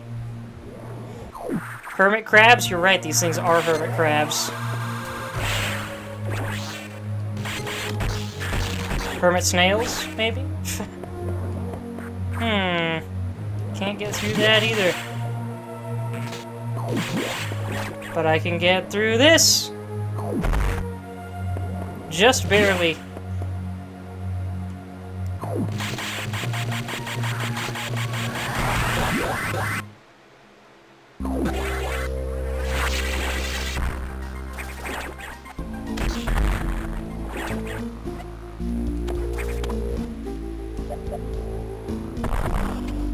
Well, how am I supposed to get those?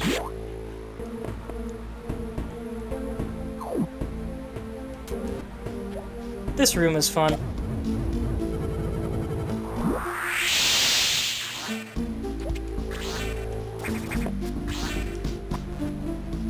Look at all those X. Well, how am I supposed to get these guys? I like that you can see them inside the mesh, though. That's fun. Such good attention to detail in this game.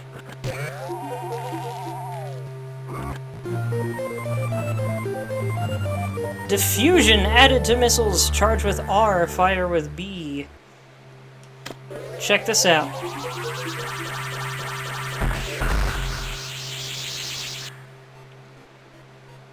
You missed me opening the red doors? Did you? We kind of just passed through them. It wasn't something that was announced like all the other ones. Because we got trapped here. And we had to open the red doors to get out.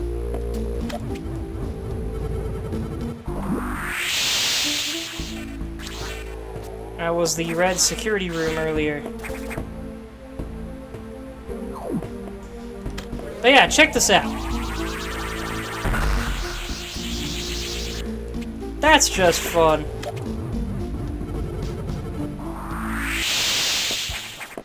There's a secret in here. There it is. Had to mute me a couple times for work. Ah, fair enough. Here we have another transition space.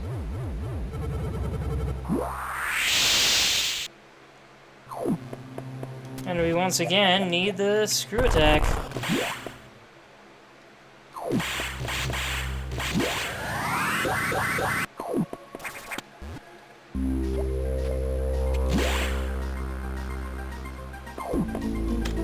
Let's try this out.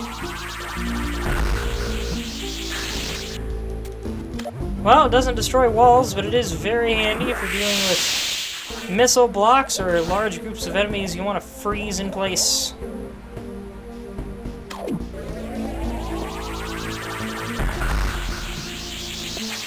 And that's how we get through these guys. And now I'll run this way. I like how the missiles have a circular flash behind them now, and they are large and green as part of the diffusion effect. What's the point of all this? Well, it's over there, under the sparks. I like how each snap, you hear those things, is the electricity connecting with the other cable.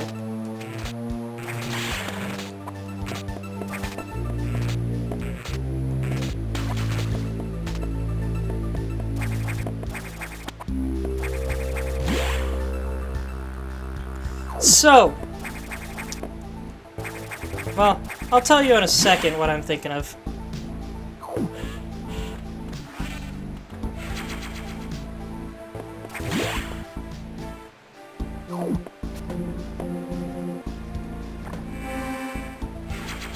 $11:15. I'm getting hungry and tired.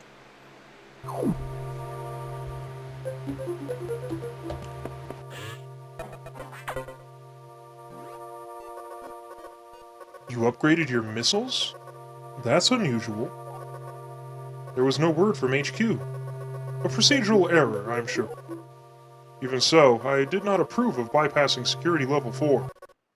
From now on, you will use more discretion. In any case, Samus, do you remember the security robot you faced earlier? I believe the X have infected it. That is to say, they have claimed the organic components that form its neural network. It has entered Sector 6, NOC. I don't know what it's planning, but let's not wait to find out. Samus, you know what to do.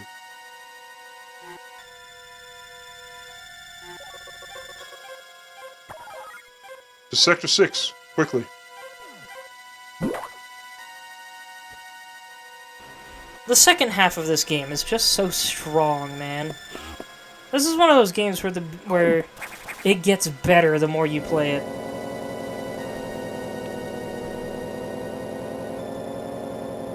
So, fun little fact. There's another way to get out of Sector 4. I don't remember how to do it. It's very tricky. It involves a very long sequence of Shine Spark canceling.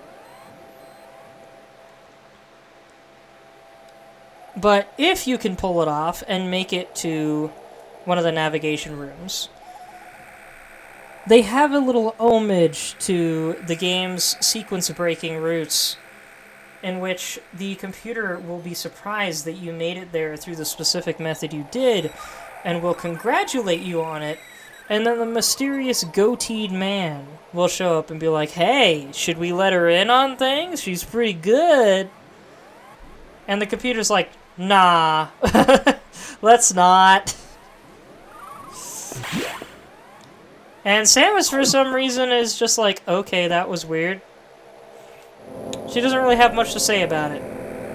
But yeah, it's a neat little Easter egg. You can look it up on YouTube. Metroid Fusion Shine Spark Easter egg, I think, might do it. Or Sector 4 Easter egg, something like that.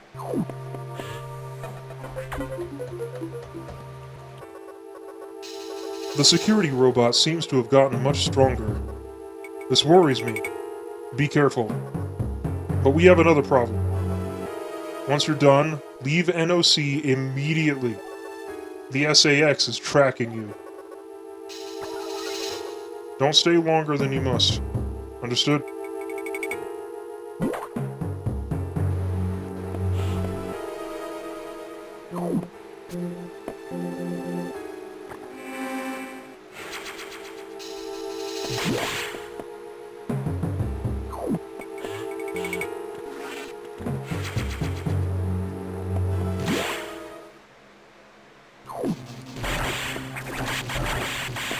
So the SAX is tracking us now. It is actively hunting us this time.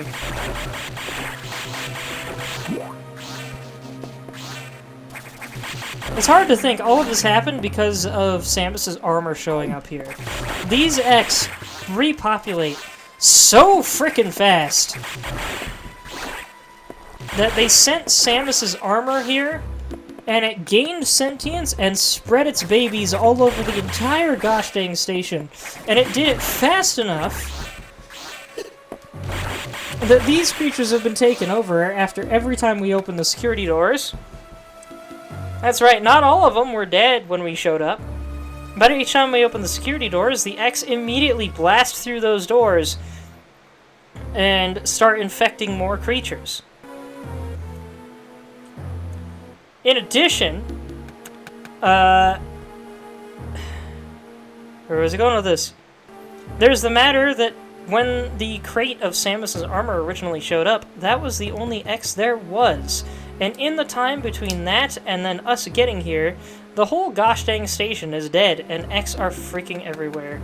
All of this happened because the scientists are stupid? Not really. They didn't know what was going on. They didn't know that the X would be able to infect her armor. They didn't know that what the X even was or how it works. They didn't know how lethal it was. They thought maybe it was just some kind of a disease. If it was in Samus, but Samus pulled through. They hadn't seen the cloning effects yet. So it makes perfect sense that they had no idea this would happen. And they had no way of knowing until it was too late. Of course, there's another reason that, there are reasons the X were never discovered before. And I'll go into it either in Dread or in my next lore video, whenever the heck I get around to actually finishing those. Not my next lore video, my third lore video, I think. I have the script written about the X. I just haven't actually made the video yet.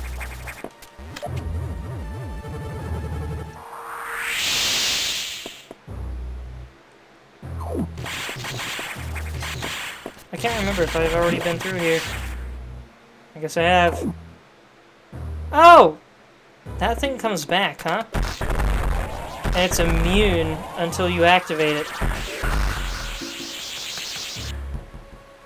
The scientist on the planet saw the first one survive death, assimilate immediately upon touch, and cause enough damage in a short time for them to need to pull the master bounty hunter, sent for their protection, to pass out before they were able to get from the planet to their research ship. That's true, they did see that happen. But they still didn't know it would be able to infect Samus's armor and become her if it did not kill Samus first.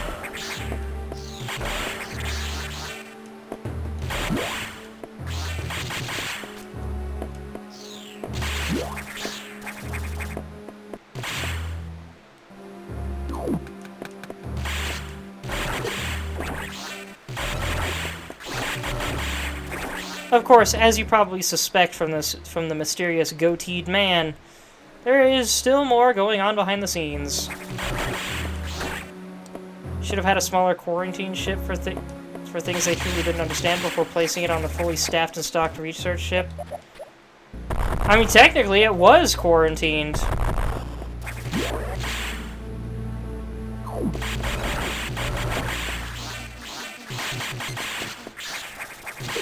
The only problem was the SAX formed inside the quarantine and blasted its way out. Keep in mind, Samus is a walking tank. In fact, I mentioned that in my power armor video that I've written a script for, is that Samus's armor is so tough that space pirates have described fighting Samus as akin to fighting an extremely agile actual tank.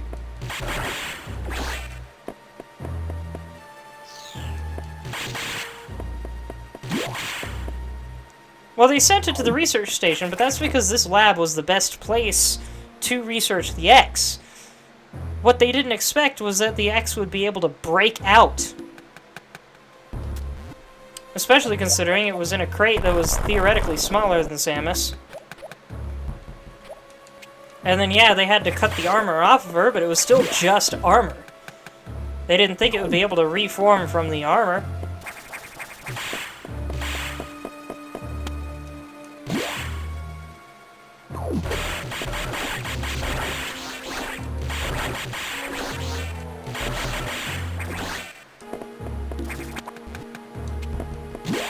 But whatever the case, mistakes happened, and some of the scientists are idiots, blinded by their devotion to science.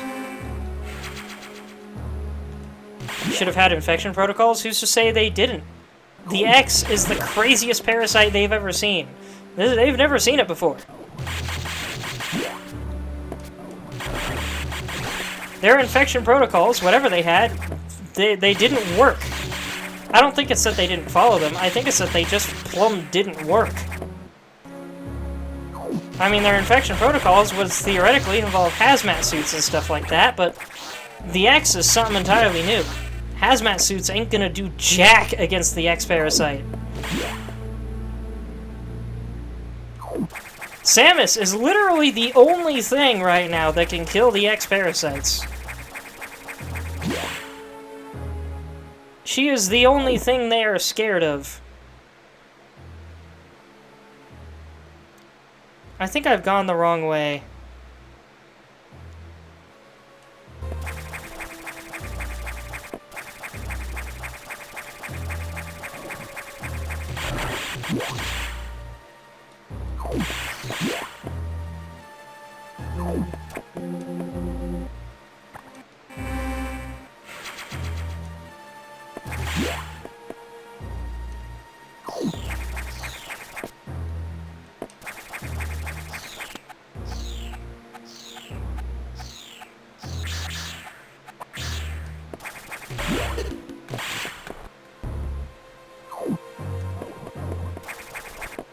Should have something much better than hazmat suits if only for cross-contamination. I mean, they do, but there's nothing saying the X still can't get into them. The X got into Samus! And Samus has literally the best armor in the galaxy.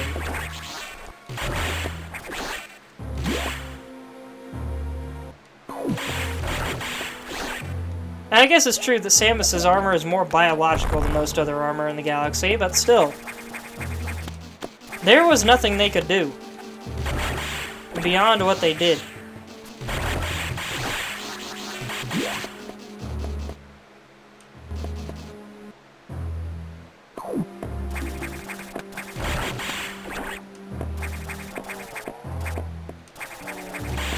I think I need to go this way. Look at all these X.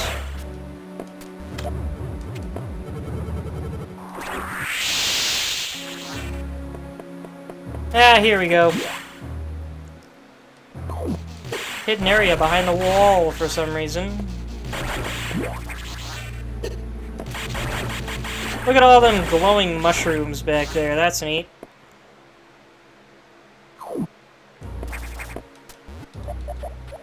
Can't fool me, game. I guess you have to.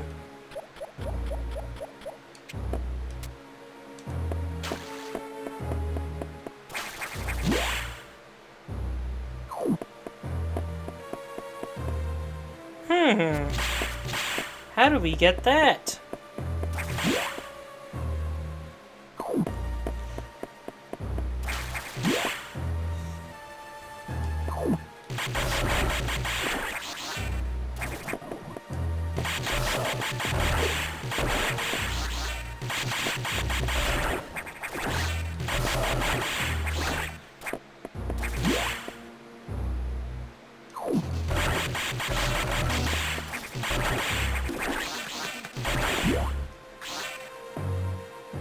Pardon my silence, I just don't know what to say right now.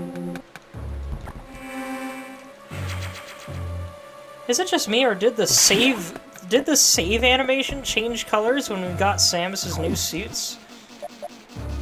I think it did.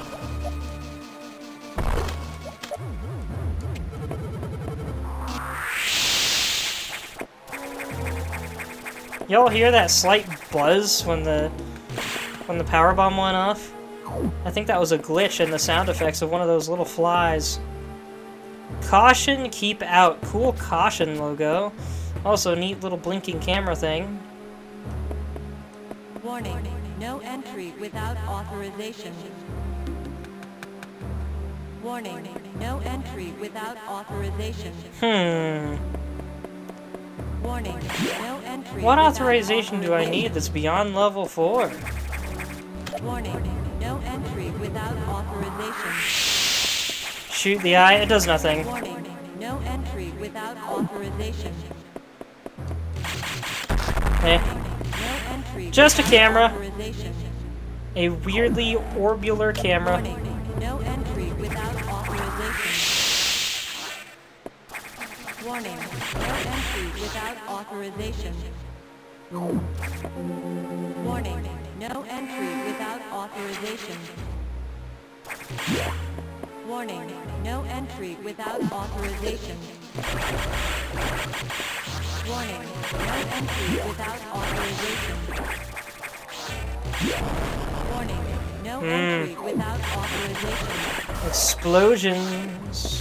Warning, To be no fair, entry without authorization. we're hunting a security drone, and we've just created a security No entry concern. without authorization.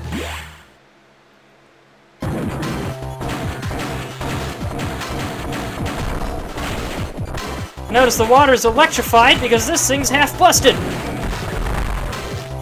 Also, it has missiles now.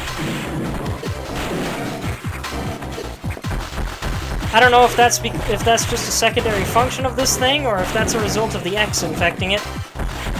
Please note, the X cannot actually infect machines. It's just because this machine happens to be part brain that the X was able to do that.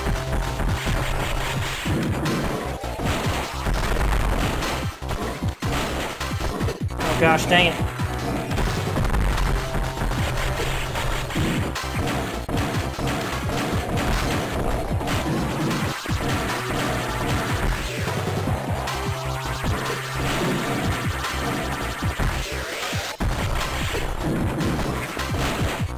I cannot believe I keep falling into the water. I used to have this thing down pat.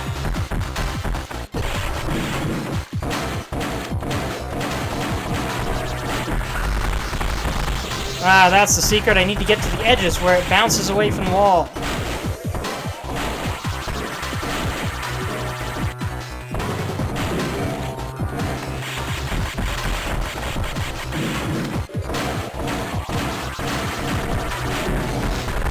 Oh, come on.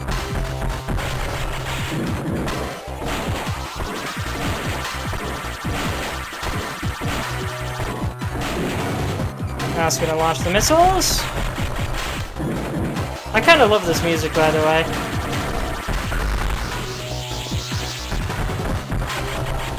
It's loud, but it sounds very clanky and kind of like what I would expect from a haywire security bot.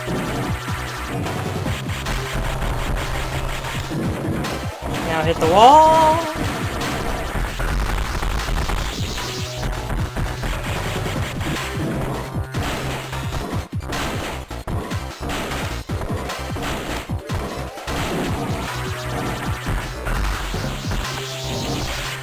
Dang it. Missile did nothing to the other missiles. And here comes the brain. Little kid me genuinely couldn't tell that was a brain.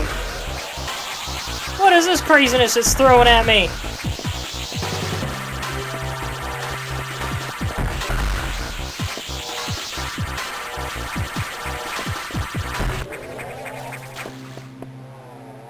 It's purple.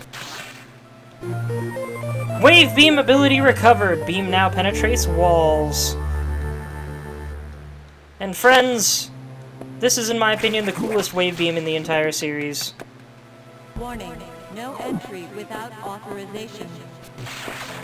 Look at that animation. Warning, no entry without authorization. Look at this. Look at all the swirls. Look at the colors. Warning, no And it's so wide, too. It's even wider than it was before. warning, no entry without This authorization. is a proper frickin' wave beam. Warning, no It makes entry me without mad that this did not authorization. return for Zero Mission. Warning, And it makes me no similarly entry mad that the without beams in authorization. Dread look just as boring as the ones in Zero Mission. Warning, no entry without authorization. Warning, But now we have the strongest beam in the game, and boy, it just rips through everything. warning, no entry without Okay, authorization. you can shut up now. Warning, Oh, it's no gonna keep entry going. Without authorization. You're gonna keep going in here, too? Warning, no Yep. entry without authorization. Warning, no entry without Give it a minute, it'll shut off eventually. I didn't remember it being so persistent. no entry without authorization. Well, this looks a little familiar. Entry without This room remind you of anything Zelda Chic? Not the exact shape of it, but the vibe. entry without authorization. Oh, don't do anything important? Alright, I'll stay right here. Warning, no entry without authorization. Gonna make people listen to this Warning, no warning entry for a without while. Authorization. Guess it gives me a chance to eat a couple snacks. No entry without authorization. I guess I'll save y'all the frustration and turn the volume of the game down for a bit.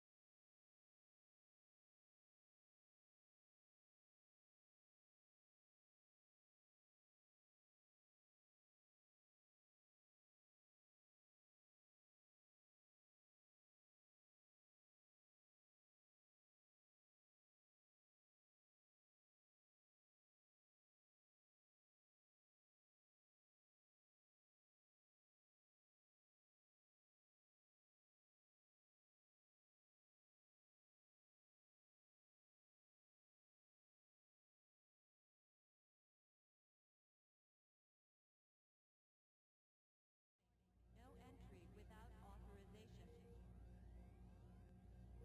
Warning, no entry without authorization. Warning, no entry without authorization. Warning, no entry without authorization. Warning, no entry without authorization. Warning, no entry without authorization. Warning, no entry without authorization. Warning, no entry without authorization. Warning, no entry without authorization. Warning, no entry without authorization. Warning, no entry without authorization. Warning, no entry without authorization. Warning, no entry without authorization. Welcome back, Zelda Chic. You caught me right in the middle of eating a snack. So I was asking, does this area look a bit familiar to you? Not necessarily in structure, but in vibe and colors. Warning, no entry without authorization.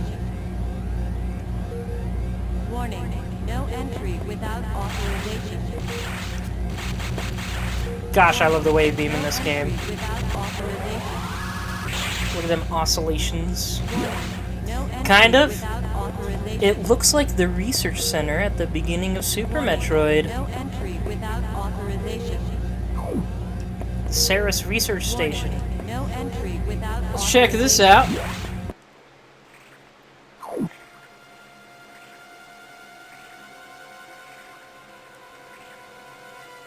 What was that? About the last Metroid? 'Cause I'm seeing a whole lot of freaking Metroids right now.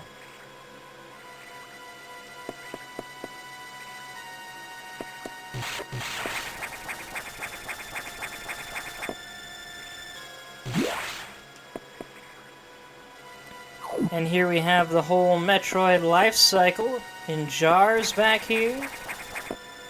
Looking very neat, very cool. This one looks oddly cutesy. But then again, I think that's the Zeta form.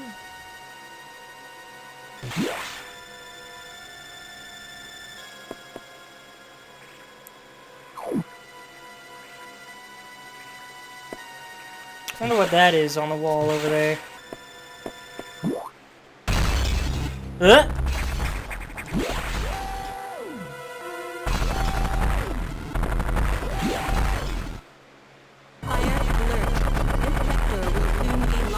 It's just gonna completely ignore me, and as will the Metroids. 60 seconds to detachment of restricted laboratory. The Metroids will screw you up if you bump into them. 50 seconds. They are completely immune to anything you throw at them, but they're harmless.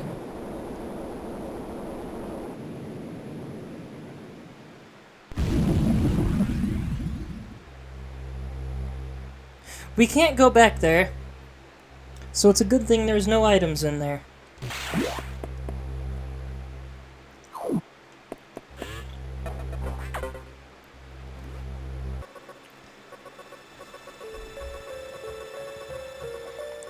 Samus, you shouldn't have done that. You ignored your orders.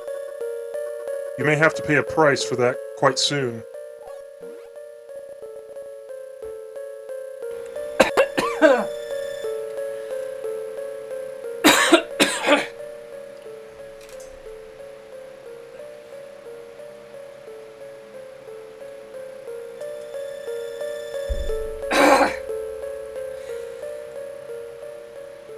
Hold on a sec.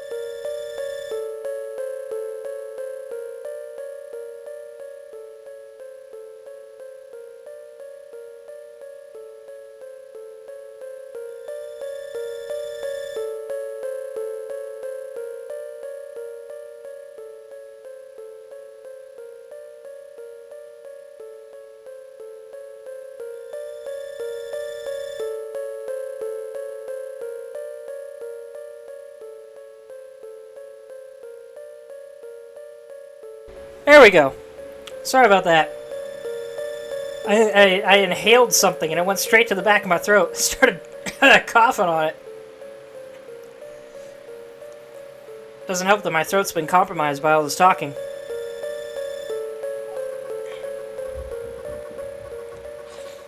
As you can see, the Federation has been secretly working on a Metroid breeding program.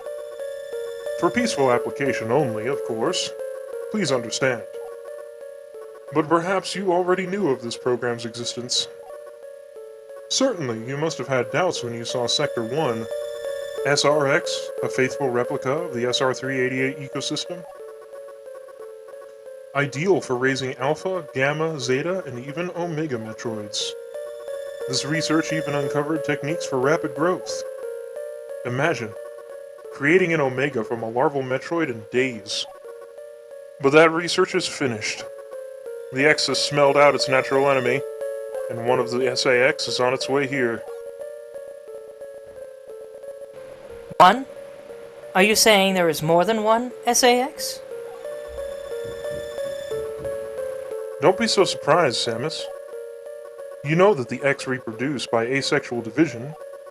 Because of this mechanism, there are now no fewer than 10 SAX aboard the station.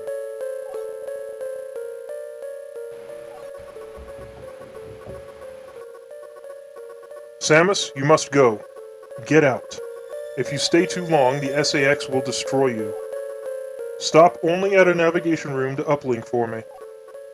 I don't know how HQ is going to take this, but you need to report to them immediately. Now get going. Samus's silence doesn't say much. But those who know Samus and know her story will know that she's pretty frickin' pissed off to find out the Metroids have been cloned. At least I'm pretty sure she is. She's gonna be more pissed off later, that's for sure.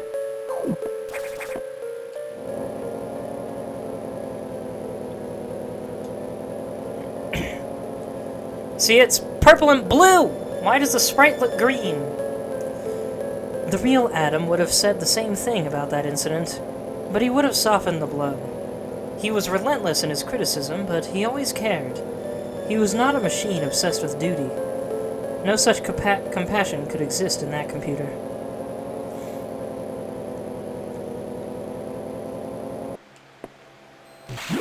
Whoops. Gosh dang it, I didn't mean to do that. Slow descent. And slow ascent. Me, mamma mia. That's what I wanted to do. No secrets in here. Got it.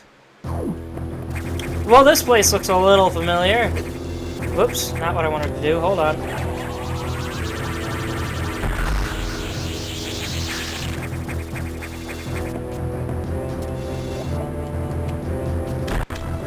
Whoops. Oh, come on.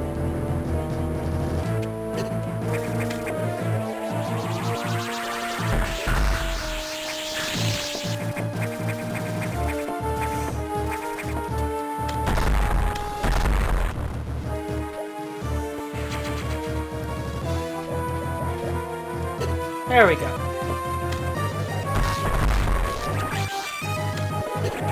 Diffusion missiles are so strong I can one-shot those things now.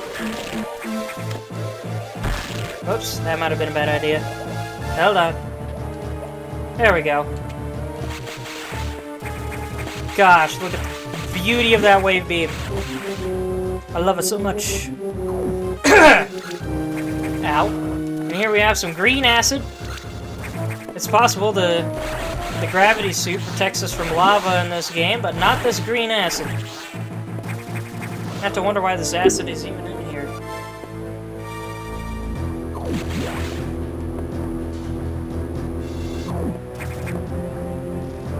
I also have to wonder what these rooms are even for. They're just kind of sitting back here.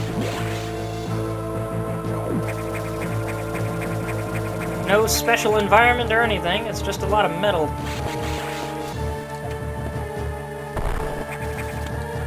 Maintenance shafts, perhaps?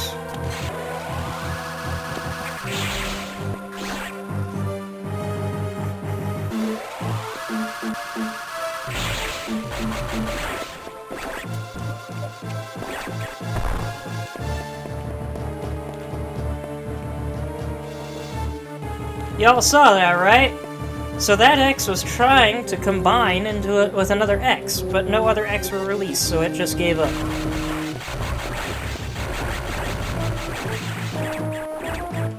Like so. Hello, golden boys. At least these ones are specifically vulnerable from the back, if I recall. Though that'll be easier to deal with when they stop doing that. I need... There we go. Immediately much easier to deal with than the ones from Super Metroid. But still a pain in the butt because of how small this space is. And you have to kill both of them.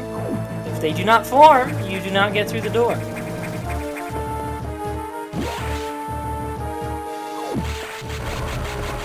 I think this room is actually the only pointless room in the whole game. Or one of the only pointless rooms in the whole game. There's not many.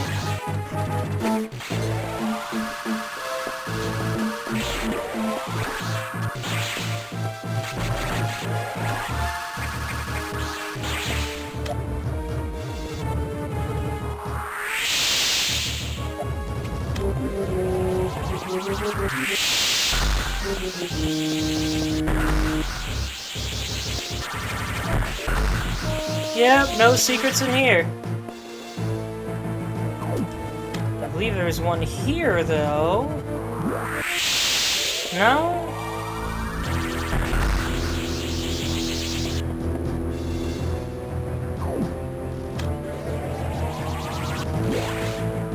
I thought up top was where the boss area was, but I could be wrong.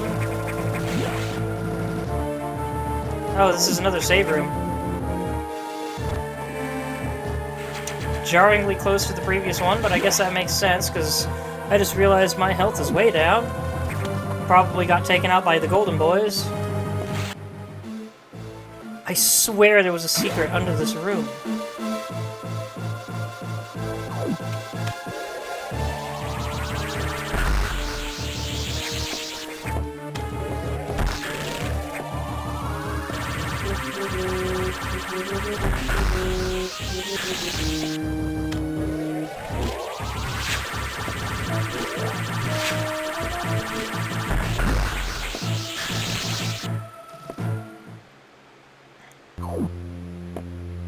It's Ridley.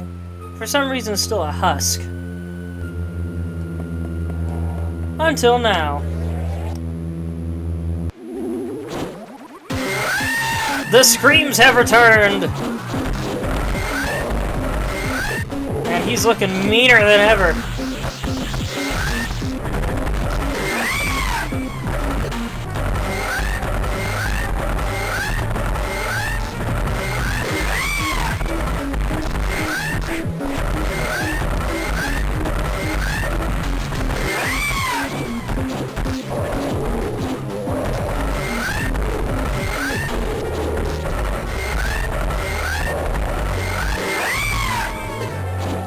I don't know if there's much else to say about it, it's Ridley.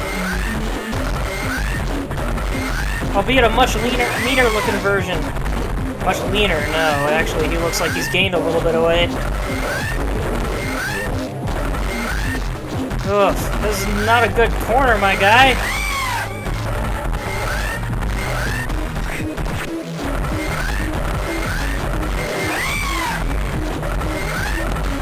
Could go down before I die, please. I'd really appreciate it. I'm gonna die. Yep.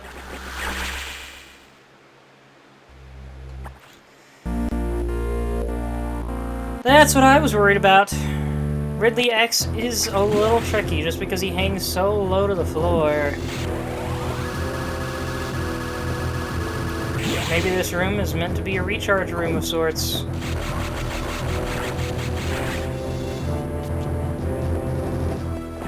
No, gosh dang it. Come on, I need to eat you. There we go.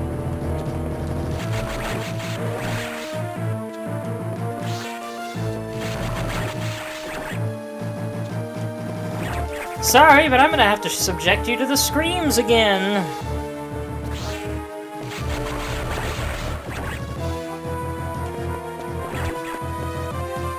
y'all could stop trying to form into golden boys, I'd really appreciate it.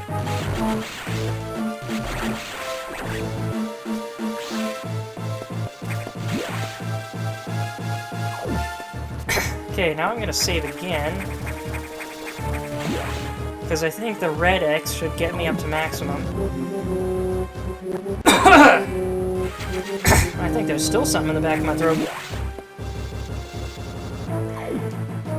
Gosh dang crackers.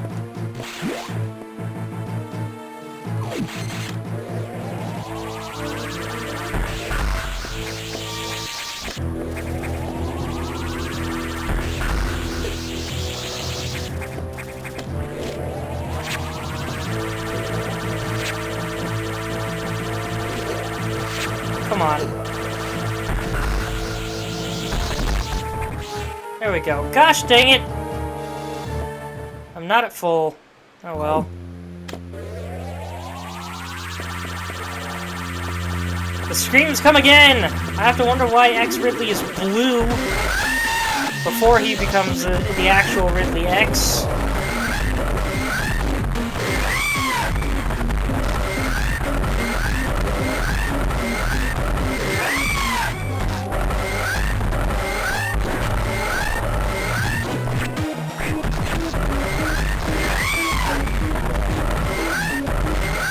Come on, come on, come on.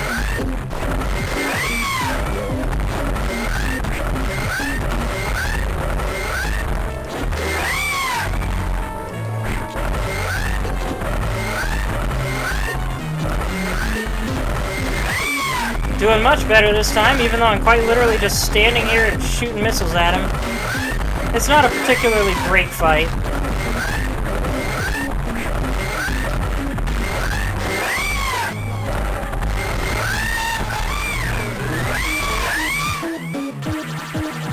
There we go, now he shuts up. I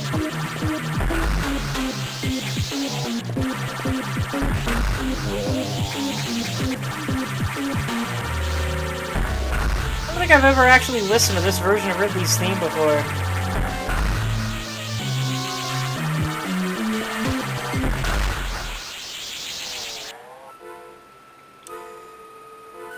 And it's all quiet at last.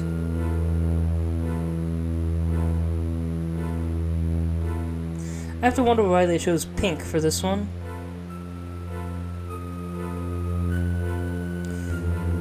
Fun little fact though, because Ridley gets no mention in this game other than in appearance, kid me didn't know the significance of him at all.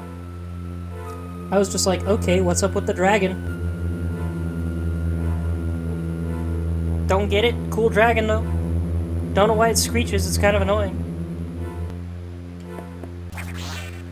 Because again, this was my first Metroid game.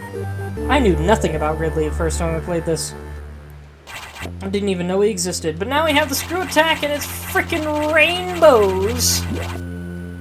I'm gonna miss the green one though, which I don't know if you noticed earlier, the SAX still has the green one! I wonder which one is actually stronger.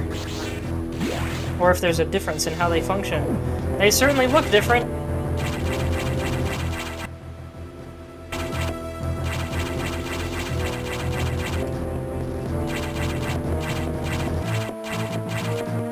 Could have sworn there was a secret there.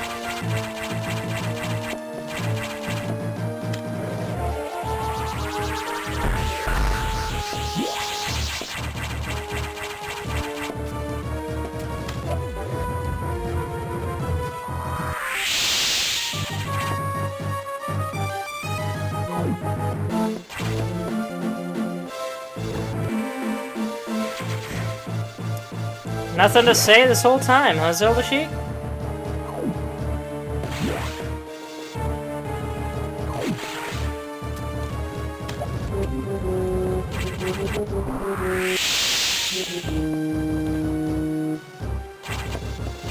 Pop. I love that enemies just straight up pop when you screw attack into them. Ah, that's the secret I was talking about.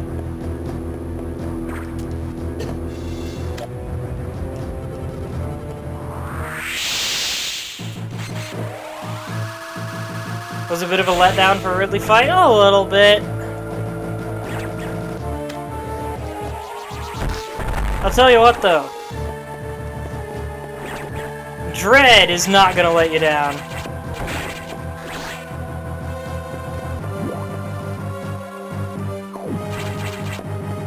And the SAX might not either. That'll be a matter of perspective. Yeah, Ridley's way better in the Prime games than he is in these games.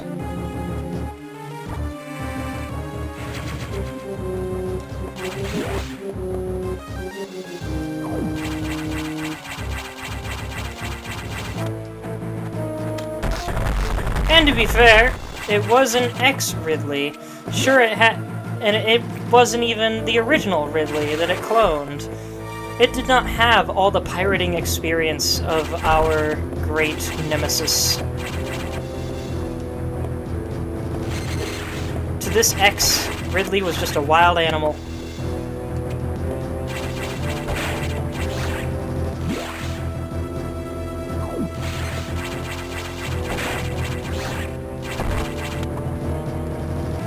Interesting that he happens to find the one place in this research station that looks oddly like Mother Brain's zone.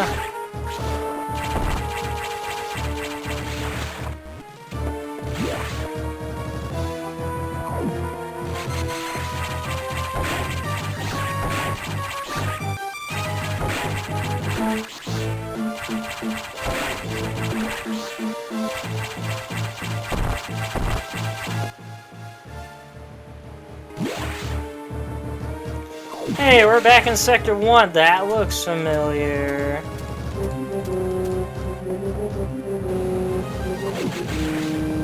That was another thing I didn't understand the significance of the first time I played this.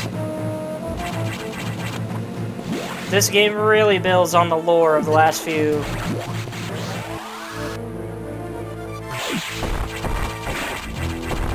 I forgot I can just break through all these platforms now.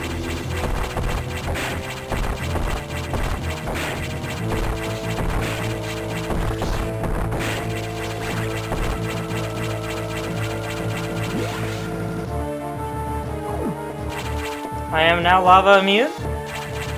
The game does not tell you this.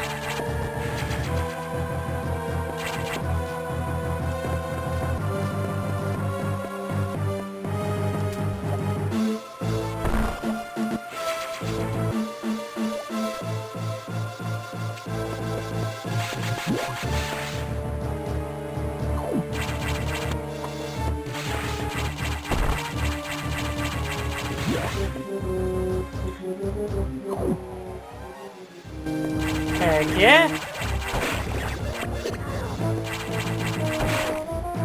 I'll never get tired of those pops.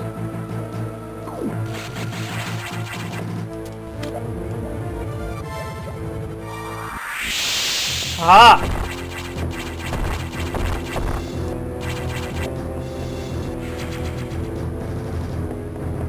I have so gosh dang many power bombs. When am I ever gonna need that many?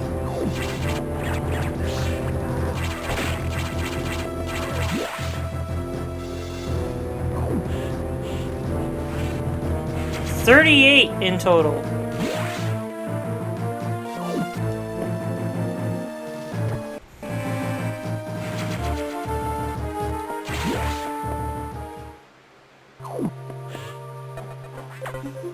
I have to wonder if there is a... if you can fight Ridley without taking a hit, and if it looks way more epic doing it that way. But I don't know. Samus, we're done here.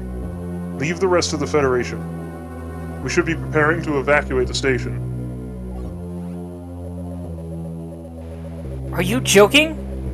Do they know how dangerous the X are? How quickly they reproduce? The Federation has taken an interest in the X and SAX. They believe this life form has endless potential applications. This is ridiculous. The X are heartless abominations. What potential could they have? It is not necessary that you understand such matters. The Federation is coming now. You should just leave quietly. This is madness! They won't stand a chance here! This station will devour them! What could be worth the risk? Capturing the SAX, of course. Are you serious? Do they really think they can succeed? It will certainly be difficult. They don't expect your help. They knew you would try to destroy the SAX. That's why they stopped sending you support data. The plasma beam modification was ready some time ago, but they withheld it to keep you from engaging the SAX. Yet somehow, you restored that function on your own. They also tried to withhold the diffusion missile upgrade because they didn't want you to grow too powerful. But they had already sent it, and you tracked it down. Bravo, Samus! No explanation about getting the wave beam? They must cancel this mission! Open a channel to HQ! I won't let this happen! They are already on their way. Fools! We got a new background here. As soon as the Federation ships land, the X will overwhelm them and absorb the knowledge and power of their occupants. The X are just waiting for the hunt to begin, and then they'll spread across the universe. Galactic civilization will end. The X hunger for form, knowledge, and power. They mimic these perfectly, but they cannot copy the soul. They're single-minded, instinctively seeking to increase in number. They're a plague, and the Federation underestimates their threat. The X must not leave here. I must destroy them all before the Federation arrives. This station has a self-destruct mechanism. I must use it to destroy the X here and on the planet. I must send them to oblivion. Them, the station, and myself, if I have to. The doors are not unlocked.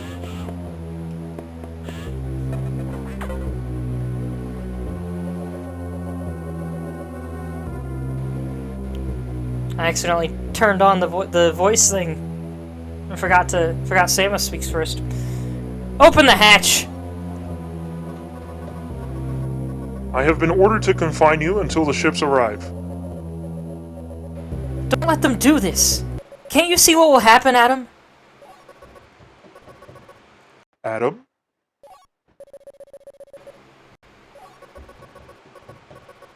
Who is Adam? A friend of mine. And what would this friend advise you to do now? He would know that the only way to end this is to start the self-destruct cycle. He'd know how important it is. Did this Adam care for you? Would he sit in a safe command room and order you to die? He would understand that some must live and some must die. He knew what it meant. He made that sacrifice once. So, he chose life for you? Our fair warrior, Samus Aran? Your Adam gave his life so that you might keep yours. For the sake of the universe. How foolish. How dare you! How could you hope to understand, machine?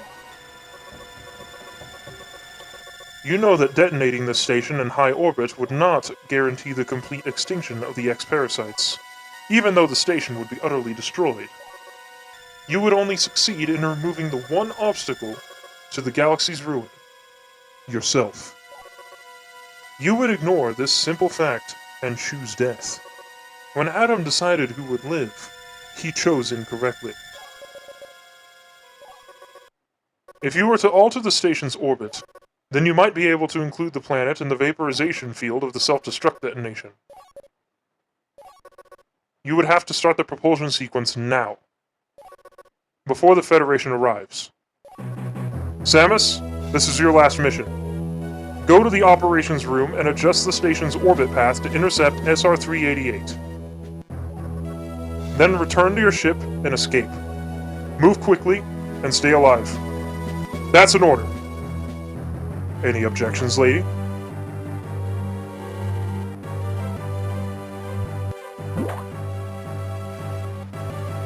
The computer was Adam all along.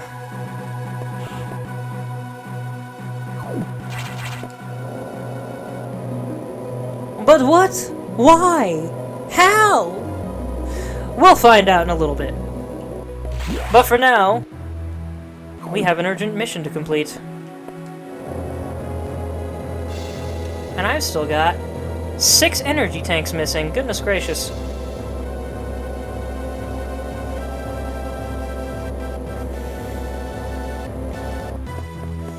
Also notice how this music is kind of a remix of the music we started with, but a little more heroic and wise sounding. It is, if I recall, the theme song of Adam Malkovich, the commanding officer of Samus Aran from her days in the military.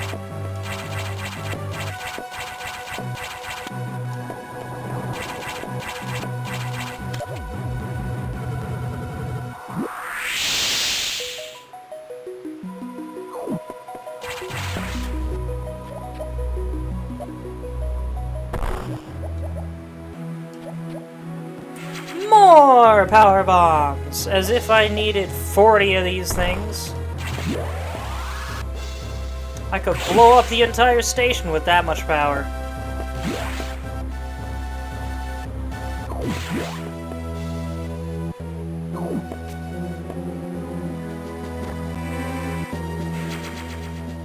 So, if it wasn't obvious, this game was also the first mention of Adam Malkovich in the entire franchise.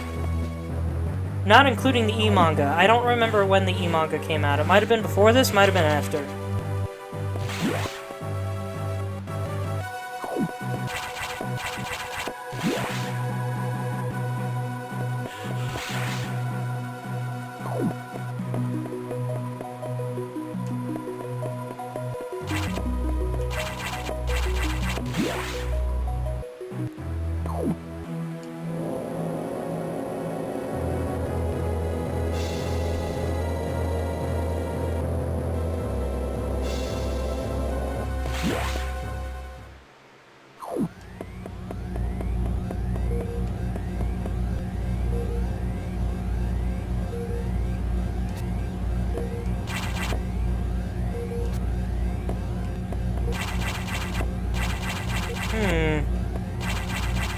I can't even get in there anymore.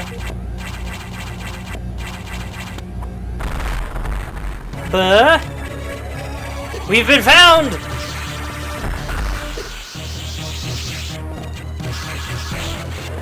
So there's a little trick here.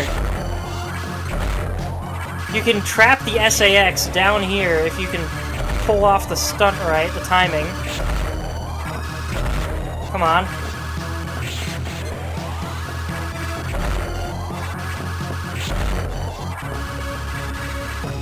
Ah, this is how it works.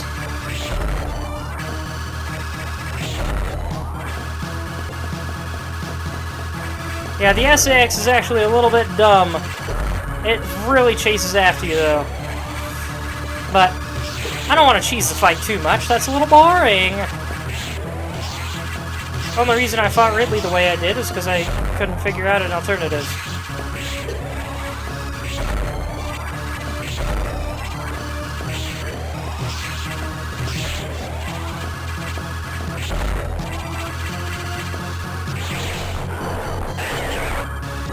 And now it's combined Samus with the frog and all of the other things! Boy, this thing is ugly!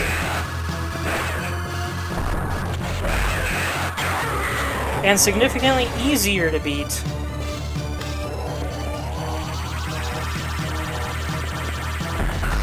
And there it's got its ice beam.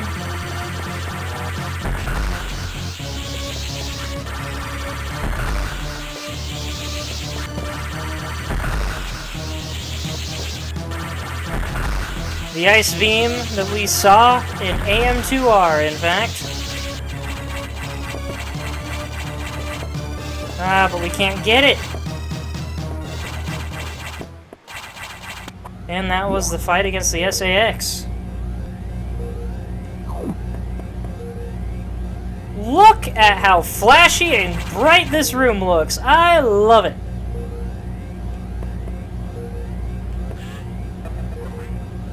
Propulsion sequence activated.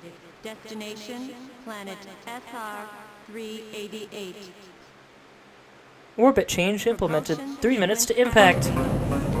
We gotta get the frick out of here!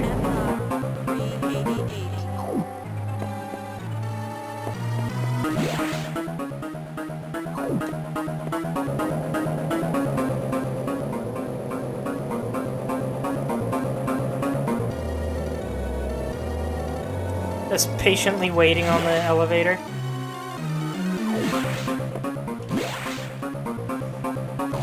It would have been both hilarious and oddly not out of place to randomly switch to elevator music during the elevator sequences.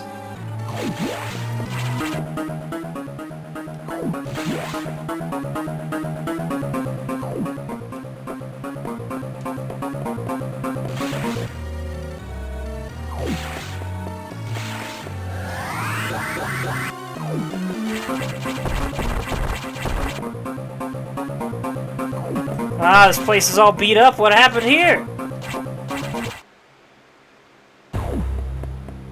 Where's our ship? Oh. Hello there. We can't do jack. It just dropped me down to 1. Can't even get up. This is a bit familiar, isn't it? But the SAX is the mortal enemy, and it has the ice beam.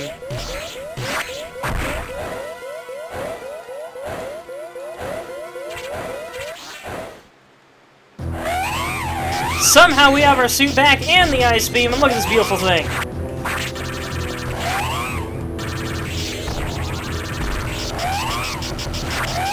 Oh, jeez. Come on, get up. Ow. Nobody knows what to call this suit, because it's not the various suit, even though it's the same colors. It's the X version.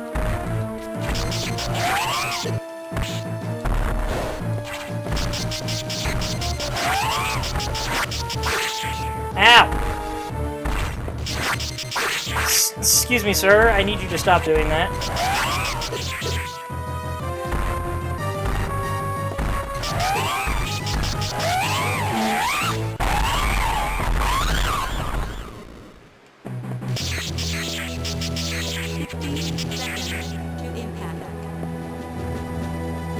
Believe it or not, if you have too little time, you can die after killing the Omega Metroid before your ship has docked.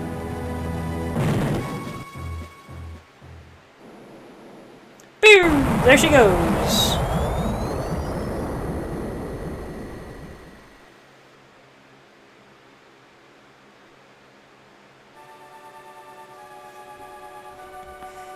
That perfect military mind. The wisdom of Adam Malkovich continued to serve even after death. Until today, I had no idea that the minds of leaders and scientists were frequently uploaded to computers. My incredible reunion with Adam may have saved the universe. But how will the beings of the universe view our resolve? I doubt they will understand what we did, the danger we barely averted. They will hold tribunals and investigations. They will hold us responsible. Adam understood this, and he spoke to me in my anger. Do not worry. One of them will understand. One of them must. I've reflected upon his words, and I see the wisdom in them. We are all bound by our experiences. They are the limits of our consciousness. But in the end, the human soul will ever reach for the truth. This is what Adam taught me. Just one detail still bothers me. This ship can only be started manually. Yet, before I faced the Omega Metroid, the ship moved on its own, guided by someone's hands. Is it possible? Adam?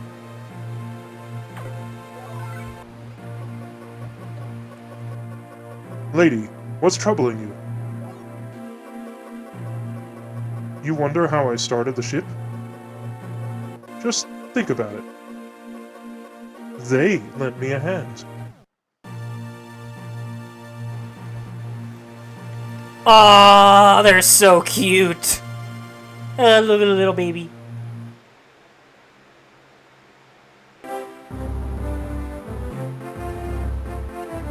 And that was Metroid Fusion.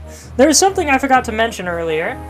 In the Japanese version of the game, it was not the Federation themselves that had gone corrupt, it was a splinter faction. A rogue faction. But the Federation kind of has, like, equal power between all of its factions or something. So that's why a rogue faction was able to claim something like that. It is implied between games, I believe, that the rogue faction was shut down after Samus took things to court. But I do love the whole, one of them will understand, one of them must sentiment. That one has always stuck with me for most of my life. You must always have hope that there will be someone that will understand and take your side. Because there must be someone that understands you. In a large group like that.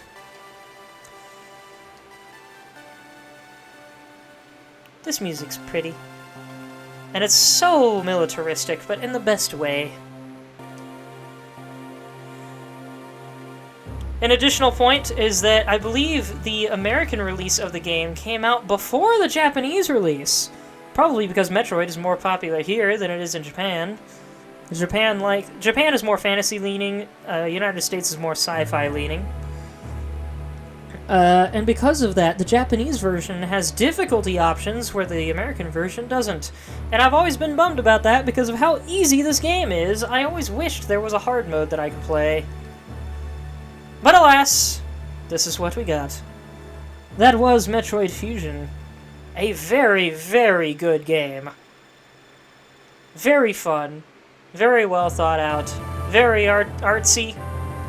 Gosh dang it, I love this game. Very good storytelling and atmosphere as well.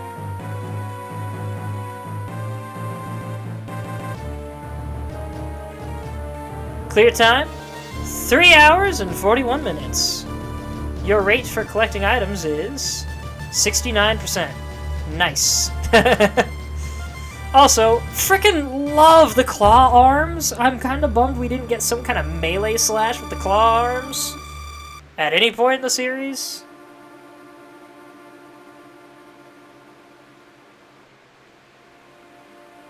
But the fusion suit is super cool, man.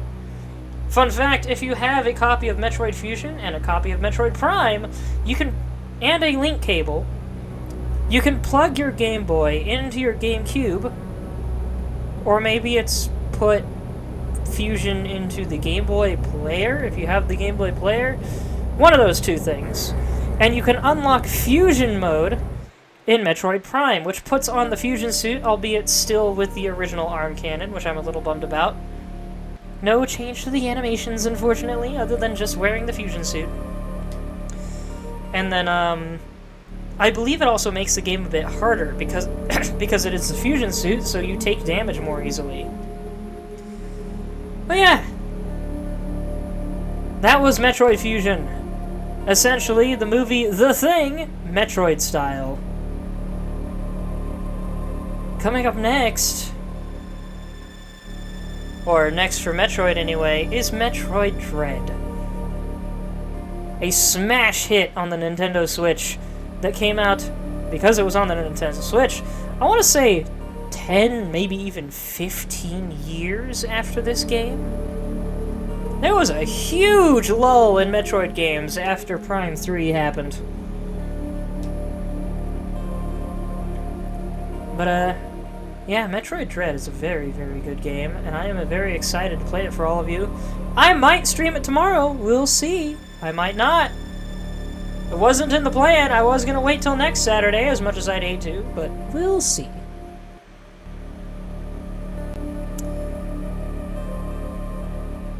But for now, thank you everybody so much for watching. I hope you enjoyed. Zelda Chic, what did you think?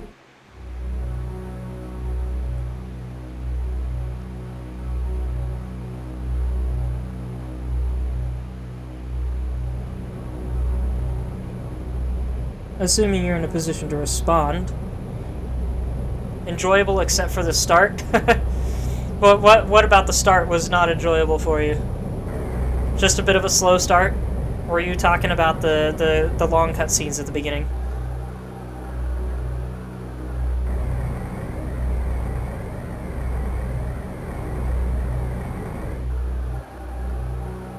The idiot scientist thing will always bug you.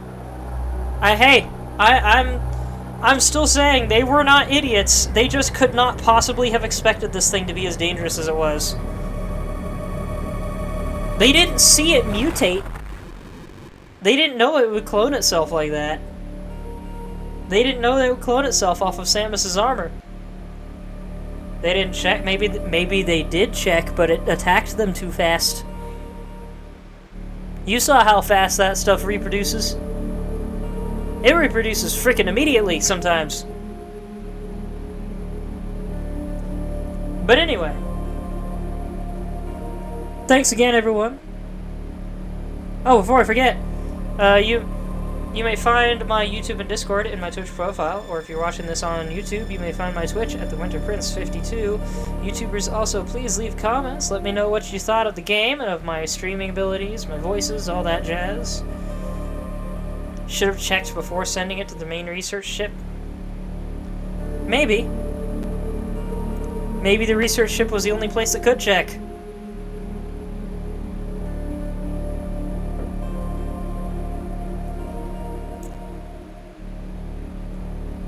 Then again, Samus was out for a while. I think the whole deal is that she passed out, they managed to rescue her and get her on the BSL ship, and they performed surgeries and stuff and tried to figure out what was up with the X while they were performing their original mission of dropping off cargo. They dropped off Samus's armor with the cargo so that the research station, which had better materials and equipment, could study it more thoroughly. And it was during that incident that allowed the X to escape. Yeah, I think it's that the research station was the only place where they could get an adequate check of what was up with this stuff. Because they've never seen this before. They know nothing about it. There is nowhere better to send this than their best laboratory, which is what the BSL research station is. This ship, I think, is meant to be less of a research ship and more of a cargo ship on its way to the main station.